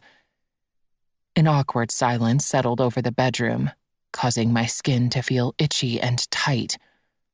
I wanted so badly to be alone, or maybe to rewind the minutes before Sam arrived on my doorstep, but it felt cruel to ask him to leave. As if reading my thoughts, Sam turned to me. "Why do I feel as if you're about to kick me out?" I expelled a humorless burst of air, almost a snort. Then I met his eyes with a wordless confirmation. Sam looked down at his knees, his shoulder suddenly slumping as he paused in thought. He put on his boxer briefs, thankfully, so things were only slightly less uncomfortable when he finally stood. Wordlessly, he finished dressing before looking back at me with a deep crease in his forehead. "I don't like leaving you like this. I feel like we need to talk this out." I clutched the sheet to my chest and shook my head. "I need some time, Sam. This whole thing suddenly got very real." It was his turn for a mirthless laugh. "That's putting it mildly." He put his hands to the bed and leaned in toward me. I hoped to God he wasn't going to try and kiss me. It might send me over the edge. But he maintained a couple feet of distance. His eyes, however, pierced into mine. "I'll give you time, Jenna. But don't for 1 second think that my leaving tonight is anything but a small concession in a difficult moment." He held my eyes for another few seconds and then left the room. I heard the front door close, and a minute later, my phone dinged with a text notification. Leaning toward the bedside table, I made out the message. "Sam, don't forget to lock the deadbolt. I'll call you tomorrow." Monday dawned, and I was feeling entirely addled. Needing the distraction, I cleaned out my filing cabinet and the junk drawer, unearthing several items I thought long gone. A couple of Mike's tie clips, in the trash with you, and a stack of old receipts were among the useless items I discovered. Mike had always insisted on saving receipts from every purchase, no matter how small. It was one of those pet peeves that form over time, and I'll admit that after he left, I found particular joy in the act of ditching my receipts as I exited restaurants and markets. Sometimes it's the little things. But annoying habits and piles of receipts weren't what destroyed our marriage. I still wasn't sure what had done that, apart from a gradual erosion of interest and emotion. The connection was lost. if it ever had truly been there in the first place. I couldn't trust my memory to tell the whole story. Just as I couldn't trust myself to put faith in new opportunities. That's why I was taking baby steps. Buy some new clothes, try a new bar, dye my hair, make new acquaintances, have an affair. None of this had the power to hurt me. At least it wasn't supposed to. So why did I feel so damn miserable? How had I let things with Sam crawl past the physical line and into no man's land? And that fucking condom. If that wasn't a red flag right there, I didn't know what was. Talk about trust. I couldn't even count on my own judgment to remember a piece of latex. When Sam hadn't called by midday, the afternoon turned into an amalgam of anticipation, dread, and a tiny thread of longing that refused to die, despite my best effort to snuff it out. I had to end things with Sam. Better to break it off now before it got even more complicated. His call finally came around 4 o'clock, as I was using a toothpick to scrape caked-on food from the rim of my oven door. I know. You don't need to say it. Hi. That was my opener. Brilliant. Hi, Jenna. Are you okay? Sam's voice was gentle, and it sparked an ache in my chest. I'm fine, Sam. I closed the oven door and leaned against the counter to give the conversation my full attention. Listen, can I come over so we can talk face to face? I just feel like we should be in the same room. I shook my head, even though he couldn't see it.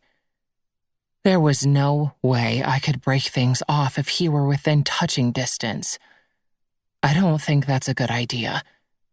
I needed to jump right in or I'd lose my nerve. Sam, we need to stop seeing each other. Last night, I paused. Last night was a wake-up call for me. I can't afford anything last night could lead to. I assume we're not just talking about pregnancies and STDs here. It wasn't a question. He could read me, but I wasn't going to elaborate.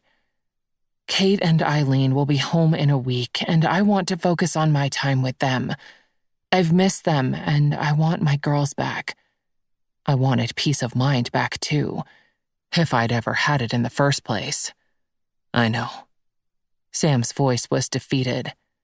Then he surprised me with his bluntness. Do you think you'll ever be ready?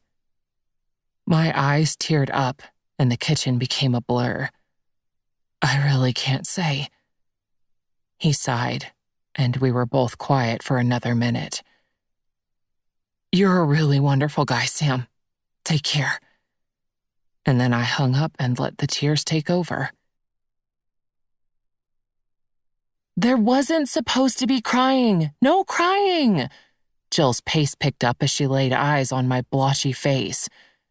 When she'd called a half hour earlier, I told her Sam and I had broken things off and I was fine. There's really only so much boo-hooing a sister can be expected to take. My divorce had used up my allotment for this century, so she didn't need to come hold my hand over some guy I'd only known for a couple weeks. But here she was. Clearly, she'd used some Jedi mind trick to sense my true mood. Sweetie, what in the world happened? Jill dropped down to the couch next to me. Her arms encircled me, and I found my face pressed into her exposed cleavage. For God's sake. It seemed we'd reached a whole new level of closeness. I can't breathe in here. My voice was muffled by her tatas. That was some push-up bra she was wearing. She pulled back. Sorry, they've got a mind of their own. She pulled the neckline of her top up to provide a hint of modesty and then grabbed my hand in both of hers. Now what happened? I thought things were going well. And the bra and panties? She trailed off. I tried to narrow my eyes at her, but they were already so puffy that I doubt she noticed. About that. You knew those panties were crotchless, didn't you?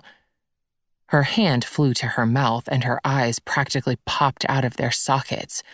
Oh my God, they were? Okay, maybe she hadn't known. I closed my eyes at the embarrassing memory. Yes, and I didn't find out until, let's just say, an inopportune moment. I tilted my head back to rest on the couch cushion before sneaking a glance at my sister. Jill's teeth bit into her lip to hide her amusement. After a moment, her brows drew together. So, wait, you broke up with Sam over a pair of crotchless panties? No, and we didn't break up. We'd have to be a couple to do that. We just ended things. You mean you ended things? She straightened, her look admonishing. If you want to get technical, uh-huh. She scanned my face. So if you ended things, then what's with all this? She motioned to my face, which probably resembled a baboon's ass by this point. I suddenly wished she hadn't come over. But since she was here, maybe she could reassure me that I wasn't crazy. I'd been second-guessing myself all evening and needed someone to tell me I'd made the right move. That the best thing for me to do was focus on myself and my girls.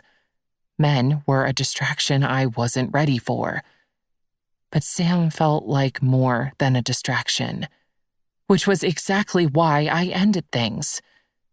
Tears welled once again as the sound of Sam's voice played over and over in my head. Do you think you'll ever be ready? Jill spotted my shaky lips and pulled me into another hug. God, poor Jill, my human tissue box. I blinked rapidly and managed to allow only a few tears to escape onto her shoulder. I spoke into the fabric of her shirt. Jilly, how did Mike move on so quickly after the divorce? I never understood that. He started dating Kristen before the ink was dry, and they'd gotten married a year ago. Jill's head drew back and her eyes were flinty. Because that asshole exited your marriage long before you did. I swear, Jenna, if it weren't for the alimony, I'd kill the bastard. Actually, if I remember correctly, half of his life insurance goes to the girls if he kicks it. God, I was losing my mind. She seemed to genuinely consider the information, so I shook my head until she shrugged. She released me, and we both sank back into the couch and put our feet on the coffee table. I sighed, my next words coming out just above a whisper. I like him. I felt Jill's eyes on me. And what's so bad about that? I'm not ready to like anyone. I stared at the empty fireplace in front of me. Jenna. She paused for several moments, gathering her words carefully. It's not like a pregnancy test. My face screwed up. That was the brilliant statement she'd needed time to formulate. She continued before I could give her even a look.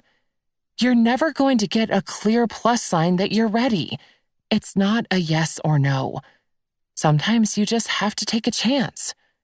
Okay, obviously the girl had never taken a pregnancy test in her life, which was downright shocking when I thought about it.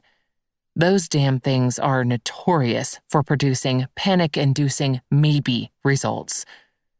The mention of the vile devices brought the incident with Sam and the forgotten condom to the forefront of my mind again. That was one tidbit I was not sharing with my sister. I shook my head, and Jill must have taken it as a flat rejection of her comment. You've already started taking chances. You slept with a man for Christ's sake. She got to her feet. I put a hand out to try and calm her down. Geez, she was fired up. Listen, I understand what you're saying. I'm just not ready. And the girls, oh, please. She threw her own hands out. The girls would probably be the first ones to tell you to give dating a try. They want you to be happy. My back straightened and I pulled my feet off the coffee table. Oh, really? You think Kate and Eileen would just say, "Hey, great going, Mom. Keep on banging this random guy we don't know." Jill's head bobbed back and forth as if giving it actual consideration. Well, I don't know that they'd use the term banging, but yeah. My eyes rolled practically back to my brainstem. You have lost your damn mind. But she wasn't finished. Their father is married to another woman. They wouldn't think it was strange if you started dating someone. And eventually I might, I explained slowly. But what about Sam? Jill's butt hit the coffee table, so she sat facing me. You said yourself that you like him. My voice rose. He was my reboot guy. So? That doesn't mean he can't be your boyfriend. I shook my head firmly. Jill, I've already skipped the first 100 steps you take when developing a relationship. Need I remind you, the man saw me in crotchless panties. Her brows drew together. The problem is, you haven't started a relationship for about 100 years. Things have changed. You're not an 18-year-old with a white-knuckle grip on your virginity anymore. You're a grown-ass woman who can have sex when she wants, where she wants, and with whomever she wants. Hold on while I stitch that on a pillow. I sighed and leaned back again. You're forgetting that no matter my age, I'm still me. I'm not going to shrug and dive headfirst into something that has the potential to break not only my heart, but the girl's as well. Jill growled in frustration. This was the closest to a fight we'd been in for the longest time. I didn't usually raise my voice at her, but she didn't get it. How could she, really? As if she knew what I was thinking, she lowered her tone and said, Look, I've never been married, but I've been in love and had my heart broken. And eventually I moved on. Life is too short to be so afraid, Jenna. I knew we'd just go around in circles if I offered any kind of rebuttal. So I just drew in a deep breath and let it out slowly. Why don't we shelve this topic for the time being? I don't want to fight. She sighed and didn't reply. I grabbed her hands in mine. I do appreciate you being here for me and caring so much. You know that, right? I know, she sulked. I'm lucky to have a sister who's willing to not only murder my ex-husband, but to act as a dirty mouth yenta on my behalf. That provoked a small grin. Shut up, will you? All this flattery is too much. I squeezed her hands. How about we watch Outlander and have a glass of wine? It was one of her nights off, after all. Oh, shoot. You probably had plans with Hank, didn't you? She really was the best. No, he's out of town. She stood, and I let her hands go as she threw a chin toward the TV. Let's get our tartan on, and maybe we'll get a peek at Jamie's ass. I smiled, happy we'd set the topic aside for the time being. We settled in with our wine and started the show. A few minutes in, Jill turned to me. Is it just me, or do Scottish men sound exactly like pirates? I threw a pillow at her and finally laughed, knowing that despite any turmoil in my personal life, things with Jill would always be okay. Chapter 20. You're sure you don't need a receipt? The truck driver asked as he pulled the rear door down with a bang. No, I'm good. I waved him off. Okay, well, thanks. I'm sure somebody will make great use of it. I smiled and nodded as he got in the front and pulled out of the driveway. My dining table and chairs nestled in the back of his donation truck. Well, buddy, there goes your chew toy, I told Reggie, who sat at my side and tilted his head up at me as if to say, What the hell, man? I inhaled deeply, unbothered by the sticky summer air. I felt utterly refreshed. The table was the last of the items on my list of changes. Jenna's summer to-do list was complete, and just in time. The girls were due back in the morning. I couldn't wait to hug on them and drive them batty with questions. The last week had been filled with all the small tasks I'd been putting off, as well as more work for school and my daily walks with Reggie. He and I had been working on some obedience training as well, so hopefully his days of random destruction were at an end. I'd also attended yet another school meeting. Why I put myself through this during my vacation was beyond me, and I was distressed to discover some of the teachers talking shit about Valley. But I'd finally seen David's car in the driveway today, so I was confident things would turn out fine for her. She was made of strong stuff. Jill had been eerily silent on the subject of my love life, which was both a blessing and a cause for suspicion. I'd finally womaned up and called Raya to apologize, and even met up with her and one of the other teachers from school at Bistro 11 one night. My sister waited on us and spoiled us rotten, not that we complained. When I found myself needing distraction, there was always a closet to be cleaned out or a bathtub to scrub. But no matter how busy I tried to keep myself, I was lonely. The house was just too quiet, something I was sure to miss about an hour after the girls came home, but I felt it nonetheless. And Jill wasn't the only one who'd respected my wishes on the Sam front. The man himself hadn't called or texted either, apart from a brief response to my text assuring him I received my monthly proof I wasn't pregnant. Not a peep. By the fourth day, I finally had to admit to myself that I missed him, which was insane given that I'd known my dental hygienist longer. But there it was. I missed his flirty texts, his overbearing protectiveness, his weird yet endearing way of talking, his sexy bod, his touch. Okay, I missed the sex, even though we'd only actually done the deed a handful of times. It was like my body woke up and was not at all ready to go back to sleep. But I didn't know what to do with those feelings, so I did what any sane person in a crisis of confusion does. I pretended it didn't exist and got busy doing other shit so I wouldn't have to think about it.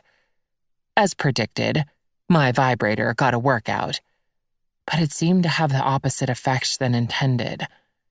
It made me think of Sam, when he was the last subject I wanted on my mind. Orgasms, for one, were turning out to be hollow. Damn it.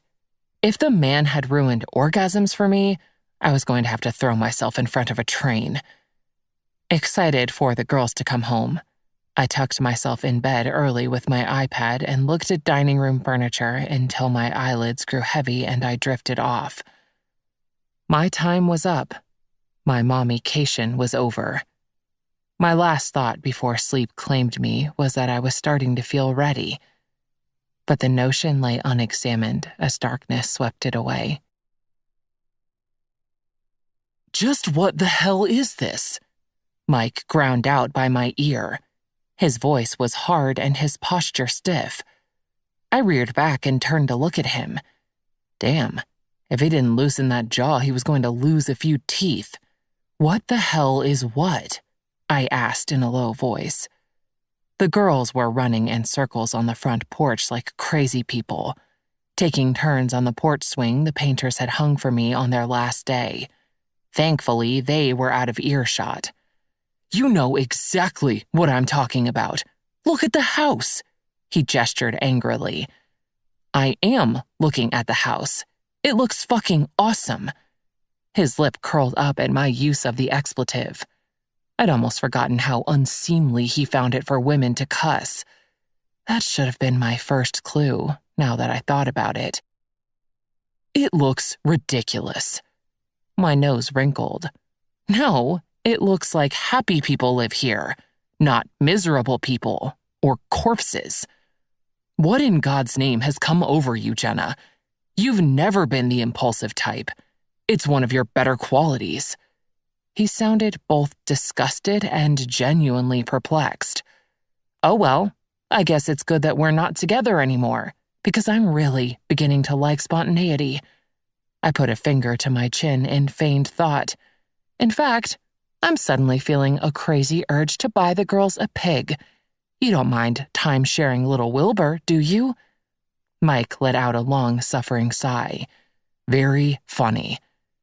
I hate to be the one to remind you. Scratch that. I actually kind of enjoy it. But I got the house in the divorce settlement. And my money still pays for the mortgage. No, our money pays for the mortgage. I do work, as you're well aware, and I can do whatever I want with my house. Your opinion is neither needed nor wanted, to be honest. First the impulsiveness, and now the cussing and the attitude. Christ, I shudder to think what other habits you've picked up while Kristen and I had the girls." I just smiled. Oh, if he only knew. He waved his hands as if completely finished with me. "I know the girls will want to say goodbye." It was time for Mike to go. I didn't need his negativity today of all days. "Kate and Eileen, come give your dad a hug goodbye." They jumped off the porch to do as I asked, but the hugs were fleeting and they barely said a word before bounding back to the porch, Reggie on their heels.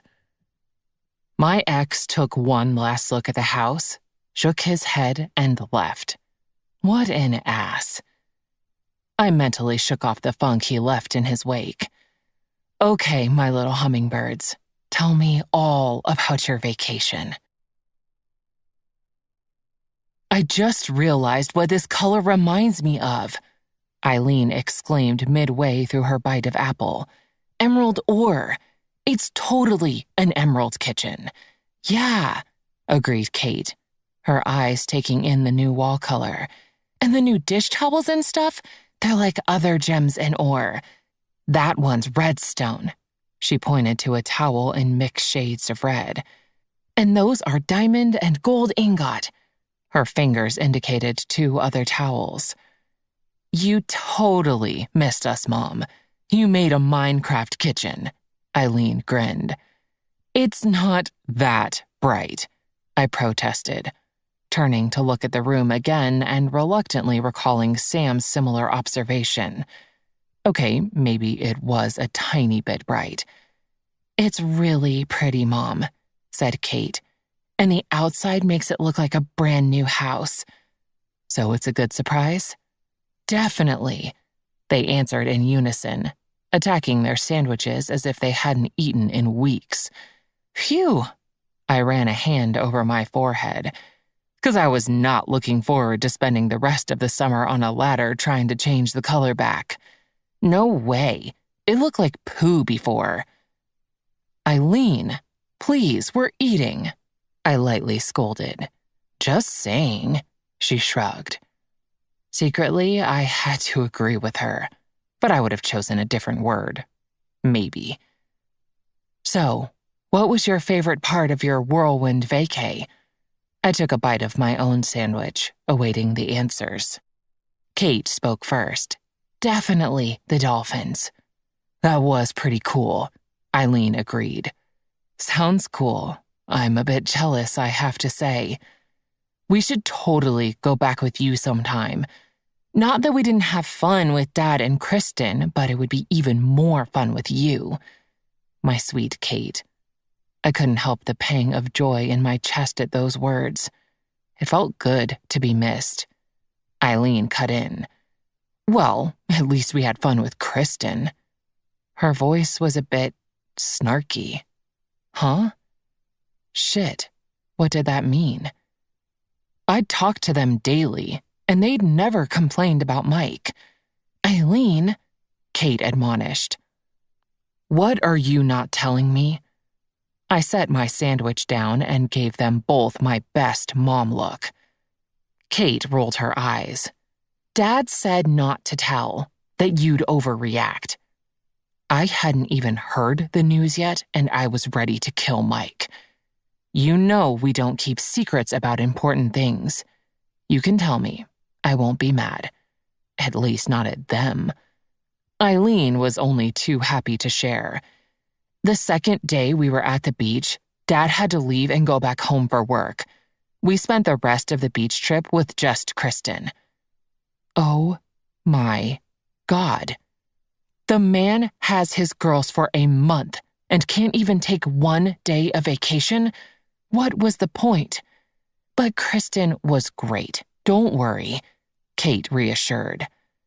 I honestly had no problem with Kristen, and I was happy she'd been there so the girls' beach trip hadn't been ruined.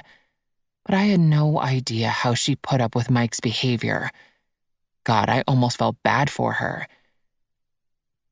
Did your dad say why he had to go back to work? I forced my voice to stay level. I don't know. We heard Kristen and him arguing about it, but neither one of them said. Eileen tucked back into her PB&J. But surely he wasn't working the entire month you were there. Please, Mike, show them they're worth a day off. No, he was home on the weekends, mostly. He took us to the fair, Kate offered. I guess that was something. I sighed and grasped onto what semblance of calm I could manage while Eileen got up to refill her milk. Kate munched on her sandwich, and I forced a smile her way. Mom? Eileen's tone was hesitant. Yeah, sweetie. Please don't let this be more difficult news.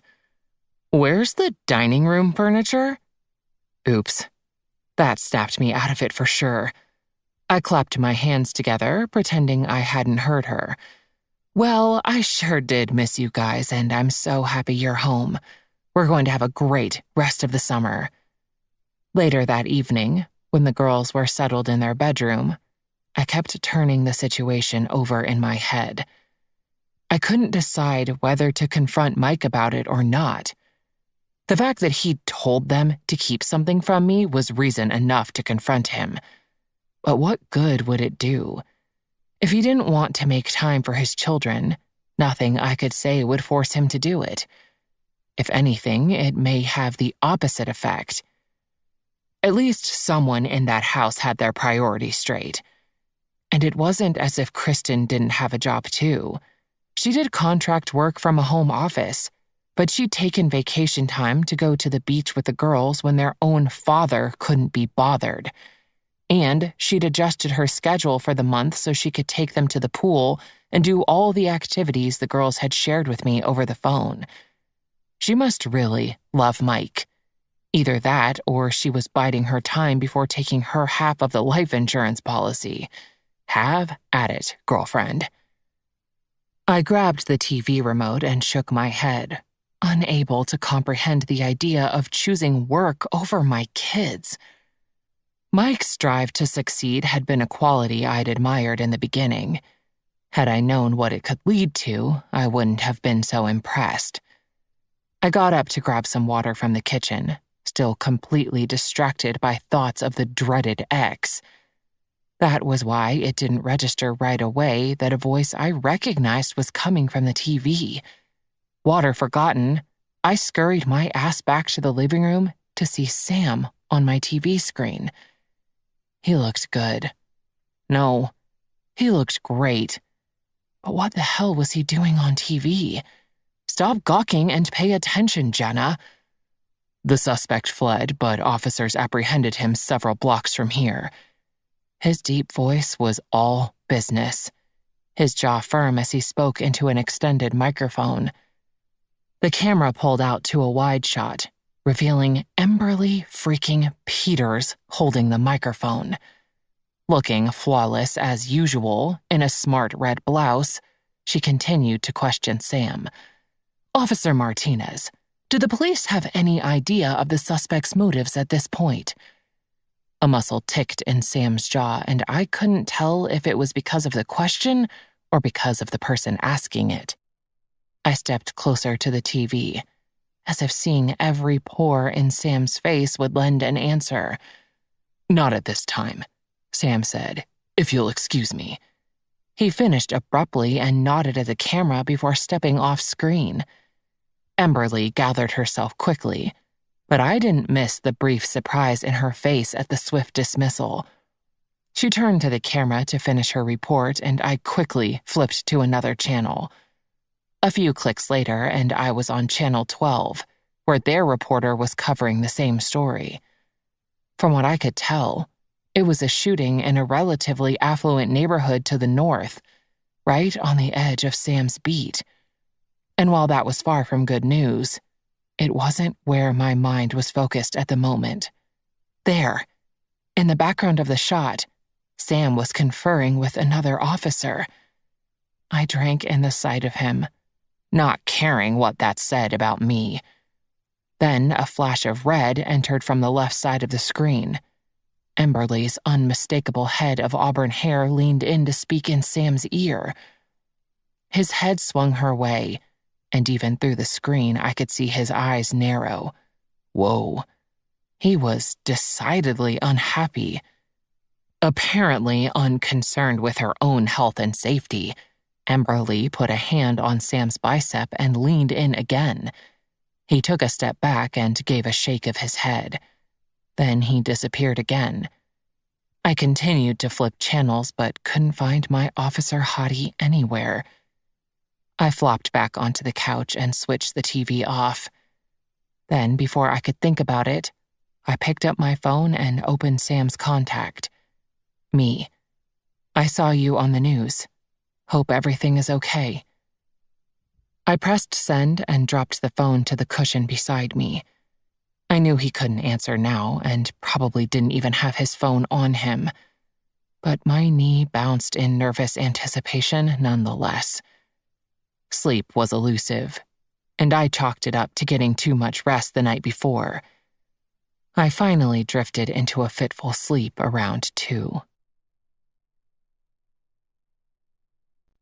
Chapter 21. Kate's foot drove off the ground, propelling her scooter a good 10 yards ahead of me, Eileen hot on her heels. Reggie and I were content to hang back. Or at least I was. Reggie probably preferred to weave back and forth between the girls as they sped up the sidewalk. It was the morning after I'd seen Sam on TV, and my girls were accompanying me on my morning walk. Their craving for speed precluded them from simply walking, so they blazed ahead of me on their scooters for most of the outing to the park and back.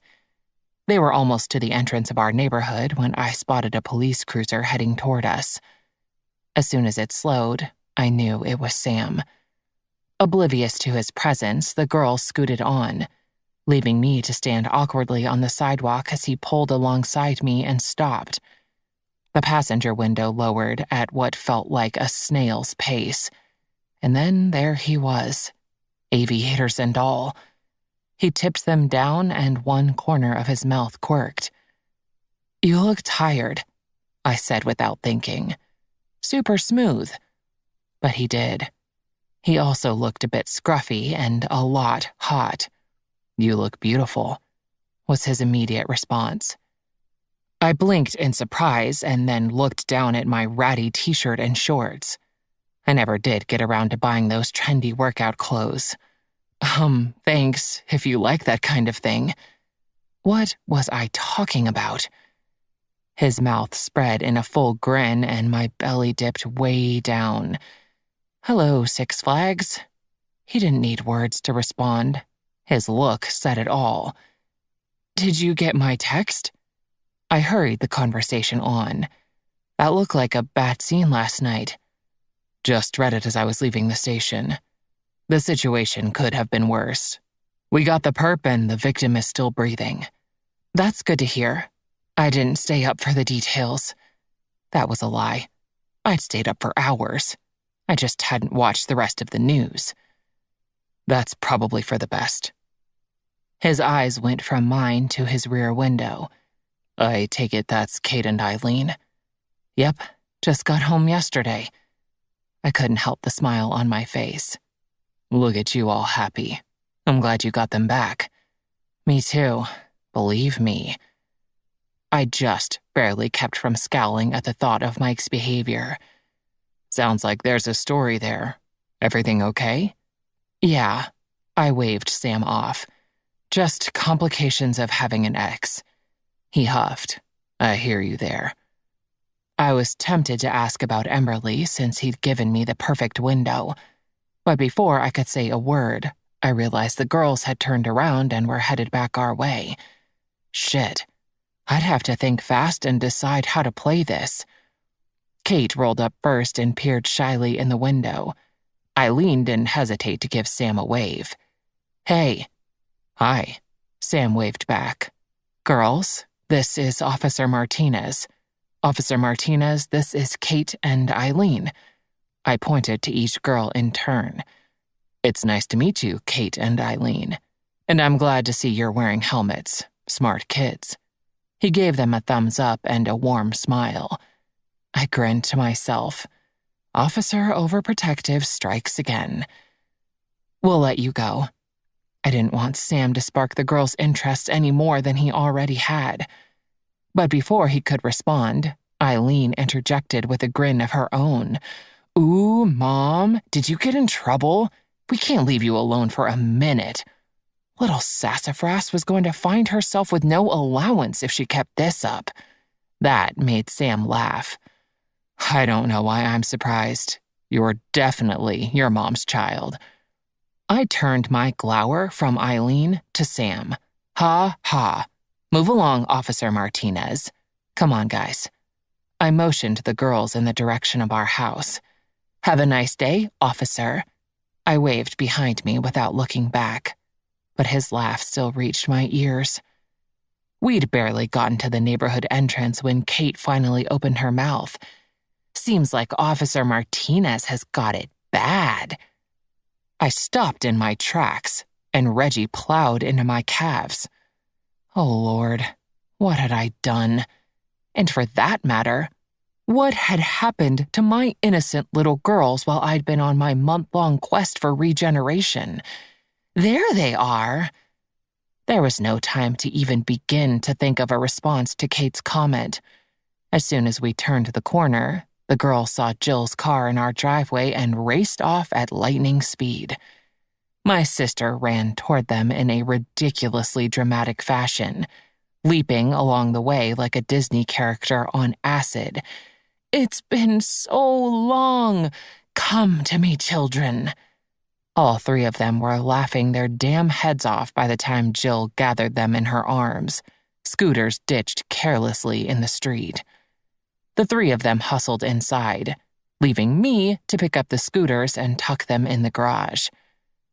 By the time I got inside, they were all settled around the kitchen table with drinks, giggling madly about something I probably didn't want to hear. "Hey, sis," I waved to Jill. "Jenna, I think they grew while they were gone." Her lips pursed. Probably they refused to stop. I went to refill Reggie's water bowl. "Probably because Kristen made us eat spinach. She eats all this healthy stuff." Eileen's tongue hung out of her mouth in disgust. "I like spinach. And you've had it in lots of stuff, I'm sure." Jill rolled her eyes at me. "But it was just, like, leaves." "That's called a salad, genius," Jill said, causing Eileen to stick her tongue out at her. "Whatever." Kate wrinkled her nose. "I didn't mind that as much as the aha tuna. Yuck." Jill and I looked at each other and grinned. God, it was great to all be together again.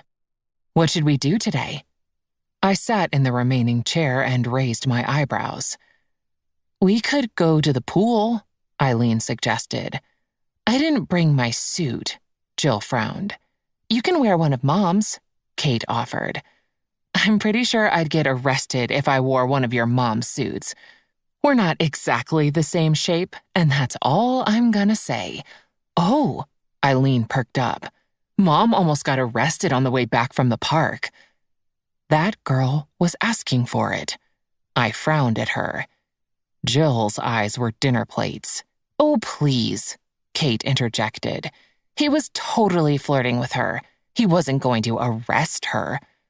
My head snapped back in surprise, and Jill's mouth dropped open, her eyes growing wider, if that was possible.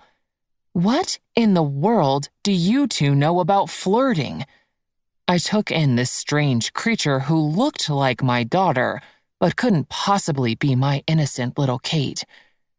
Eileen answered for her. Dad let us watch a lot of TV. She's addicted to some stupid show. It's not stupid, it's funny. Kate sat up straight in her chair. And I'm going to marry Leonard. Oh my God. Eileen's lip curled. Apparently, even spinach was more palatable to Eileen than the thought of marrying a boy. I looked back to Jill, and I was pretty sure we were on the same page. My little girls were growing up, and there wasn't a whole lot we could do to stop it. Perhaps investing in padlocks for their bedroom door and window was a sound plan.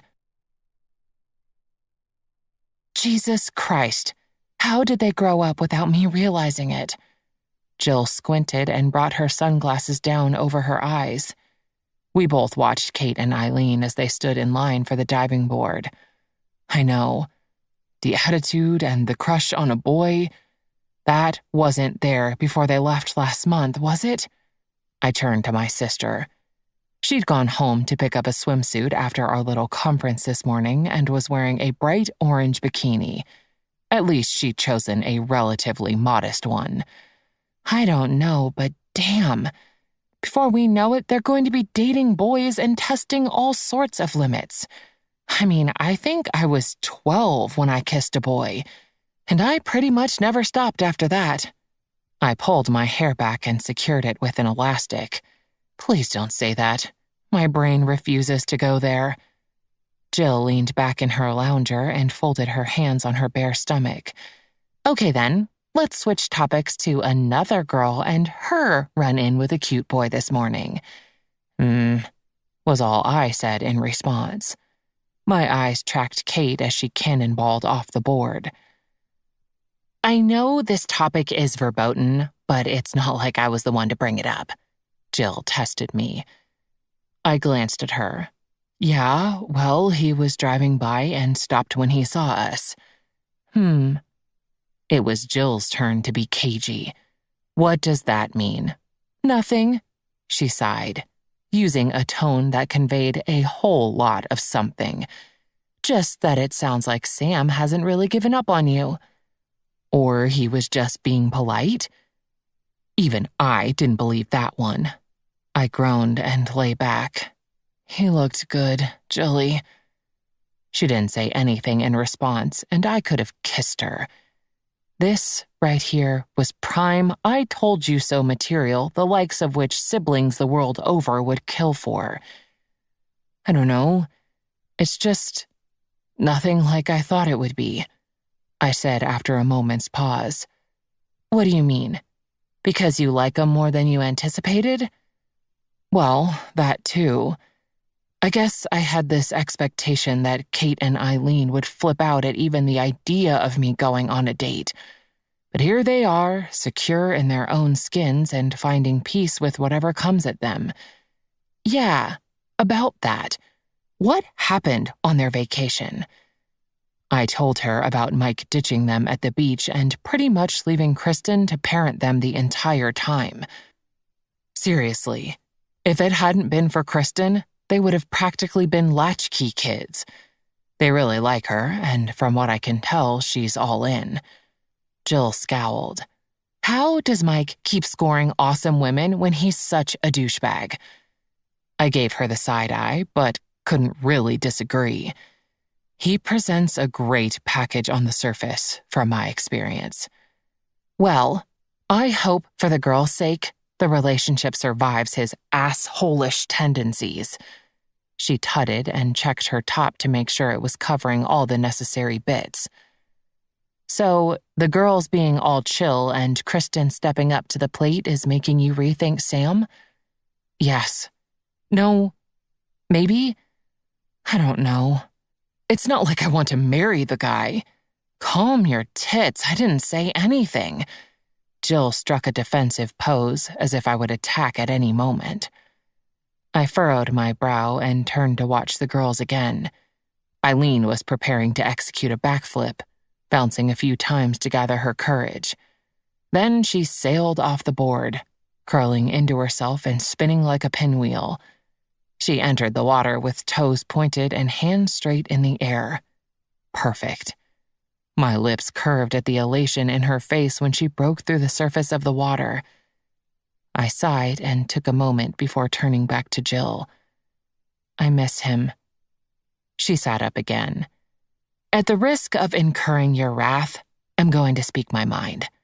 She checked for signs of lunacy and seemed satisfied with my expression. Jenna, stop martyring yourself and go get him. My mouth opened to protest, but it just hung there, waiting for a bug to fly in. Was that what I was doing? I put my head in my hands and I might have whined. Shit, I'm that mom, aren't I? I'm not really sure how to answer that. I kind of like having 4 limbs and a working spine. Ugh. I raised my head again. A sigh escaped. Okay, I've got some thinking to do. Sounds like it. She patted my knee cautiously.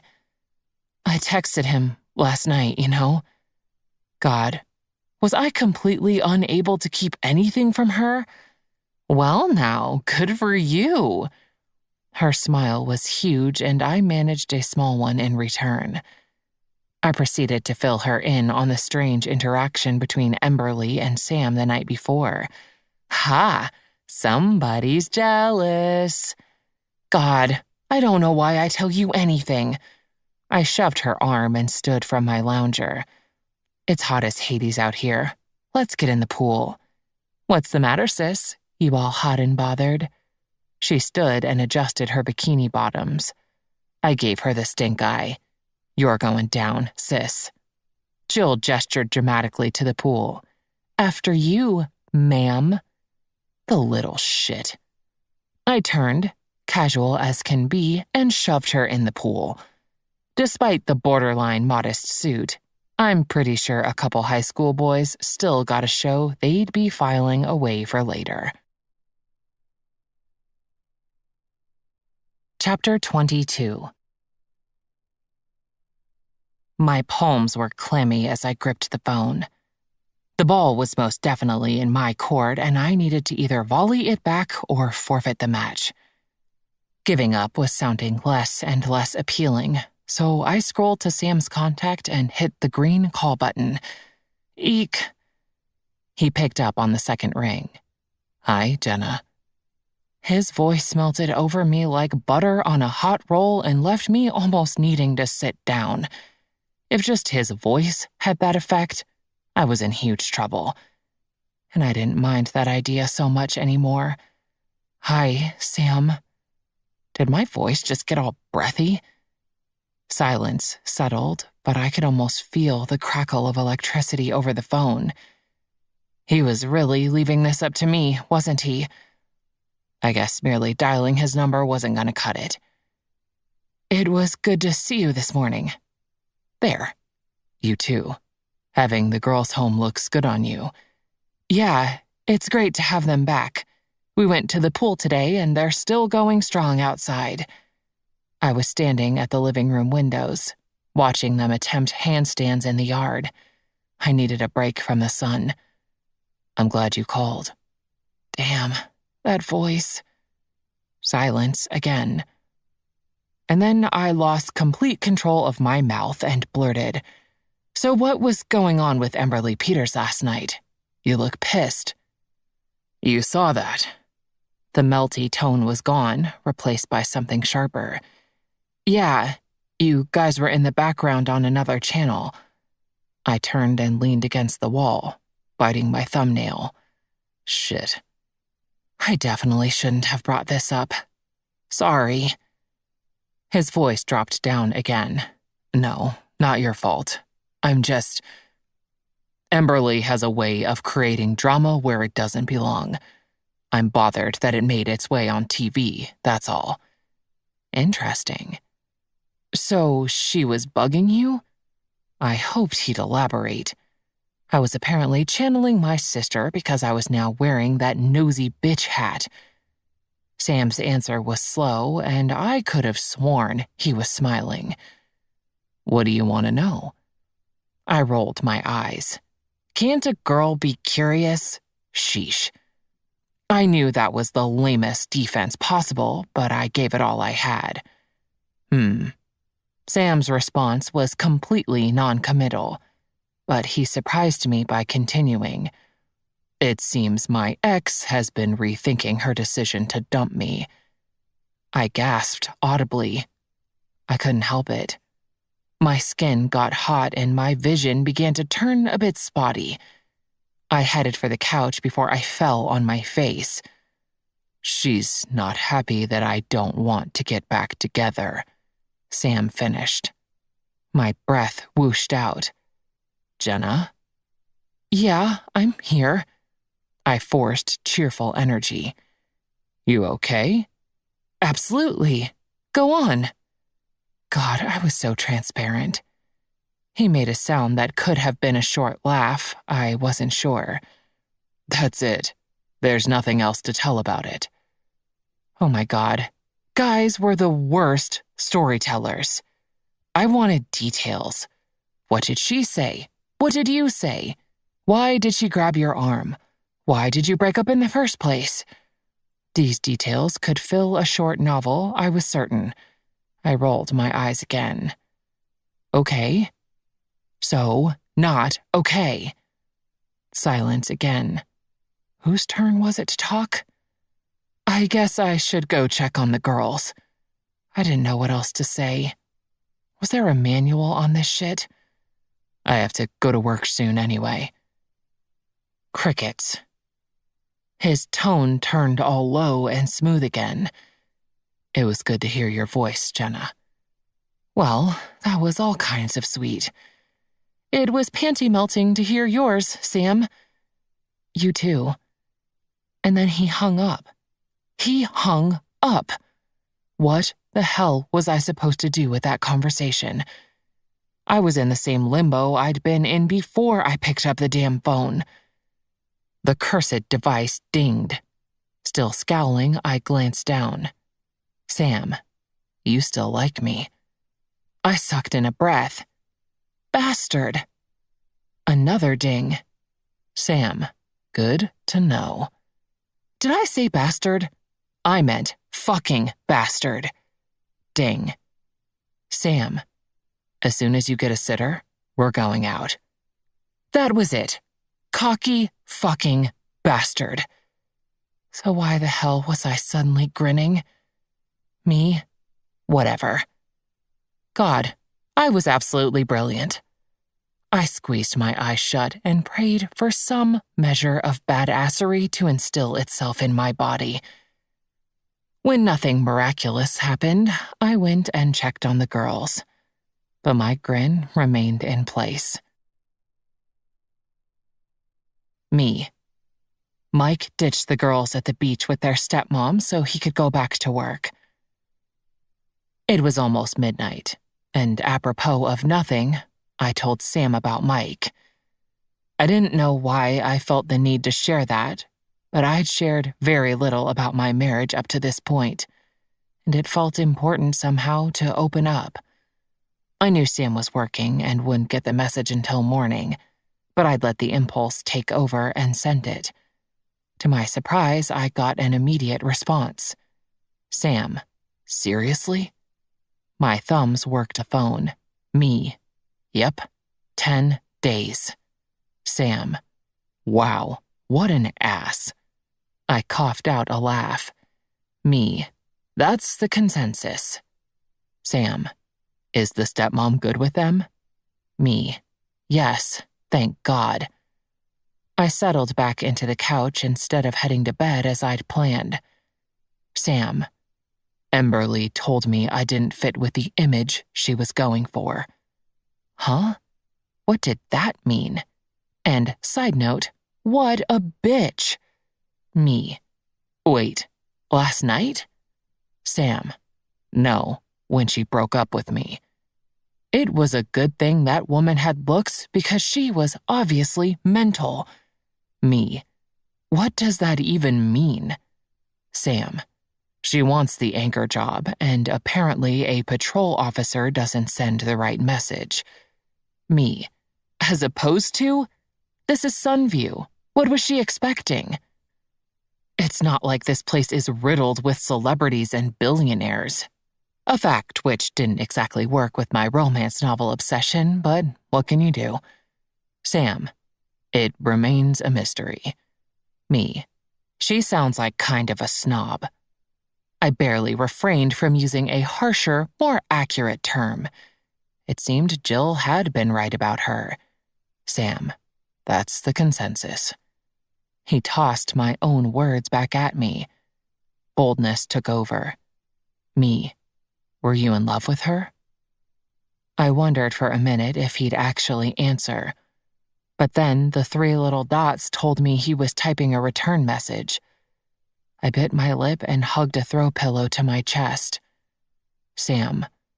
Honestly, I don't really know. I thought I was. Interesting. Sophia had made it sound like Emberly smashed his heart to smithereens. She'd also said the woman had cheated, so I guess she had it wrong on both counts. Me. Maybe there are different kinds of love. Sam. Maybe. The air was suddenly too warm. The subject of love was making me feel exposed. I switched topics before he could say any more. Me. Aren't you supposed to be working? Sam. I'm on break for a few more minutes. A yawn broke over my face. Me. It's late. I should go to bed. Sam. Okay. Sleep well, Jenna. Me. Thanks. Stay safe. Part of me wanted to hit that little call button and hear his voice repeat those words so I could get that melty feeling again. Me. Sam? Sam. I'm here. Deep breath. Me. You were right. I do like you, but I'm still not sure what that means, okay? His reply was quick. Sam. Okay. Me. Night. I smiled lazily and took myself to bed. The next day, Kate and Eileen announced they absolutely had to see their friend Megan or they would die. Not wanting their death on my conscience, I arranged the playdate and off they went to spend the afternoon with their bestie. Watching the girls devour their scrambled eggs and bacon that morning, I decided I didn't like the idea of being all cowardly, and I especially didn't like the notion of hiding behind my kids and using them as an excuse for not going after what I wanted. Jill's voice kept echoing in my head. Martyr, martyr, martyr. To the point where I wanted to murder, murder, murder. Luckily, I'd only taken my aggression out on the eggs. Feeling emboldened, if not a bit uncertain, I texted Sophia and completely crossed the line by asking for Sam's address. I knew by doing that, the cat would be entirely out of the bag, but I didn't want to be able to backtrack and make excuses. Amazingly, she didn't give me a hard time at all. She must have been busy fighting off terrorists for the restraint it would have taken otherwise. With the address and a smiley emoji in hand, I got ready to surprise Sam. What would happen after that, I had no clue.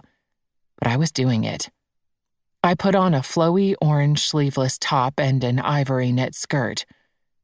My hair obeyed for once as I arranged it in soft waves around my shoulders and applied a few touches of makeup. Then I was ready to go. Halfway to the car, I backtracked and put on another layer of antiperspirant since the first application wasn't cutting it. My newly found nerve hadn't yet reached my sweat glands.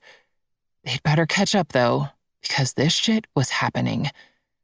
My left leg bounced all the way to his house as the air conditioning blasted me with Arctic temperatures. He literally lived 2 miles from my house. He hadn't been exaggerating at all. This didn't give me nearly enough time to calm my nerves. I put the car in park and closed my eyes, letting the air do its job. Worried about my underarms, I placed my hands on my head to give them equal exposure to the lovely coolness.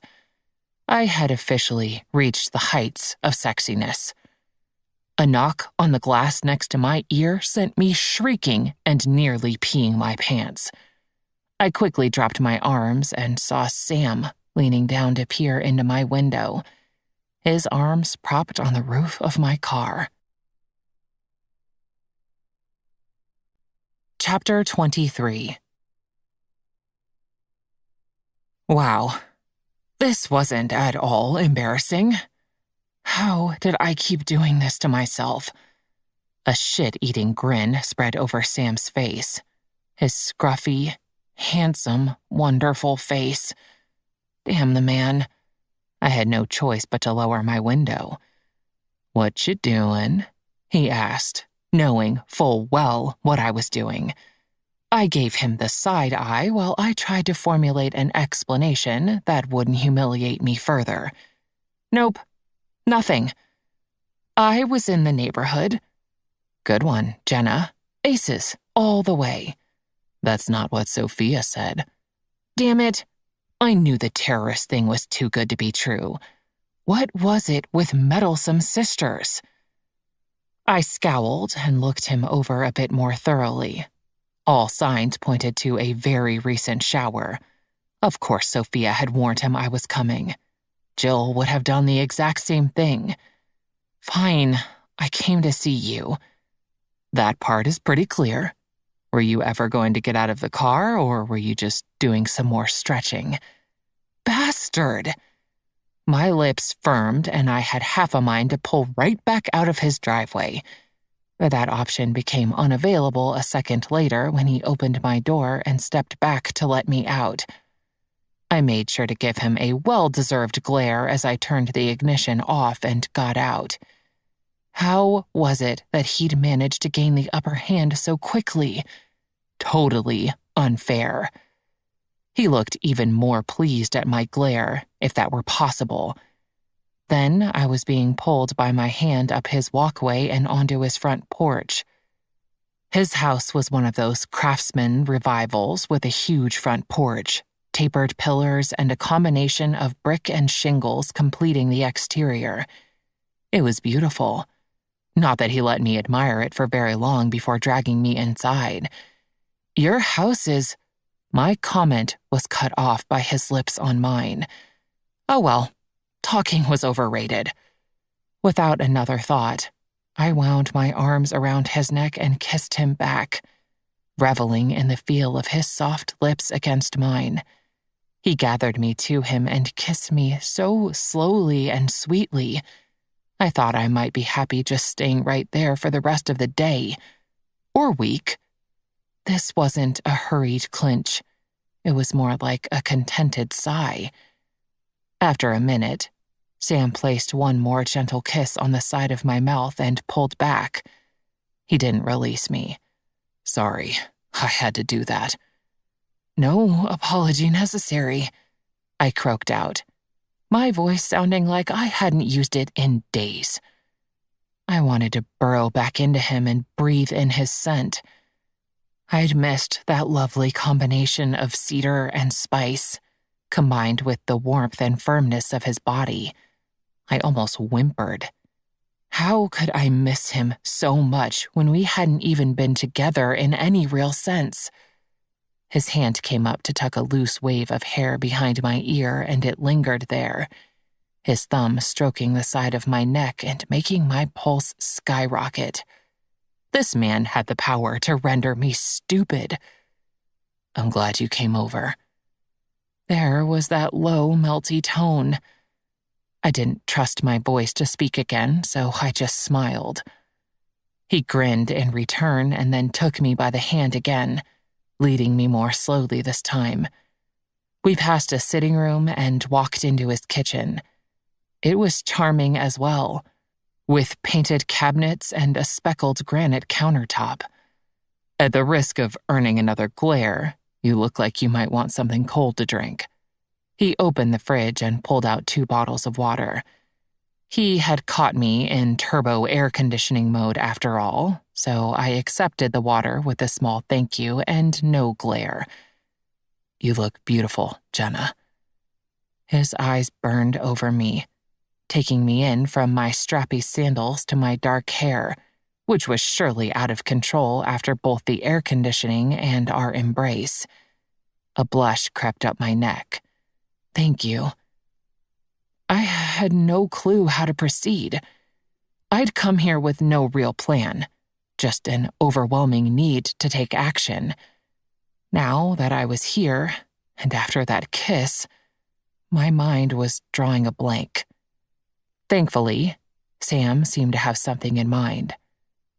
Come on. He took my hand again, as if unable to leave us unconnected, and took me to a cozy den off the kitchen. We sat on a plush love seat where he kept our hands clasped on his muscular thigh.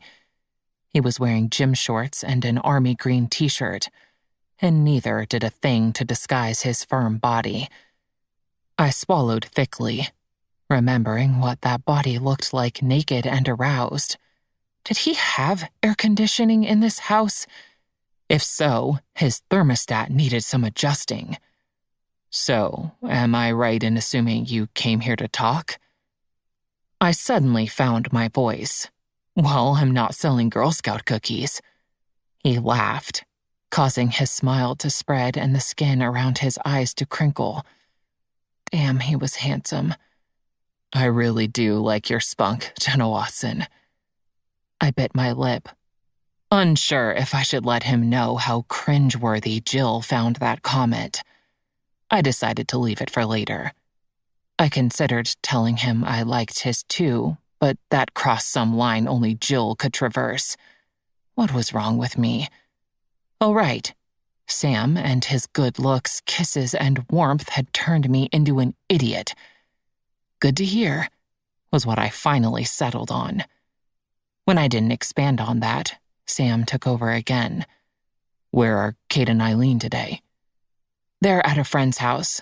It turns out a month is way too long to be away from their best friend.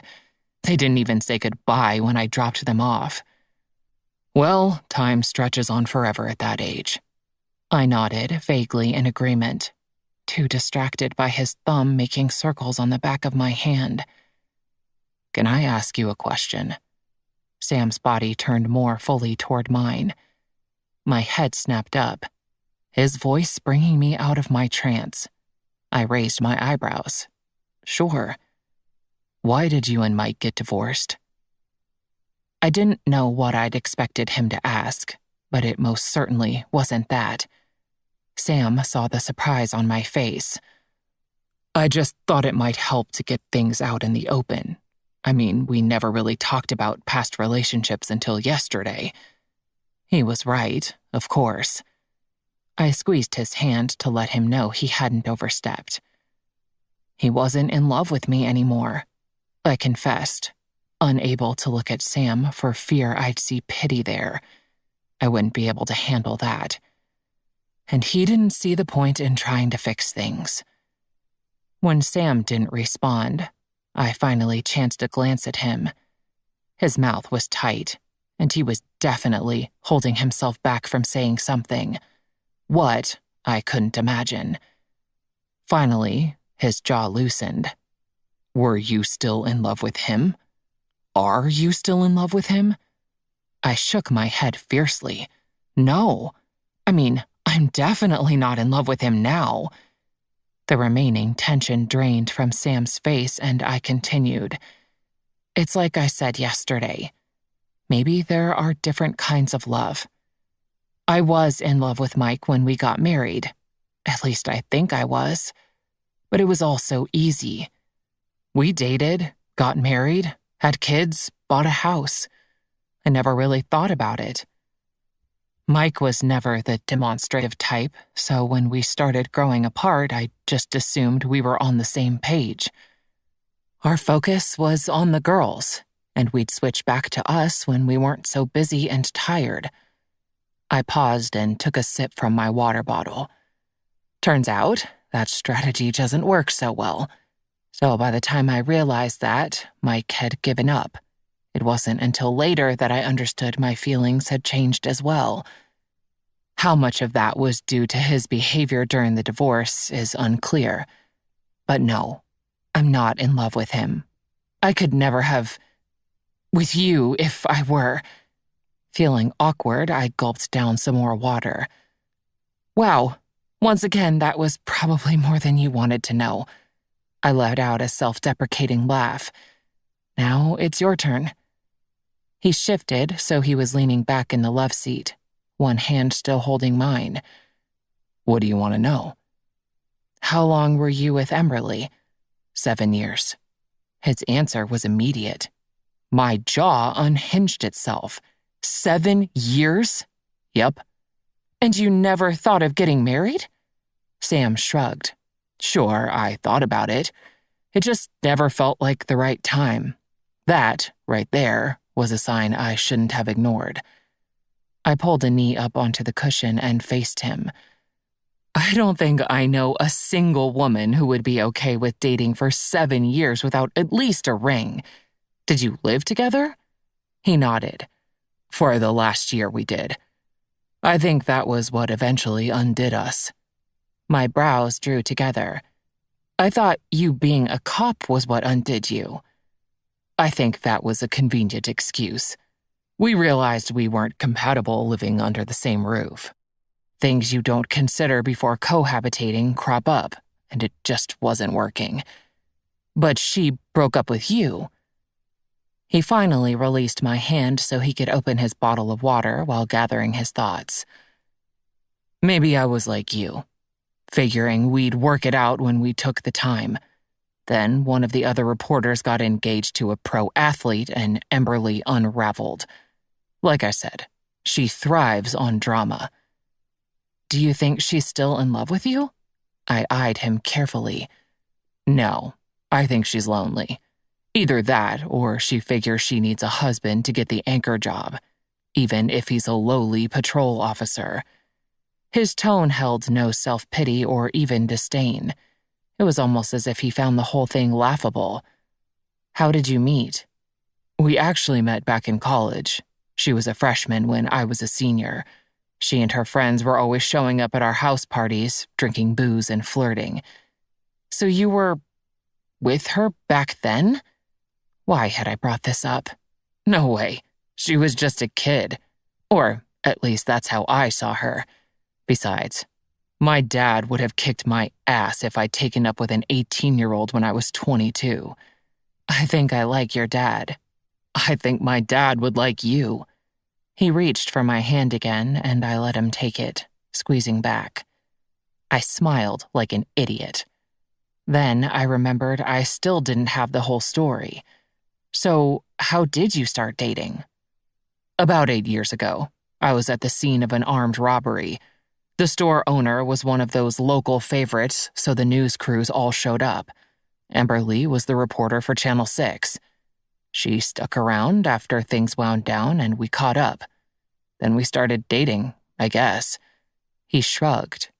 I wasn't so sure I wanted any more details. I had enough to go on. Anybody else serious besides Emberly? Nah. A few short-term relationships that didn't work out. My schedule can be brutal at times, especially when I first started out. There wasn't a lot of time for dating. I can understand that. Part of the reason I think Mike and I grew apart was that he worked all the time. I know his new wife is learning that the hard way. Sounded like it from what you said yesterday. Weren't the girls hurt that he didn't take time off? I shook my head in wonder. I'm not sure, but it sounded like they didn't give it much thought. I wish they'd told me sooner, though. I would have ripped Mike a new one. Now that I'd like to see. He winked at me. What does Mike do for a living that's so all-consuming? I coughed out a laugh. He works in IT. What, for the Pentagon or something? Even more high profile than that. He works for Litmar, I whispered as though sharing a valuable secret. The plastics company. Sam's face screwed up. I nodded slowly. The very same. Wow, that's... Unable to come up with anything, Sam took a sip from his bottle and his eyes narrowed. There are no words. Believe me, I've tried to find them. Sam shook his head. Can I just reiterate something I've said before? I nodded, a bit wary. Your ex is a giant fucking idiot. I chuckled. No arguments here. Then I gave Sam's hand another squeeze. Are we done with the past relationships part of the conversation? Absolutely. I don't think I can handle any more reminiscing. He gave a fake shudder. Good. But I do have something I need to tell you. Shoot. Sam's eyes were laser-focused on my face. I readjusted my position before confessing. I know I'm the one who showed up on your doorstep, but you have to know from the get-go that I have trust issues. I'd be shocked if you didn't. He tilted his head to the side. My voice got quiet. I don't even know if I can trust myself, Sam, and I certainly can't make any promises. His hold on my hand tightened. We'll just take it slow then. How does that sound? Sounds perfect. I let out a relieved sigh and watched our joined hands. Jenna, Sam said. I looked up and saw nothing but earnestness in his eyes. Even if you can't see it yet, you can trust me. His voice was quiet yet firm. And I trust you. That's a pretty good base to start with, don't you think? Instead of responding, I leaned in and placed my lips on his. Chapter 24. Ooh, you should definitely wear that one. It makes you look really tan. I tilted my head as I assessed my outfit in the mirror. It was a simple black dress, casual yet a bit sexy. I caught Kate's eye in the reflection. You think? Definitely. During the girl's absence, I had forgotten how much mileage that word got in this house. Oh well, it was better than like. As if to prove my point, Eileen chimed in. Definitely. It was a couple days after my impromptu visit to Sam's, and we were going out on a dinner date. I was dropping the girls at the Archer's house on my way to meet Sam. I wasn't ready for him to pick me up in front of the girls just yet. All I'd said was that I was meeting a friend for dinner. However, their level of interest in my outfit made me suspect they knew exactly what tonight was. God save me from intuitive children. Okay, it looks like we've got a winner. I turned back to my closet to fish out some heels, trying to ignore the butterflies in my stomach. When I'd left Sam's house the other day, nothing had been truly resolved except for our decision to go on a date. We were starting slowly and trying to forget how good it felt to go quickly, but it was the right decision for me at this point. Do you know Megan's mom has a boyfriend? Eileen asked out of the blue. Okay, clearly not out of the blue. The jig was up. Subtlety was beyond Eileen's grasp. I kept my head buried in the shoe rack. No, I didn't know that. Lindsay had been divorced for about 4 years, if memory served. And I knew this wasn't the first boyfriend she'd had. Yeah, his name is Vince and he's a nurse. Nurses are great. Yes, that's all I could come up with. I rolled my eyes at myself. And Sydney's dad just got married. This made me straighten and turn around. Really? I didn't even think Sydney's parents' divorce was final. Megan told us. He married another guy. Well, shit. That was news. Both girls were sitting on the end of my bed, their feet dangling a foot above the ground and swinging back and forth. Girls, Their eyes came to me. I was always amazed that, though they were identical, they were so very different. All I needed was a glimpse at either pair of eyes, and I could identify my child in a millisecond. At the moment, Kate's reflected thoughtfulness, and Eileen's shone with mischief. "Is there something you're not telling me?" They looked at each other and spoke in their silent twin language before returning their gazes to me. "We want you to know we're totally fine with you dating that police officer." Eileen spoke for both of them. My jaw dropped. I had no words. I mean, it was evident they'd figured out my dinner with a friend was more like a date. But how in the world did they know it was with Sam? Surely Jill wouldn't have said anything. Would she? No. And they'd only been talking to Megan since they got home. How would she or her mom know about Sam? Kate's voice cut through my frantic thoughts.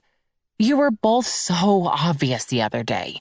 I mean, I know you like to think you can pull stuff over on us, but you're not that good, Mom." I walked over to the bed and plonked my butt down beside them. I don't know what to say. "It's okay." Eileen patted my knee. Exactly who the adult was in this situation, I was beginning to question. When Dad started dating Kristen, we weren't so sure. I remembered that very well. More than they realized, I'm sure. I'd been so worried he was moving too fast and setting the girls up for heartbreak.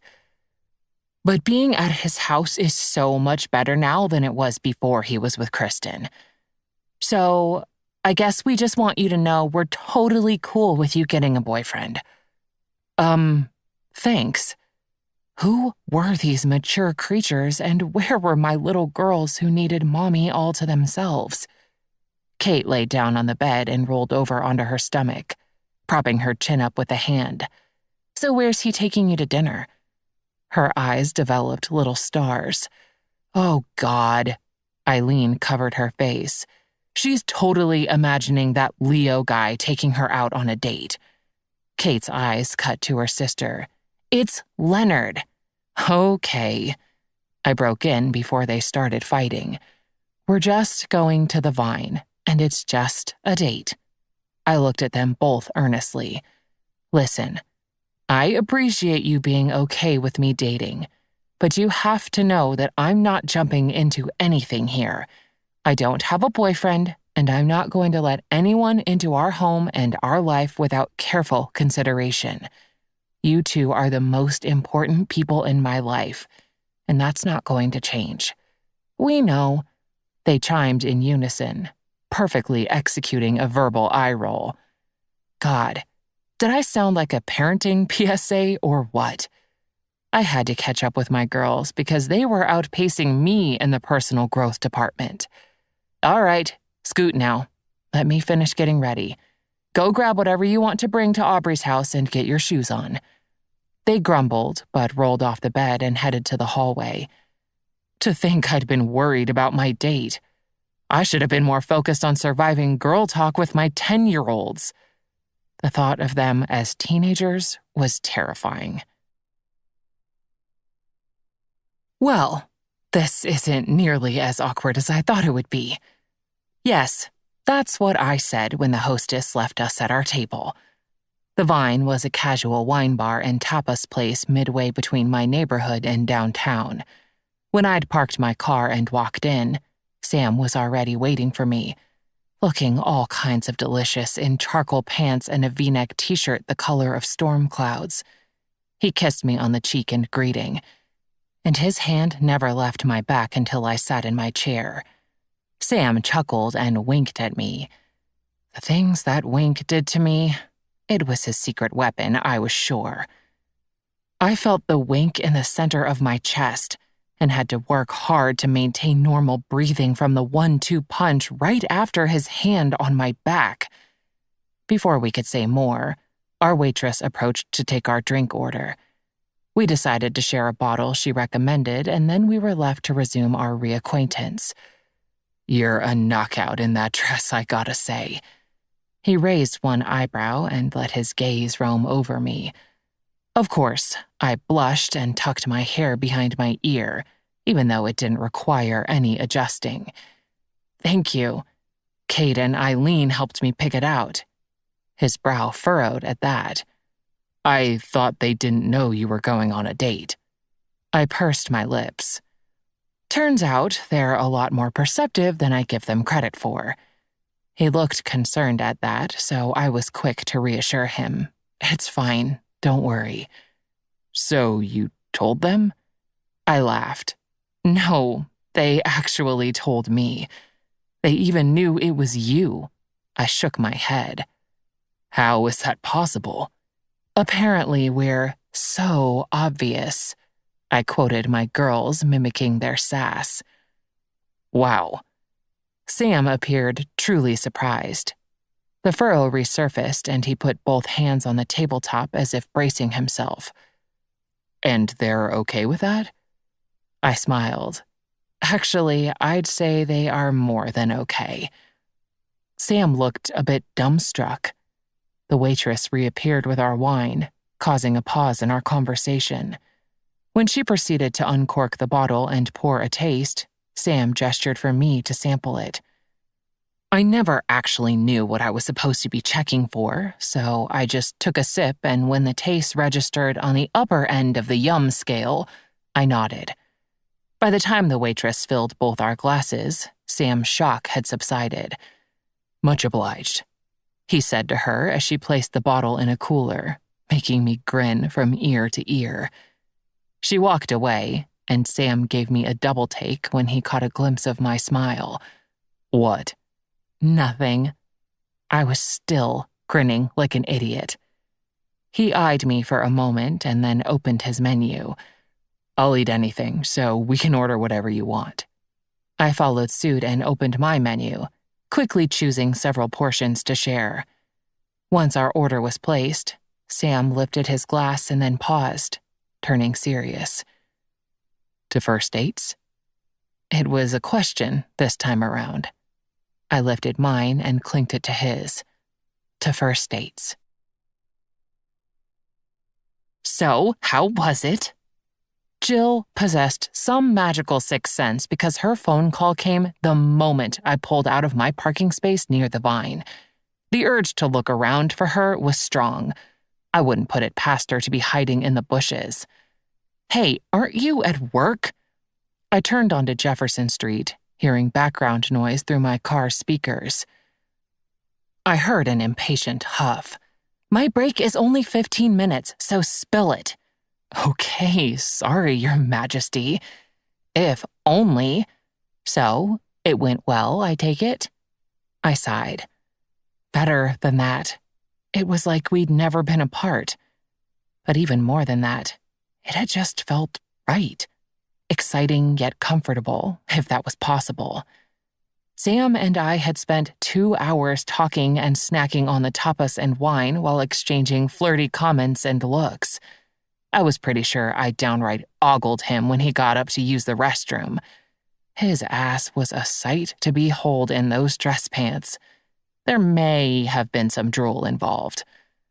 When he returned, my thighs clenched together at the memory of our nights together when we'd been wearing far fewer clothes. It was all I could do not to whimper when his tongue swept over his lower lip to catch a drop of wine. I remembered exactly what that tongue was capable of, and wasn't sure if I'd make it through the evening without climbing over the table and sitting on his face. Good Lord, my girl parts were staging a coup. I tried and failed to blame my hot and bothered state on the wine. 2 glasses did not cause me to act this dopey and warm. Sam paid the check, and I didn't even try to offer to split it. That would have earned me a scolding look my sex-obsessed brain would have interpreted in a most inappropriate manner. I was like a hormone-riddled teenager. Again, he led me with a hand to the small of my back, the point of contact acting as the epicenter to an earthquake of sensations tearing through my body. Apparently, my lady bits missed Sam even more than my heart and mind. In a move that was entirely out of character, I turned abruptly and pulled Sam toward me as soon as we exited the restaurant. My lips found his, and I was kissing the daylights out of him for anyone to witness. I didn't care. I had to feel him against me. He groaned and stepped back, pulling me into a small alcove where he proceeded to take over the kiss. His lips were hot and smooth as they slid over mine, our tongues entwined in a desperate search for something I didn't even understand. I let out a moan and twisted his shirt in my hands, trying to pull him under my skin. His hands did their own work, gliding down my sides and cupping my ass. God, the feel of his hardness against my stomach made me want to throw caution to the wind and just go find a private place to screw our brains out. Fuck slow. Fast was sounding like a brilliant plan. Possessing control over more brain cells than I, Sam finally pulled back, breathing fast and hard. Pure lust blazed from his dark eyes, telling me I wasn't alone in my desires. I tried moving back in, but Sam shifted his head and simply embraced me instead of meeting my lips again. Jenna. His voice was practically a growl. I nestled into his chest and let my hand smooth over his back. He caressed my back in return, and we stayed there for several minutes, basking in each other's warmth and breathing the same air. Don't think for a second that I don't want to take you back to my place and have you every which way from Sunday. I smiled against his shirt and he continued, but I promised to take things slow. He pulled back and looked at me again, even if you played dirty. I grinned and hoped I didn't look half as kiss-drunk as I felt. Let me walk you to your car. A few minutes later, I was pulling out, Sam standing with his hands in his pockets watching me go, and Jill apparently reading my mind as her call came through. Nice, Jill said. I'm so happy for you. I reminded myself to be cautious. Let's not count our chickens, sis. I prefer to be optimistic. I hoped to God she was right. I was allowing myself to see something I hadn't been willing to imagine before. A future that made room for more than just me and my girls. But it was still early days, I reminded myself. When are you going out again? We didn't really get around to talking about that. Well, I'm sure you had better things to do.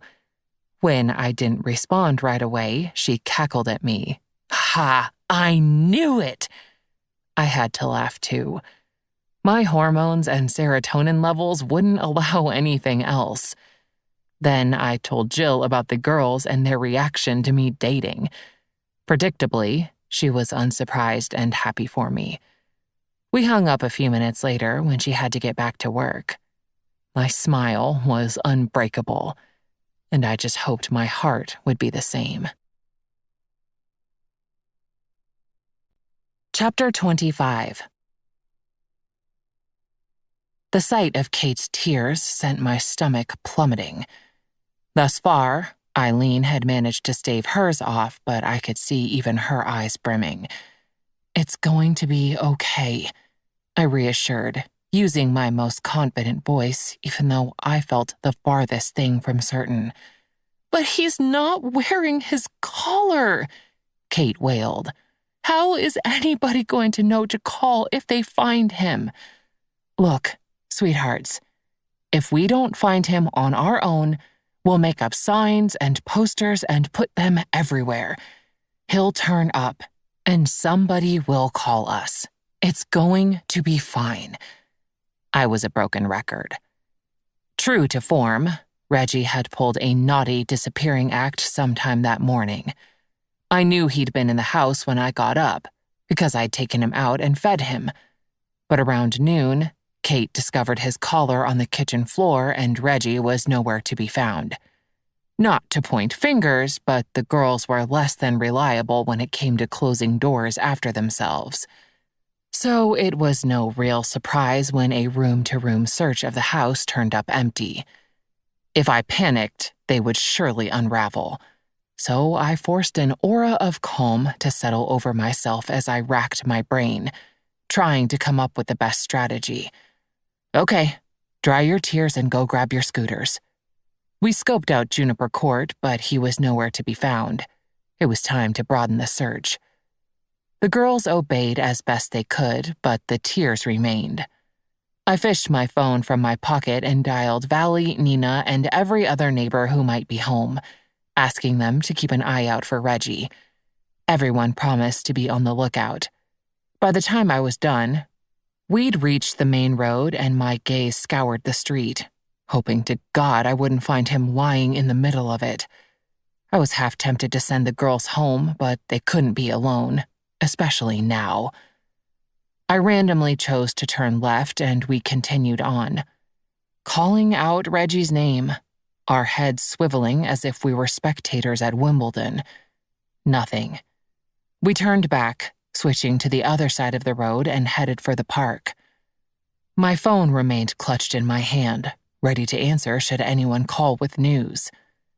After 45 minutes, my own eyes were wet, a feeling of despair crawling over me.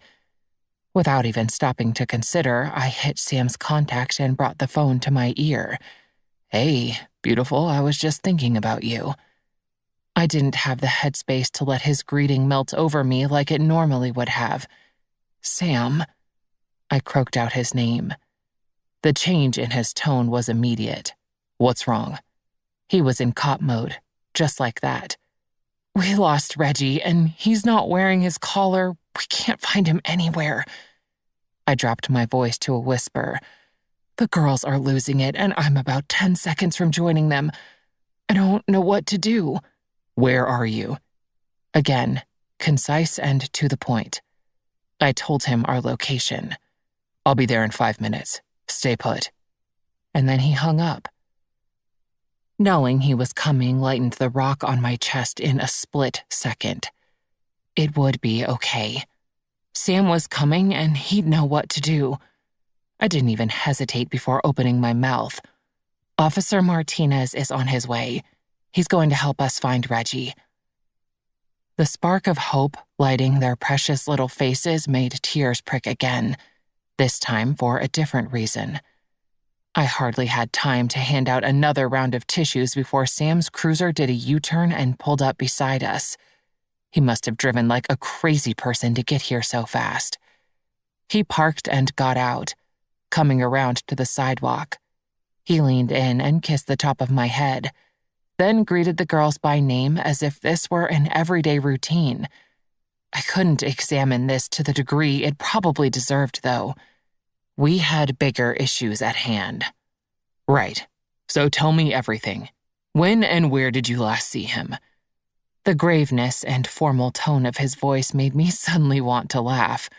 Inappropriate, to be sure. But it was as if we were filing a missing persons report, not searching for a lost mutt. I reined in the threatening hysteria and listened while the girls explained everything to Sam. Okay. He rubbed his hands together. Everybody hop in the back. We're going to find your dog. I took a deep breath, watching the girl scramble in through the door Sam held open. Then I met his eyes. Had I ever been on the receiving end of such warmth and kindness? Okay, had I ever asked myself such a stupid question? I smiled at him as best I could, given the situation, and climbed in after the girls. His words from the other day surfaced in my mind. Sam Martinez was turning out to be as trustworthy as they come, and that was nothing to sneeze at. Mangy little bastard, I whispered as I applied the third coat of shampoo to Reggie's fur. The girls' giggles reached me from the living room where they stayed with Sam while I washed Lord knows what out of Reggie's fur. I was pretty sure I didn't want to know what was circling the bathtub drain at the moment. He looked up at me, his tongue hanging out to one side and his eyes giving me a pathetic, "Who, me?" look. Don't even try that with me. Do you know how much trouble you caused?" He just tilted his doggy head to the other side, pretending he had no idea what I was talking about. It had taken over 2 hours, but we'd finally found Reggie hanging out in the backyard of a house about a mile away from ours. If it hadn't been for Sam and his cruiser and badge, we would never have found him. People were more than willing to listen to Sam when he asked repeatedly if anyone had seen Reggie. We finally caught a lead when a woman said she'd seen him in her yard just a few minutes before. She tried to call him, but he'd run off, so she pointed us in the direction Reggie had fled. It was a kid on a bike who was finally able to tell us where Reggie was, and we retrieved the troublemaker from an apparent game of whose butt smells better with the homeowners' 2 golden retrievers who were hosting the little gathering inside their invisible fence. Kate and Eileen shrieked with joy and ran right through their yard, causing the man living there to poke his head out the door in alarm. Sam went to talk to him while I followed the girls, intent on securing our little runaway with the collar and leash I'd been carting around all afternoon. Thank yous were doled out and hugs shared all around before we hopped back in the car. Sam didn't even make a sound of protest as a filthy Reggie bounded into the back seat of his cruiser. Everyone was going to need a bath after that car ride. That's about as good as it's gonna get, you little troublemaker. I shut the water off and covered Reggie with an old towel, rubbing as much water from his coat as I could before letting him out of the tub. He raced for the living room, undoubtedly to rub himself along every inch of dry carpet and sofa. I cleaned up and followed after him, finding Sam holding court on my couch, both girls standing in front of him. Good God, the man was a female magnet. I watched, undetected, as Kate and Eileen competed for his attention, each of them putting forth their best work.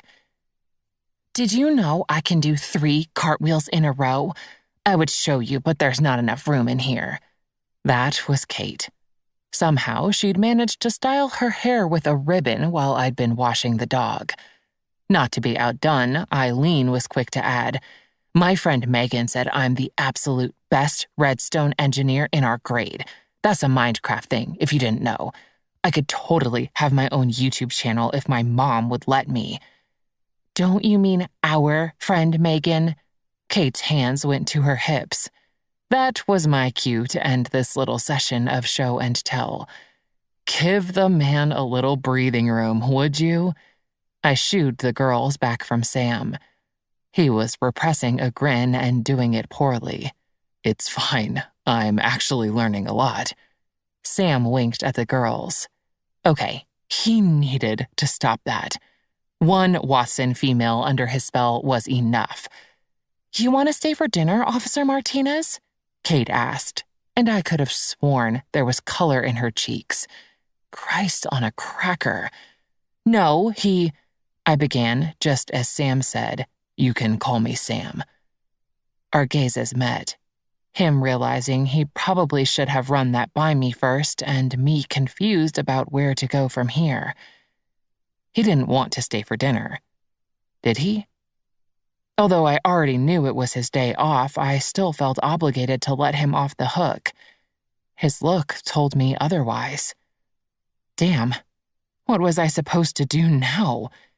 We were taking this slowly, and I'd told the girls just yesterday that I wasn't bringing anyone into our lives without careful consideration. Everyone's eyes were now on me. I took a breath and looked around the room. Each face was telling me the same thing. On an exhale, I let my concerns fall to the side, putting as much faith as I could in both myself and Sam not to mess this up. "We'd love to have you stay for dinner, if you'd like, Sam." The message sent to me by his eyes was spoken in a language way inappropriate for our audience. I quickly averted my gaze. "Okay, girls, let's get dinner started then. You invite the man, you're gonna pitch in." Miraculously, they didn't even grumble. 40 minutes later, we all sat down to a hastily prepared meal of chicken and dumplings with a dreaded side of peas and a salad to round out the meal. The girls were at the age where their help in the kitchen was just tipping the scale toward actually offering value versus making my job harder. Sam volunteered to help, but 3 in the kitchen was already overkill. Clearly unsettled without an assignment to complete, he excused himself and left through the front door, promising to return soon. Sure enough, he was back 30 minutes later with a brand new harness for Reggie. He called the dog to him and arranged the blue nylon straps around the mutt, then scratched him behind his ears, causing Reggie's back leg to shimmy to the side in involuntary response. Not taking any more chances with you, you crazy escape artist.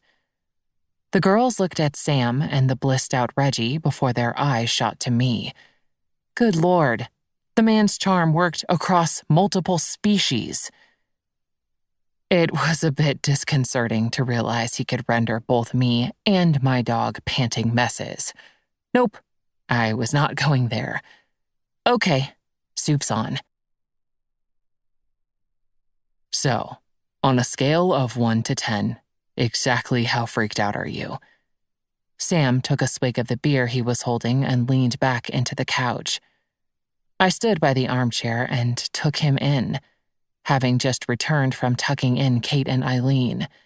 They'd conned me into letting them stay up a little later than usual since we had a guest, so they were past tired when I turned out their light. I considered Sam's question before answering. Truthfully, I'm not nearly as freaked out as I thought I would be. That's good to hear.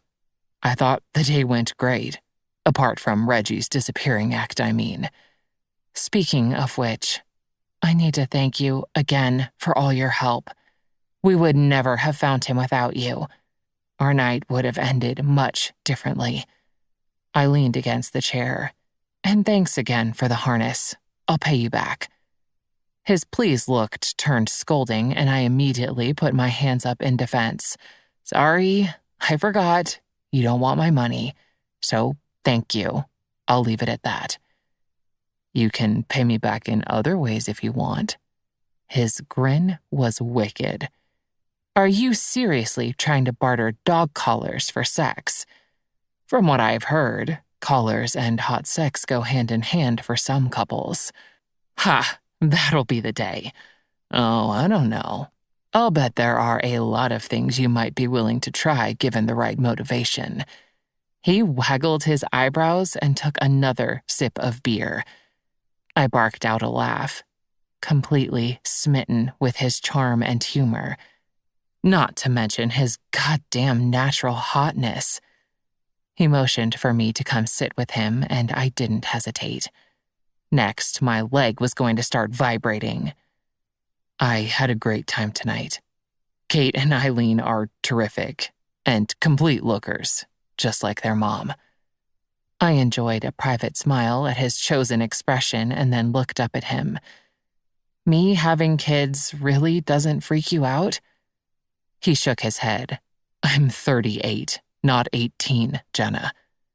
As if that explained everything. His hand ran down my side and his fingers brushed along the skin above my waistband. I shivered at the touch. Sam, you know nothing can happen tonight, right? I know, he said quietly, his face a mask of concentration as he watched his other hand stroke my bare thigh. I wanted nothing more than to stretch across his lap like a damn cat, letting him stroke every last inch of me. Sam. My whisper bordered on desperate. His eyes came back to mine, and one side of his mouth turned up. He was clearly pleased with the effect he had on me. Hell, I was pleased enough for the both of us, but somebody had to rein this in. Sam leaned in and placed the most precious of kisses on my lips before drawing back and standing.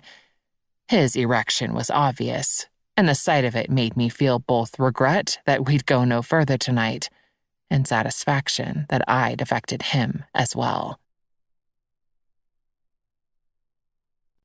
Chapter 26. Sam. I thought of you while I was at work last night. Me. I like the sound of that. Sam. Yeah, I ticketed a couple of underage kids for drinking. They were in a bar hitting on a MILF. Me. Shut up. You're lying. Sam. God's honest truth. She wasn't as hot as you, though. I could practically hear the smoke in his voice, and it sank deep into my pores. For the love of Pete, I couldn't be turned on while doing laundry. It had been 2 weeks since Sam found Reggie and stayed for dinner. We'd been on 3 more dates and had shared countless texts and phone calls. This going slow crap was for suckers. I needed to get laid, and there was only one man for the job. The girls had also been clamoring for Sam to come back. Apparently, having your mom date a cop was impressive to their 10-year-old friends. Their gossiping could rival even the chattiest of the housewives. I'd have to figure out how to nip that in the bud, but it was safe to say the tween age had officially begun. Me. Shush. Sam. I'll see you at 6. Me. Can't wait. And it was so very true. Jill was coming to babysit, and Mama was getting her whatever on. God, I'm so old. No matter, though. Sam didn't know it yet, but I was spending the night at his place, courtesy of Jill's babysitting services. I wasn't sure which one of us was more excited at the prospect of me getting some again. I'd gone on another shopping trip for sexy underwear, careful to check the crotch of each and every pair, and I had the sexiest black lace bra and panty set all ready for this evening. The goal was for Sam to swallow his tongue, or at least put it to good use. Mike had called to check in on the girls, and we were both disgustingly civil with one another. I still hadn't confronted him about leaving the girls with Kristen for the bulk of their daddy time, and I doubted I ever would. That doesn't mean I didn't ask him to thank Kristen for taking such good care of Kate and Eileen. I may have even asked twice, just to rub it in a bit. But it probably went right over his head, and I had to make peace with that. His love for his daughters wasn't in doubt. It was his priorities that were a mess, and that was up to Kristen to deal with now. "She's here," Kate shouted from down the hall, alerting me to Jill's early arrival. Not that she didn't come over whenever she damn well pleased, but I wasn't expecting her for another hour. She likely designated herself my stylist for the evening, which was fine with me. I set the basket down and walked out to the kitchen. "Okay, I'll let you help me get ready, but I already know what I'm wearing, so don't try to put me in something that reveals all the goods." She was rooting in her purse and hadn't looked up at me yet, but when she did, her eyes were puffy and red-rimmed. Shit. I skirted the island and put my arms around her. The girls had left the room, obviously sensing all was not right. What happened? She sniffed and tried to brush it off.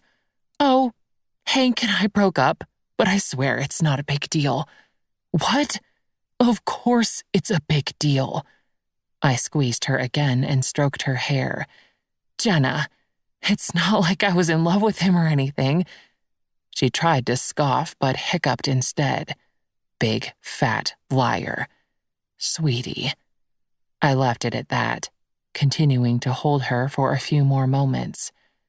When she pulled back, she had composed herself a little. "I'm really okay. I just needed a good cry." "What happened?" I motioned for her to sit on a bar stool, and I did the same. "I don't really want to rehash the whole thing right now. I promise I'll tell you another time. Tonight, I just want to hang out with my girls."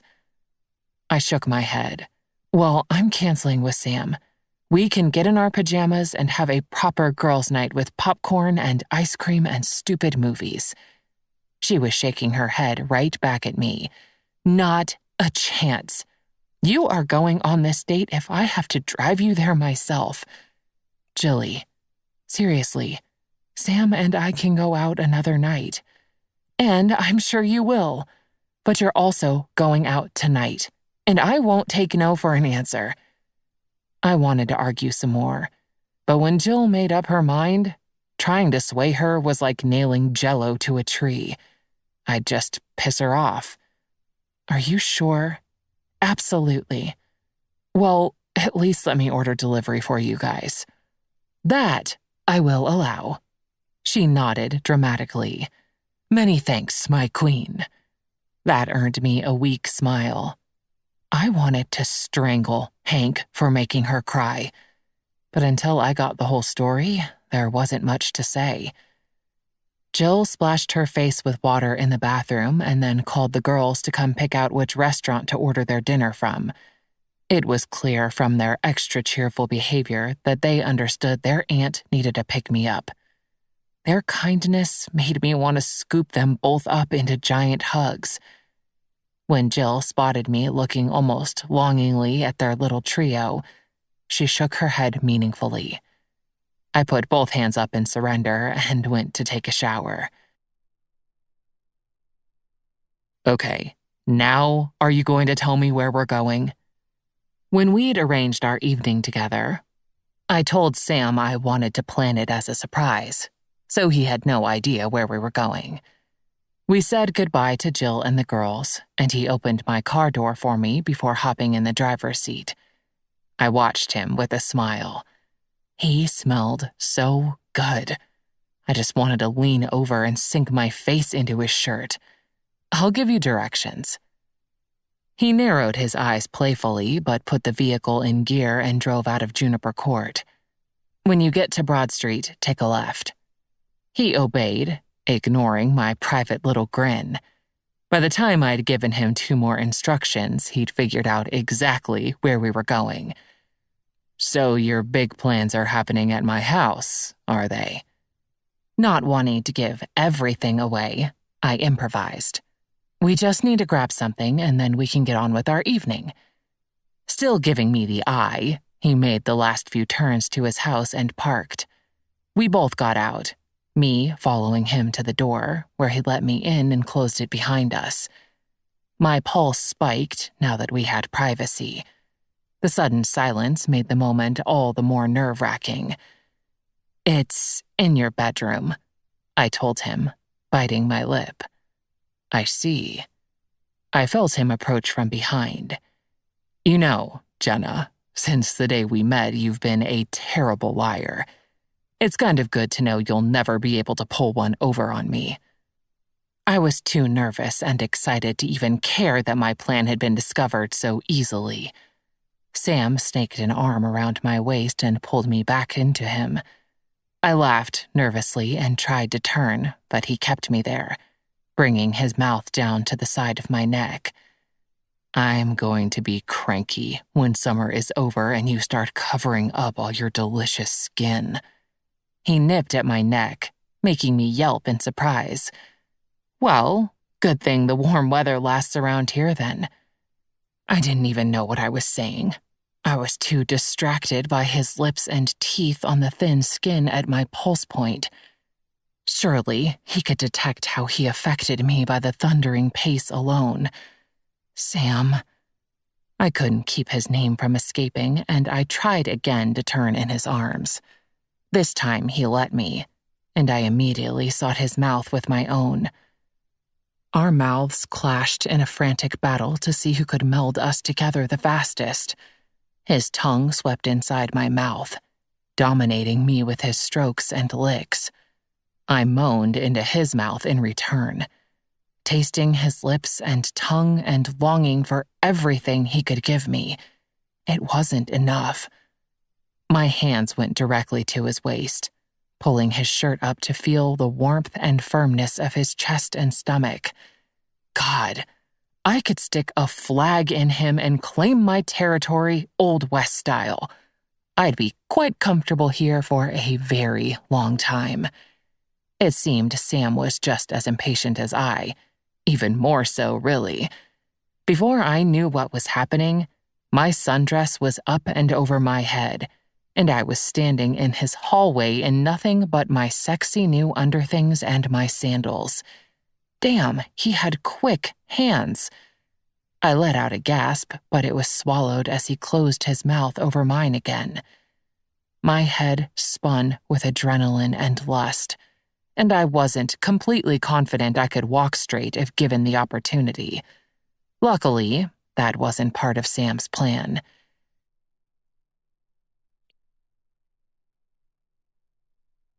We lay there, breathing heavily, sweat slicking our skin. Our hands refused to stop moving over one another's skin, almost reverent in our touches. Sex with Sam before had been phenomenal, but this was something different, even better. And I could tell he felt it too, because this time it wasn't just sex. It was more. Sam reluctantly released me, needing to take care of the condom, and I vowed right then to go on the pill. I was done waiting for the other shoe to drop in my life. He soon returned and lay next to me, pulling me into him with both arms. We lay there silently, happy to simply be in the same bed, to breathe the same air. Eventually, though, the need for water drove Sam to the kitchen. He demanded I stay exactly where I was and returned a minute later with 2 cold bottles of water. We both drank greedily before settling back down, Sam with his head on a pillow and me with mine on his smooth chest. "Now I can tell you," he said. "Tell me what?" I lifted my chin a touch so I could see his face. "How sleeping with me after only a week was different." Okay, that came out of left field. All the same, I responded, "Oh, right, the that kind of girl discussion. I wondered when we'd circle back to this." He nodded, his grin turning somewhat smug. I patted his chest. "Just so you know, women despise being labeled in this area. I swear to God, if he even skirted the whole virgin/whore topic, I was going to deck him. Awesome sex or not." Note taken. I saw the grin hadn't gone anywhere, however. "Okay, well, I think it's pretty clear that I'm crap at sleeping with you and not becoming somewhat attached. But you didn't know that at the time. I certainly didn't know that at the time." I propped myself up to look at him square in the eyes. "And besides, you were totally up for a no-strings arrangement. I think we were both that kind of girl when we started. I wasn't." He shook his head, looking impossibly innocent. I rolled my eyes. "Fine, that kind of guy." "Nope, still not. And apart from Angelica and the sofa in her parents' garage, never have been." "Then why in God's name did you agree?" My voice rose a bit. I'd never understand men. "Because I knew you'd change your mind." He shrugged. "Seriously? Do you have a time-traveling DeLorean I didn't know about?" "No." He held back a chuckle. I put a hand out and circled his face. "Okay, you are entirely too cocky. This right here is extremely annoying." He grabbed my finger and pulled my hand to his mouth, placing a kiss on my palm. "That's just because I haven't told you the how part." "Oh, please, enlighten me." I wanted to roll my eyes again, but his kisses were really sweet. "It seems there's someone who knows you better than you know yourself," he informed me quietly. I gasped and pulled my hand back. Sweet kisses be damned.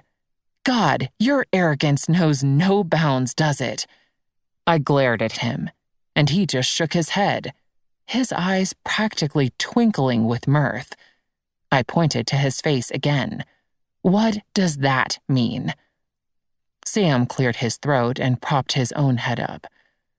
"I believe my exact instructions were, just go along with whatever she suggests. She doesn't know it yet, but she's about to fall for you." My jaw dropped, and so did my hand. Unbelievable. I should have known Jill was up to something. That nosy, interfering bitch. I prefer to think of her in different terms, but you're entitled to speak your mind. Sam's eyebrows rose. How in the hell had Jill seen what I couldn't? How could she have possibly known I was ready? This whole sexcation thing was her idea in the first place. I forgot to add manipulative to the list, I grumbled. How about we settle on genius instead? He reached for my hand again, and I let him take it. She really said that to you? I admit I felt a little bit played, but it wasn't as if I could disown her, right? No, I guess not, especially when she just had her heart broken. It was the day you passed out in the road. You were sleeping and she laid it all out for me. She said you weren't going to risk your heart, so if I wanted it, I had to play along. So I did. Or at least I tried to. That whole condom thing sort of threw a wrench into things. You don't say. My eyes widened at him. You know, you like to call me a smartass, but I notice you have quite the talent for it yourself. He pulled me by my hand until I was against his chest again, our faces close. Well, I need to if I'm going to keep up with you. I like the sound of that. He threaded his fingers through my hair as his eyes watched their movement. Don't be hard on her. She just wants you to be happy. He didn't have to tell me twice. I'd always owe Jill one. My eyes drank him in. And are you the kind of guy who can make me happy? He leaned in and gave me a light kiss before whispering, I'm sure as hell going to try. I smiled, knowing he would do just that. Okay then, give it your best shot, officer. Epilogue. I can't believe that's your mom's boyfriend, I heard Eileen's friend Riley say. Her class was lined up next to mine as the school assembly let out. Knowing better than to single out my daughter during the school day, I remained perfectly still. He's kind of hot, Riley added. I believe I choked at the exact same time Eileen did. Oh my God, gross. Eileen curled her lip in disgust. Thank God for that. I thought these girls were 10. I made a mental note to keep a close eye on little Miss Riley. Are you okay, Miss Watson? Asked one of my students. Oh, I'm fine, Mason. Just had a frog in my throat. He smiled in response, the little sweetheart. I led my students back to the classroom to gather their bags for dismissal. It was Friday, and the day had ended with a school-wide assembly featuring Sunview's finest sharing lessons on safety and the value of the word no. Sam had volunteered to be part of the presentation, charming the pants off of, well, probably just me, but whatever. It wasn't hard for him to do. Hopefully, Riley was the only student who'd been taken with Sam. The idea of little 10-year-old girls writing my boyfriend's name in their diaries was too much to contemplate. To tell the truth, it felt kind of silly calling him my boyfriend, given that we were both in our 30s with him pushing 40. But I wasn't about to refer to him as my lover. That was for women who were not single mom elementary school teachers. So, boyfriend it was. Becca, don't forget your homework folder. I wound my way around students eager to get home and play all weekend. I was eager as well. The girls and I were going on a weekend getaway with Sam. It would be the first time we'd gone away as a little posse, but I wasn't even nervous. Kate and Eileen adored Sam, and he was so good with them. He struck the perfect balance between friend and role model, while giving them the male influence they'd been sorely lacking. Not that Mike wasn't still in the picture, but he hadn't rearranged his priorities in the least. In fact, the girls' last 2 visits had been canceled due to work conflicts. I had to remind myself daily to tread lightly and not incorporate Sam too quickly into our everyday lives. But it was an act of futility. He was loved by all the Watson girls, and he gave it right back in kind. And the most surprising part to me was how easily and naturally it had come. There I'd been, making calculated plans about my life, putting up boundaries, and Sam busted right through all of it, making it known that he wasn't going anywhere. I sighed, recalling how great he'd been during the presentation today and looking forward to getting all my little ones off to their parents so I could have him all to myself. Well, kind of to myself. As I watched my last kiddo climb on the school bus, I felt him behind me. It was odd how quickly we'd grown this connection. I turned. "Nice presentation, Officer Martinez." His mouth curved up on one side. "Well, thank you, Miss Watson. Care to take this conversation inside where it's more private?" He was right. The eyes of countless faculty members were on us, and I needed to remember I was at work. "Right this way." I waved him back to the building. "Have you heard from Jill?" he asked as he opened the heavy door for me. I felt my brow furrow and my gut tighten a bit. My little sister had done a disappearing act the week before, quitting her job and giving up the lease on her apartment. One day she'd called and asked to store a few things in my garage, and the next day she was gone. It was completely out of character for her. Luckily, she hadn't changed her phone number, so we'd been exchanging texts. But I'd only actually spoken to her once. She laughed at herself as she told me she was going out to find herself. "I know it's lame at my age," she'd said, "but I figured if I waited until the big 3-0, it would be downright pathetic." She still hadn't told me the whole story with Hank, only giving me small bits and pieces when pressed. I sighed and looked at Sam. "We texted last night. She's working temporarily at a bar in South Carolina, but she's not planning on staying for long. I just want her home." Sam put an arm around me. "She'll be back. Don't worry. She's just stretching her legs." "Is that another of your dad's terms?" "Maybe." He grinned, and my heart lightened a bit.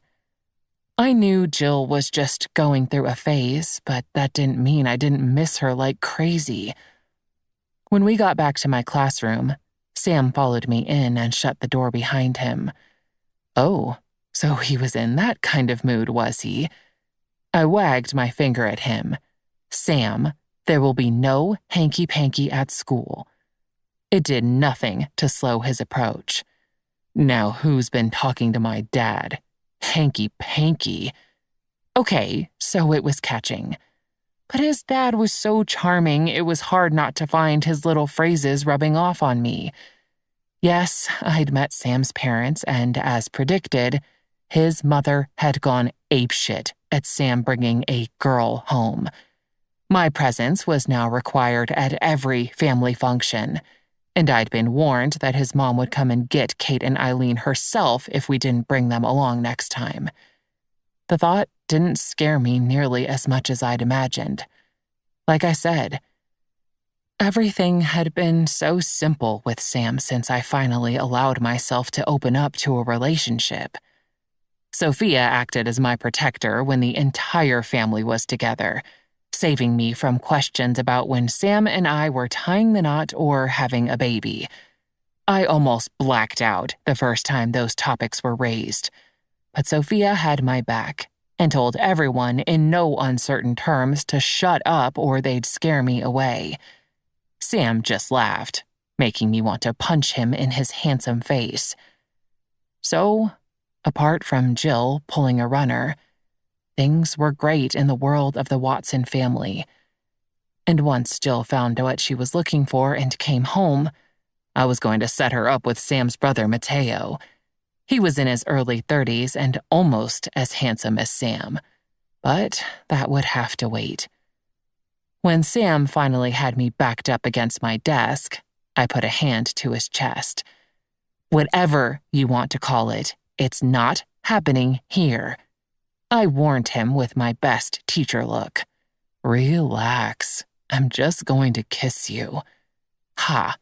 I knew what kissing led to, but I didn't protest further. Sam leaned in, and I pressed forward to meet him. I'd never get tired of kissing this man.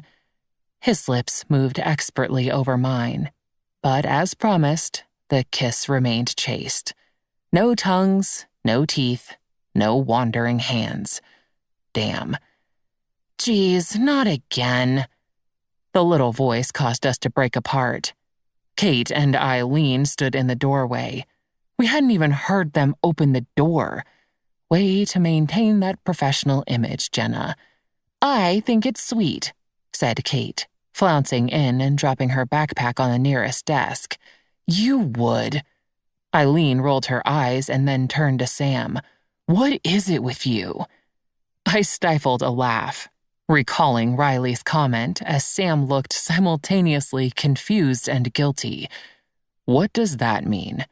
His eyebrows almost met over his nose. Eileen just shook her head gravely, and Kate giggled. I patted Sam reassuringly on the chest. Don't worry, big guy. It's a girl thing. He gave us all a suspicious look and finally shrugged. At least the dog is a dude. Can we leave soon? I'm dying to get on the road, Kate pleaded. Sure. Let me grab my bag and we'll head out. Sam herded the girls to the door, putting Eileen in a playful headlock for her previous comment. She laughed and easily twisted out of it. I grabbed my bag and stopped to turn out the classroom lights and lock the door before following them down the long hallway. I watched them walk in front of me. Sam, so broad and tall. Kate and Eileen, little balls of energy jumping around on either side of him. All of them laughing. My heart skipped a few beats, and I was hit full force with a certainty that we all had a future, one I'd never let myself envision before Sam. The life I'd taken for granted had been ripped out from under me, leaving me broken and uncertain if I'd ever regain my footing, or my happiness. And while I knew Sam wanted nothing more than to make me happy, I was learning that he didn't have that power. Not even the girls had that ability. I did. And learning to trust myself again was the biggest step forward toward my happily ever after. Trust. Sometimes it's chance. Sometimes it's faith. Sometimes it's a complete leap off a cliff. Whatever it is, I now had it in both myself and Sam. Our future was laid out before us, and I could see it clear as day. Everything was going to be okay. The girls, Sam, our life. I was going to be okay. And although I still loved my romance novels, our story was never going to fit under any title they could offer. I'll confess, I did briefly consider Arrested by His Manhood, an Officers of Sunview novel, but it fell short. As long as we all had each other, there was no need for a fancy title. I quickened my steps to catch up to my crew. Who's ready to swim with some manatees? I asked, smiling like a loon. The girls threw their hands up in the air and raced each other to the double doors of the building. Sam put an arm around me and gave me a wink. I'm ready for anything. I leaned into his side, and we followed in my daughter's wake.